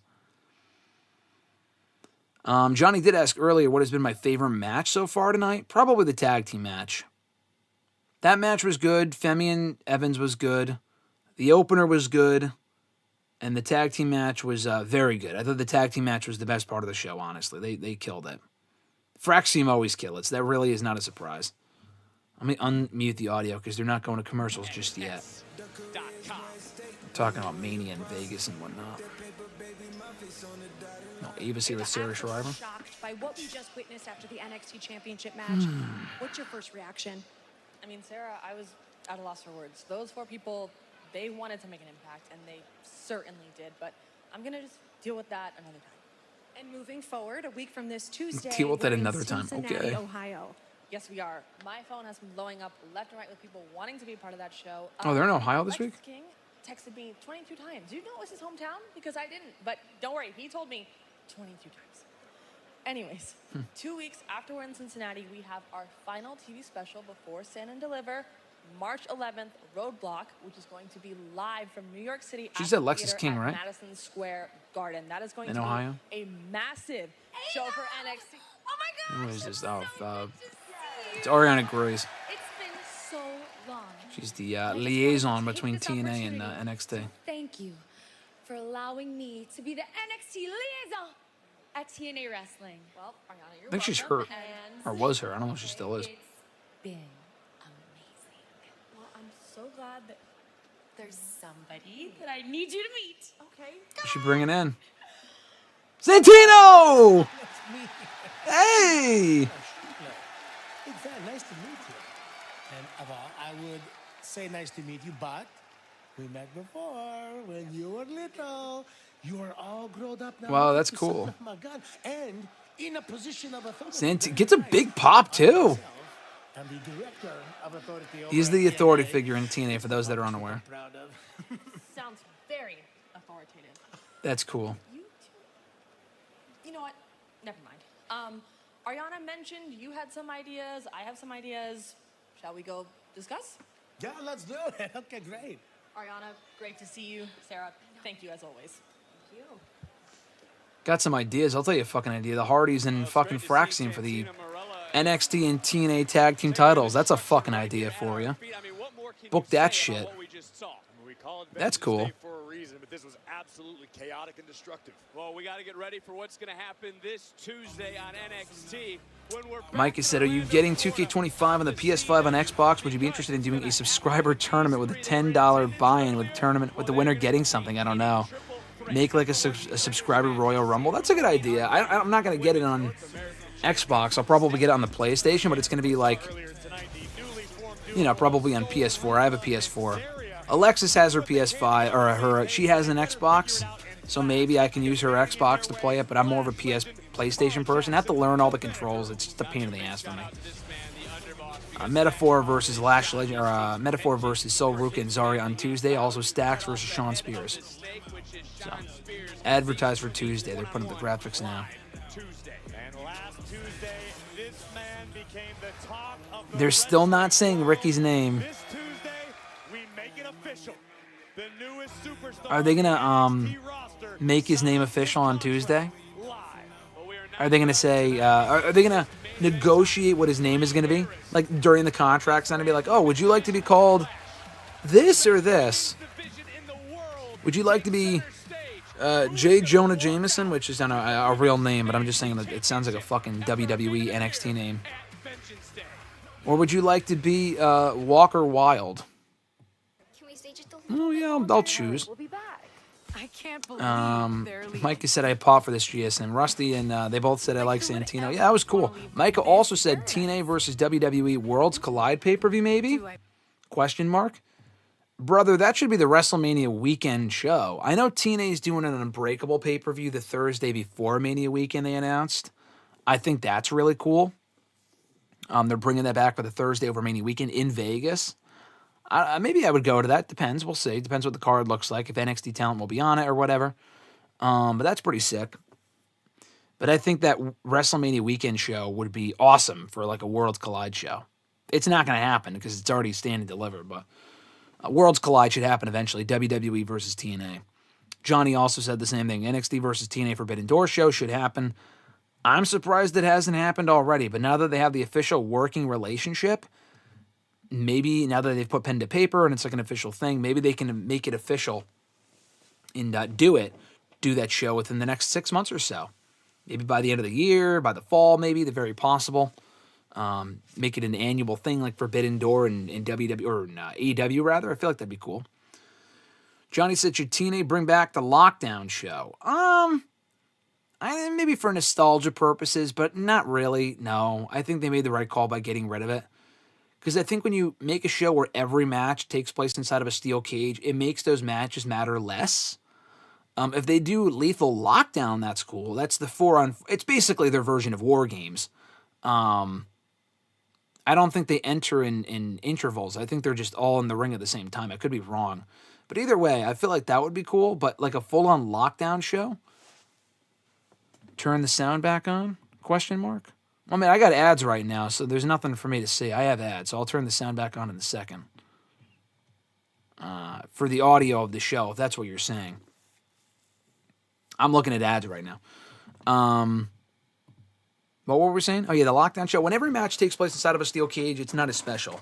So I would just do Lethal Lockdown. Should WWE bring back Extreme Rules? No.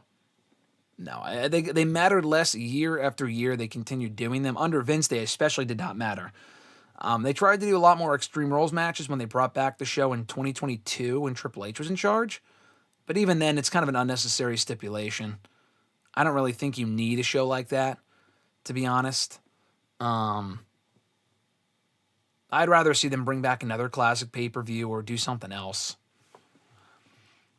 I don't really need to see Extreme Rules be brought back personally, but, that's just me. Depends what other shows they have planned and whatnot.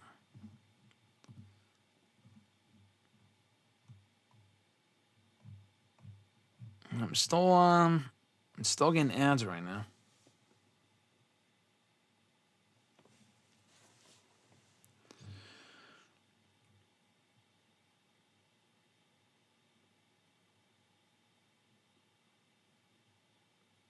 All right, now I can turn the audio back on because I got that coverage will resume shortly thing coming up on my Peacock feed. All right.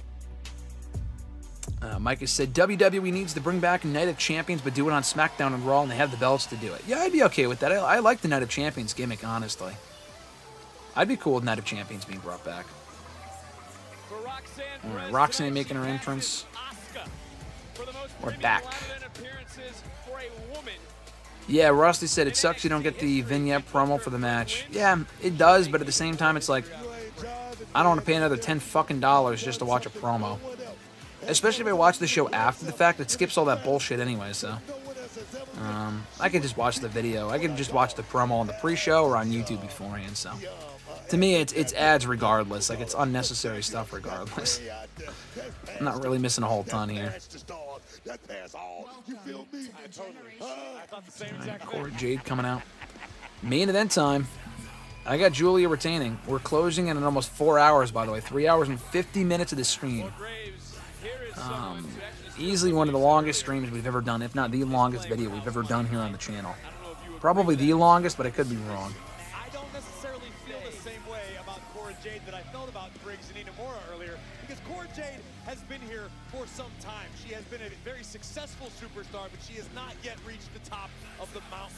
This is a golden opportunity, quite literally, but she has to put her friendship and relationship with Roxanne Perez to the side. Cool to see these four in the headline of the show, though. Roxanne, I think it's your first main event. Cora Jade did not main event deadline. Big pop for Bayley. Bayley was involved in the first ever women's main event for an NXT show back at Respect 10 years ago, so it's kind of full circle for her. Graves, you spoke to the role model this week. Micah said, might as well turn this stream on into a 24-hour stream and go from there 24 more hours. Yeah. If you want to kill me, yeah, sure. If you want me to fucking die, then perhaps. I know we joke about that, but maybe someday. It will not be today. As soon as the show's over, I'm heading out. I'm glad we did this, though. I thought this was a cool idea. I'm snowed in anyway. I got to go check on the snow, and we're done here in a little bit. I have their work to do. I go eat. I figured, hey, we can all eat together and while we watch the show, but I'd have to go get the fucking sandwich and stuff, and I'm like, I don't really want to do it right now, so. I don't want to leave you guys with dead air, so. If there was someone else on with me, like if Alexis was watching with me and we were in the same room together, I would probably do it, but, you know, it's just me right now, so I'm not going to go leave to go get something to eat. Johnny said, your favorite four-way of all time? I don't know. I don't know if I do have a favorite fatal four-way, to be honest. Johnny also said Red Bull would keep me up for 24 hours. Yeah, probably would. It's not that I can't stay up for 24 hours. I just don't want to. I've stayed up for close to 24 hours. Like I've said on other streams, like, I've gone to bed before at like 8 a.m., 7 a.m., staying up, working all night on like an article or something. And part of the fact that some of those, like that happened last year when I came back from Mania. We came back at like 5 a.m. and I had to work on an article from Raw that night. But I had to drive from Philly back to Connecticut, drop some people off. It was a fucking pain in the ass. Yeah, Mike, I'm sorry. We talked about it earlier. How could I forget? Sammy, KO, Cesaro, Miz is my favorite four-way. I was there for that Extreme Rules 2016. We literally talked about it earlier. I don't know how I forgot. That is probably my favorite four-way. Joe Lesnar, Reigns, and Braun is also a great one from SummerSlam 2017. I agree. Cena, Edge, Orton, HBK. I mentioned that one earlier. That's also a good one. I also enjoyed that one.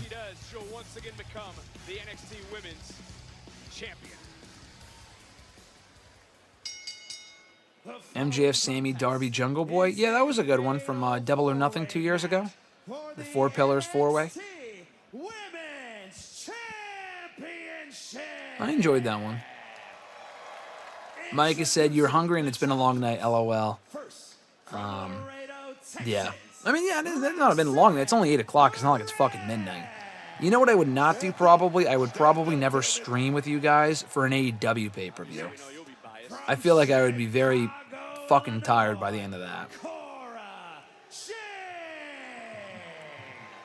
Usually I like working on stuff while these shows are on. I'll like write the review for these shows while I'm watching them. But I figured this would be a good of a time as any to live stream while we watch, just given the circumstances and whatnot. So I'm totally fine with that. I've been doing the in-ring introductions here for a minute, so match will get going in a second. Again, much like Femi, Julia does not need to be factored in the decision to lose her title. Mathematically, 25% chance. Rusty said AEW pay-per-views are ungodly long. Yeah, they fucking are. It's just too much, dude. It's too much. Because TK books Double or Nothing with 15 matches.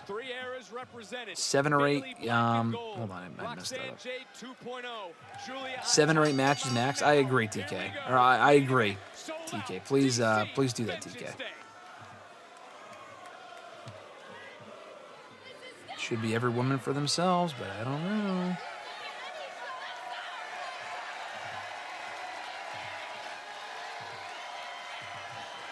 This could be the X factor for Bayley. The almost unanimous support in the WWE Universe. But look at these three, and look at Julia. I'm just tweeting out the link one more time. Getting any last-minute stragglers before we head on out here after the show's over. Bayley and Roxanne going right after it. Ooh, nice dropkick there from Julia. There you were, Graves, as Jade coming right in now. Truly a big headbutt. Champion is standing tall, but there is Bayley. Bayley, August 2015, won the women's NXT title and inspired the life. She's clapping right now. Johnny said, I prefer the wrestlers to be in each corner while being announced. Yeah, I feel like they probably did what they just did for a visual reason, but, you know, I agree. When they're being announced in, like, each corner, I feel like that's better. Micah said, it might have to add this Fatal 4-Way to the Fatal Favorite list. We'll see how good it turns out. Yeah, we'll see. But there's something about Talent is certainly there. All four of these women are. Cora Jade is easily the weakest of the bunch, but you know, Cora Jade's still serviceable, and the other three women are great. So. Go to work. Julia talking a lot. Oh, meeting of the minds. Jade able to catch one. Bailey right now picking her spot. Okay. This action booker is going to be fast. It's going to be furious. Julia from behind. Constant action so far. We talked about the four-ways earlier, like my biggest trope. I hate when people are constantly, you know, in the ring, out of the ring, and it's only two people in the ring at any given time. Once in a while, yeah, but for the entire match, I don't like that. We're not getting that so far. So far, all four women are still in the ring together. Double pin there from Julia. Cover from Bailey on Julia. Only gets a 2. Standing ovation. Off to a good start. But I think the one thing is to have a win. I mean, we talk about the respect, but to get a win over Bailey, that's going to be one for the career that you're going to be talking about for the rest of your life. So that's where the big money is. And I got to give flowers here to Roxanne Perez because it's a huge opportunity not only tonight. Cora Jade going tumbling out of the ring. There goes Julia as well. Oh, baby. This is it. Out of the ring they go. I'm still thinking we get Bailey and Julia, or Bailey and Roxanne at Stand and Deliver, and not at WrestleMania like people said that we will. It's possible, but I just feel like there's going to be so many Mania matches, even with 2 nights, that I don't think there's going to be room for Roxanne and Bailey one-on-one. Although it belongs at Mania. Ooh, nice slap there from Roxanne to Bailey. Jeez. Perez would love to be the woman that sends this horsewoman to the glue factory. What a poetic way to recount. Elbow to the back.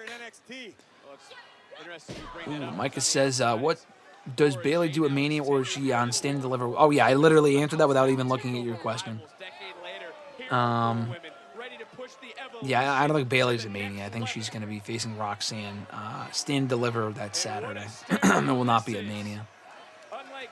Johnny said, do you miss Elimination Triangle and 4-way matches? I don't really miss them. I didn't really grow up on them, honestly. That's more of like an ECW thing, right? WWE never really did that. I like the concept. Fatal 4-way elimination matches I like.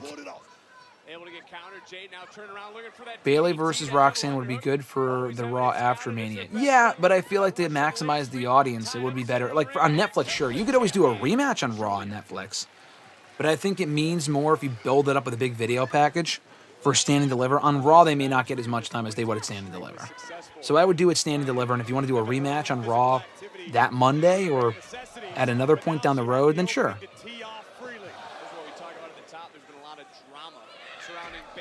Nice kick there from Julia to Roxanne.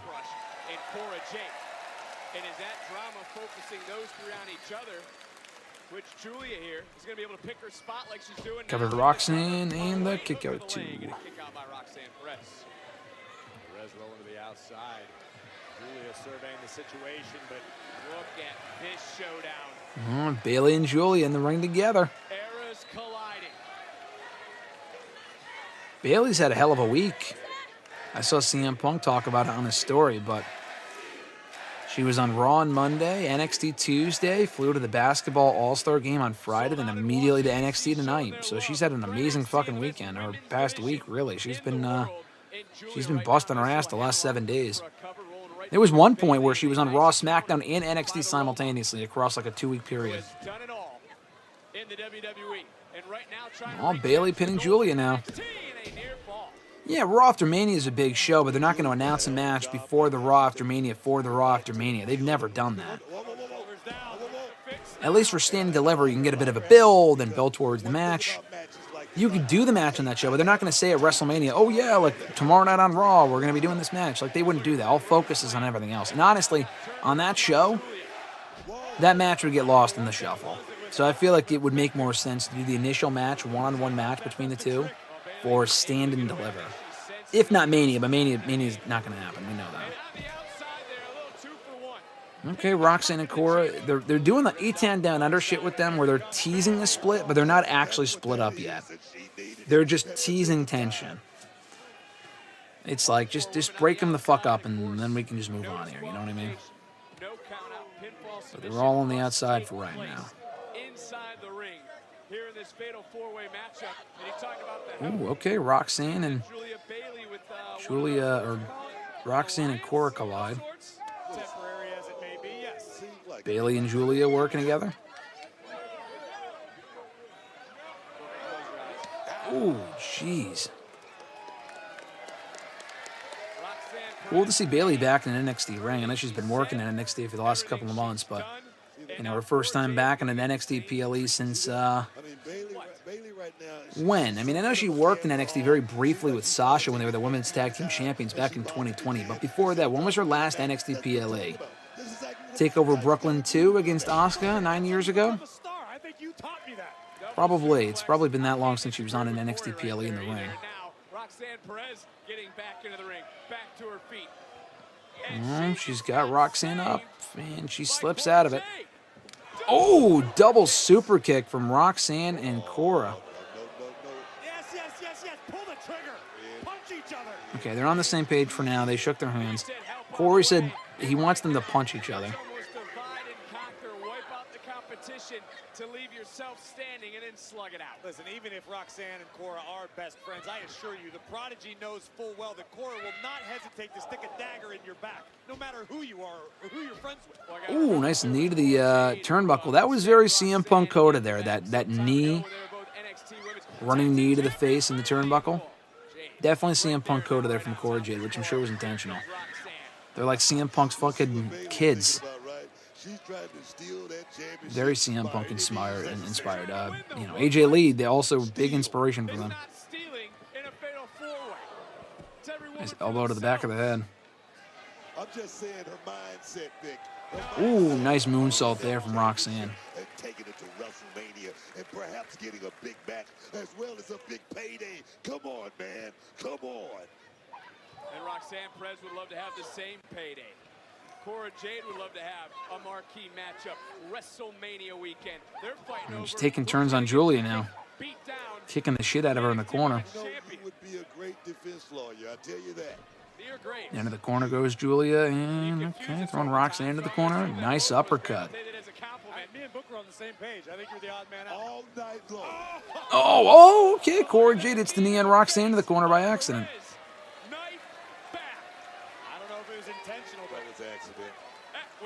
She's told Roxanne, stay out of my damn ring, so it looks like that alliance is over. Good. We could be living in the generation of Jade. And as Booker would say, Jade looking to steal the title here tonight. No, I get it. Jade is in a perfect position. She came back for a reason. That reason is to move to the top. Everybody wants it. Oh! Nice stomp there from Cora Jade. This is a dangerous scenario for Julia. How do you talk out of both ends? Wait a second, guys. Cora. Oh, Cora Jade going to the top rope. Not a lot of room to operate with over here. Looking down. What's he thinking? Nice, okay. She did just that. And look who's standing. Nice senton or whatever you would call it there from Cora Jade. Johnny said Booker T loves a Big Mac with a payday candy on it. What the fuck are we talking about? Did he say that? What is this nonsense? That sounds like something he would say. Good Lord, Booker T.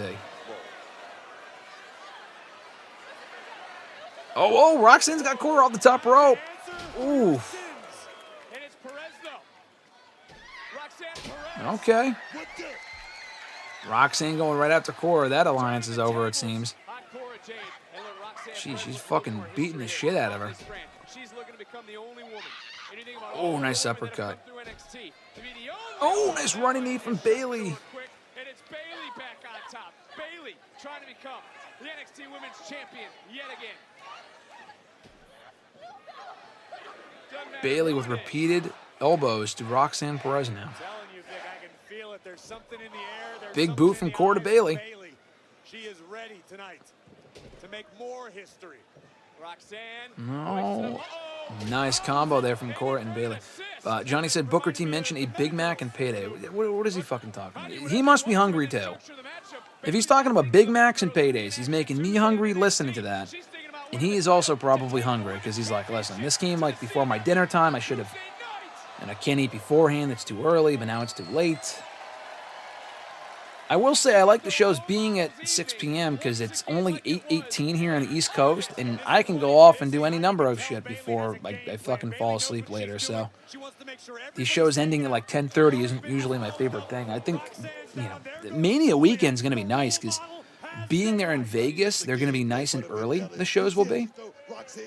So I'm really looking forward to that. Oh, Bailey's got both Roxanne and Cora. Nice.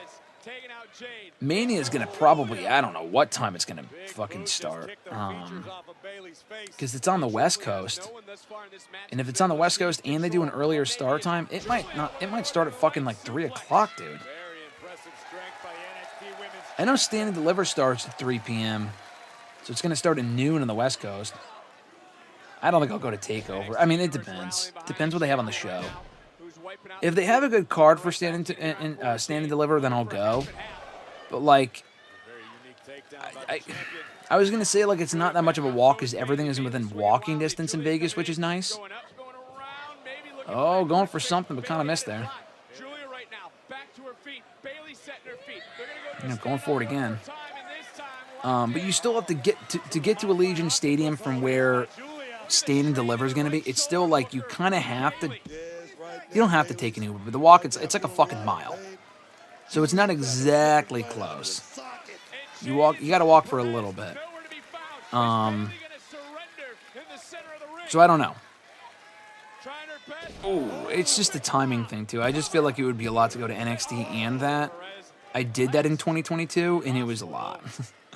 I was exhausted by the time that day was over. It was a very long fucking day. And that was before they started doing the press conferences, too. They do the press conferences now. So, yeah, it's going to end even later, because if I go to one of those, or both of them or whatever, it's going to be a long night. Julia got Roxanne locked in. Oh, they reverses it. She reverses it, has Julia locked in now. Okay. We've seen the Prodigy win before in the past. Can she close in? Can she make the champion tap for a record-setting third title reign? Rolling through, breaking the hold. Julia back up. She's got Roxanne laid out. Nice. I think that's her finisher. The snowplow or whatever the fuck she calls it. Yeah, good four-way so far. I agree. Well-paced. 4 women working well together. Good four-way indeed. Cora going for her finisher on Bailey.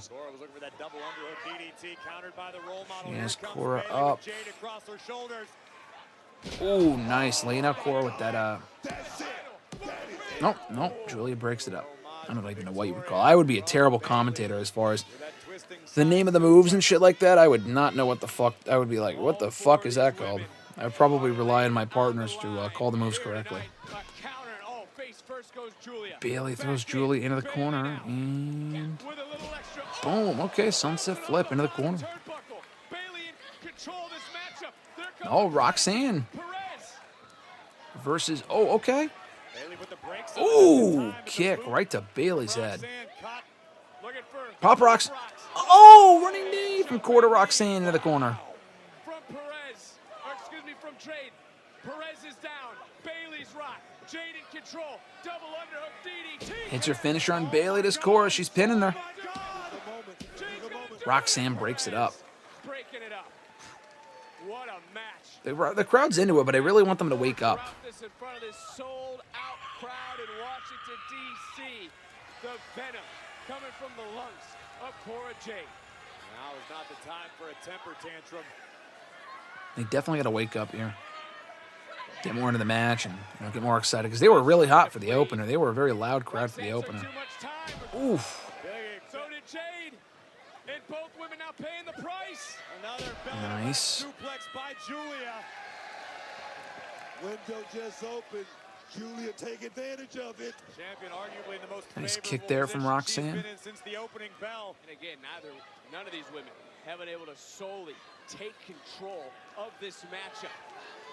But Julia is the one who has a little bit of control. And she's got Cora on the top rope, or Roxanne rather. Suplex from the top. That would mean the end of Roxanne Perez, but potentially the end. Oh, they're all up there. I think all four women up there, maybe just 3. No, now all 4 women are part of the spot. The Tower of Doom spot. Scary ass spot. Oh, and they connect. Nice. Well done. I like the colored combinations here. Bailey wearing blue. Julia wearing gold because she's the champ. Cora Jade wearing pink. Roxanne wearing white. I like that. As we look again at this tower crashing down to the canvas. Very well done. Who got the worst of the exchange? All right, the crowd's back in, but now chanting, "This is awesome." Love to see that. This is our main event of Vengeance Day. So much taken out of all four of these women.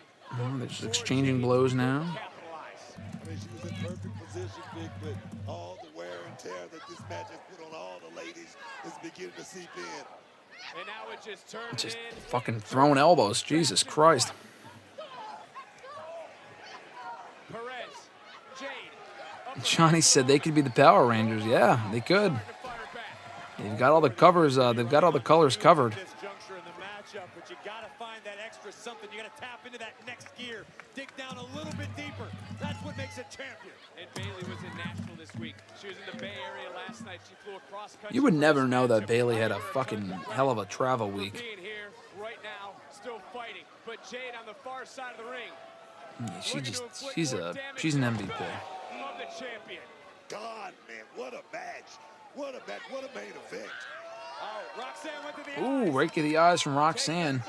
Pop rocks. Oh, to Bailey on the outside. Fucking nailed that shit. The only way she can win the title, Perez knows that. Do it again. Do it again, Roxanne. Looking for a record set. Another pop rocks from Roxanne. Cora Jade's back in. Rolls up Roxanne. Oh, that was close. Oh, she hits her finisher on Roxanne.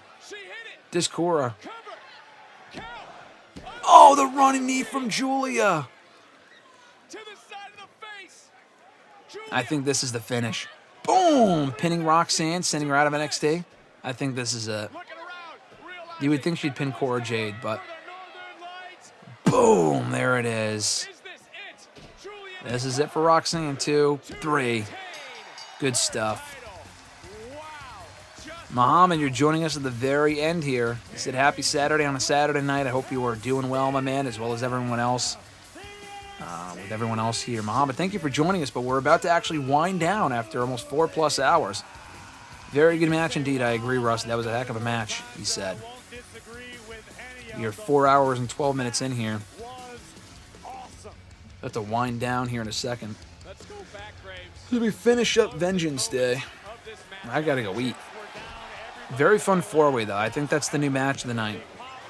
Of course, Rusty. He said, thanks for the watch along. Thanks for joining, Rusty. I appreciate you guys getting that going. Over 22 likes, or however many likes we ended up doing.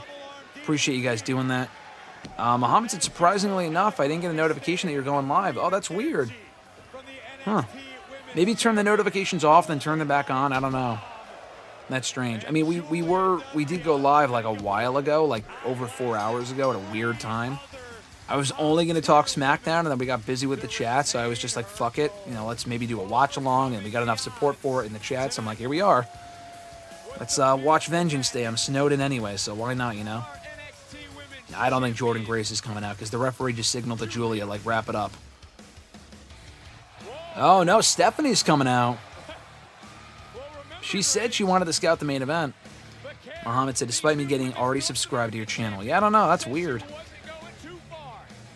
They've really been strongly teasing Stephanie and Julia. I think they want to do those two at WrestleMania weekend. Maybe that's how Julia, she gets a quick call-up. Like, she loses Mania weekend. I don't know. Or they just want to tease that visual. She's looking right at her title, though. Oh! She's here! I spoke too soon. Jordan Grace is here. Great swerve. You had to know she was headed to NXT if she hadn't already popped up on Raw and SmackDown. She should be on the main roster. Got a great reaction there. Has her TNA music. I think it's hers. Fightful had reported. So they're not changing her theme, hopefully. That's cool. That's cool. She's eyeing both Stephanie and Julia.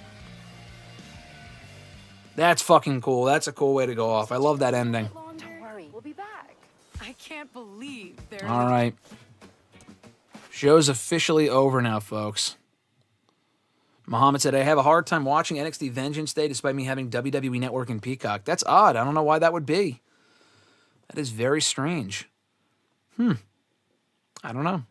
I'm not sure, Muhammad. Hopefully you don't have trouble watching the show with WrestleMania and Elimination Chamber. We will not. I can't promise you. Alexa said, love it and woohoo. I agree. I can't promise you guys that we'll do another watch along anytime soon for like Mania. I'm gonna fucking be at, so I'm definitely not doing one for that. But like any of the other shows, I don't know. Maybe we will, maybe we won't. I'm not 1,000% sure, but I thought this was fun. I thought this was a nice little experiment. Thank you guys for spearheading this. Alexis was kind of the one in charge of that. Rusty said, I wonder who she goes after. I mean, I wouldn't do a triple threat. We just got a fatal four-way. That would be stupid. But I'm assuming Julia, because Julia tossed her out of the Rumble. But I'm not sure. I'm not sure what they have in mind. But Rusty said, have a great night, Grim, in chat. Thank you, Rusty. I appreciate you being here. Spearheading the movement as well to get the chat going for the for the watch-along for this show. This has been fun, though, guys. I appreciate you guys tuning in. A fun little experiment to see what this would look like for future events. Maybe we do it again in the future. I'm not exactly sure. But if you want to support the channel, be sure to like the video, subscribe as well, hit the notification button or the bell button to be notified every single time a video goes up and every single time you go live. Muhammad had issues with it, so hopefully you guys don't have issues with it as well. But we should be live next year on the channel on Tuesday with the next episode of #AskGSM, answering your questions from across social media. We have more interviews coming up here on the channel very soon, some LFG related, so keep an eye out for that probably tomorrow.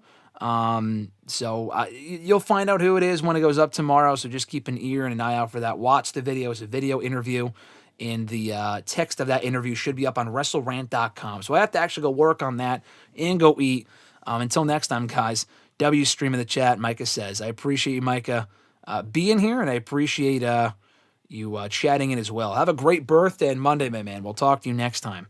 But anyway, guys, like I said, enjoy the rest of your weekend. Enjoy AEW Grand Slam tonight. No, I will not be doing another live stream for that.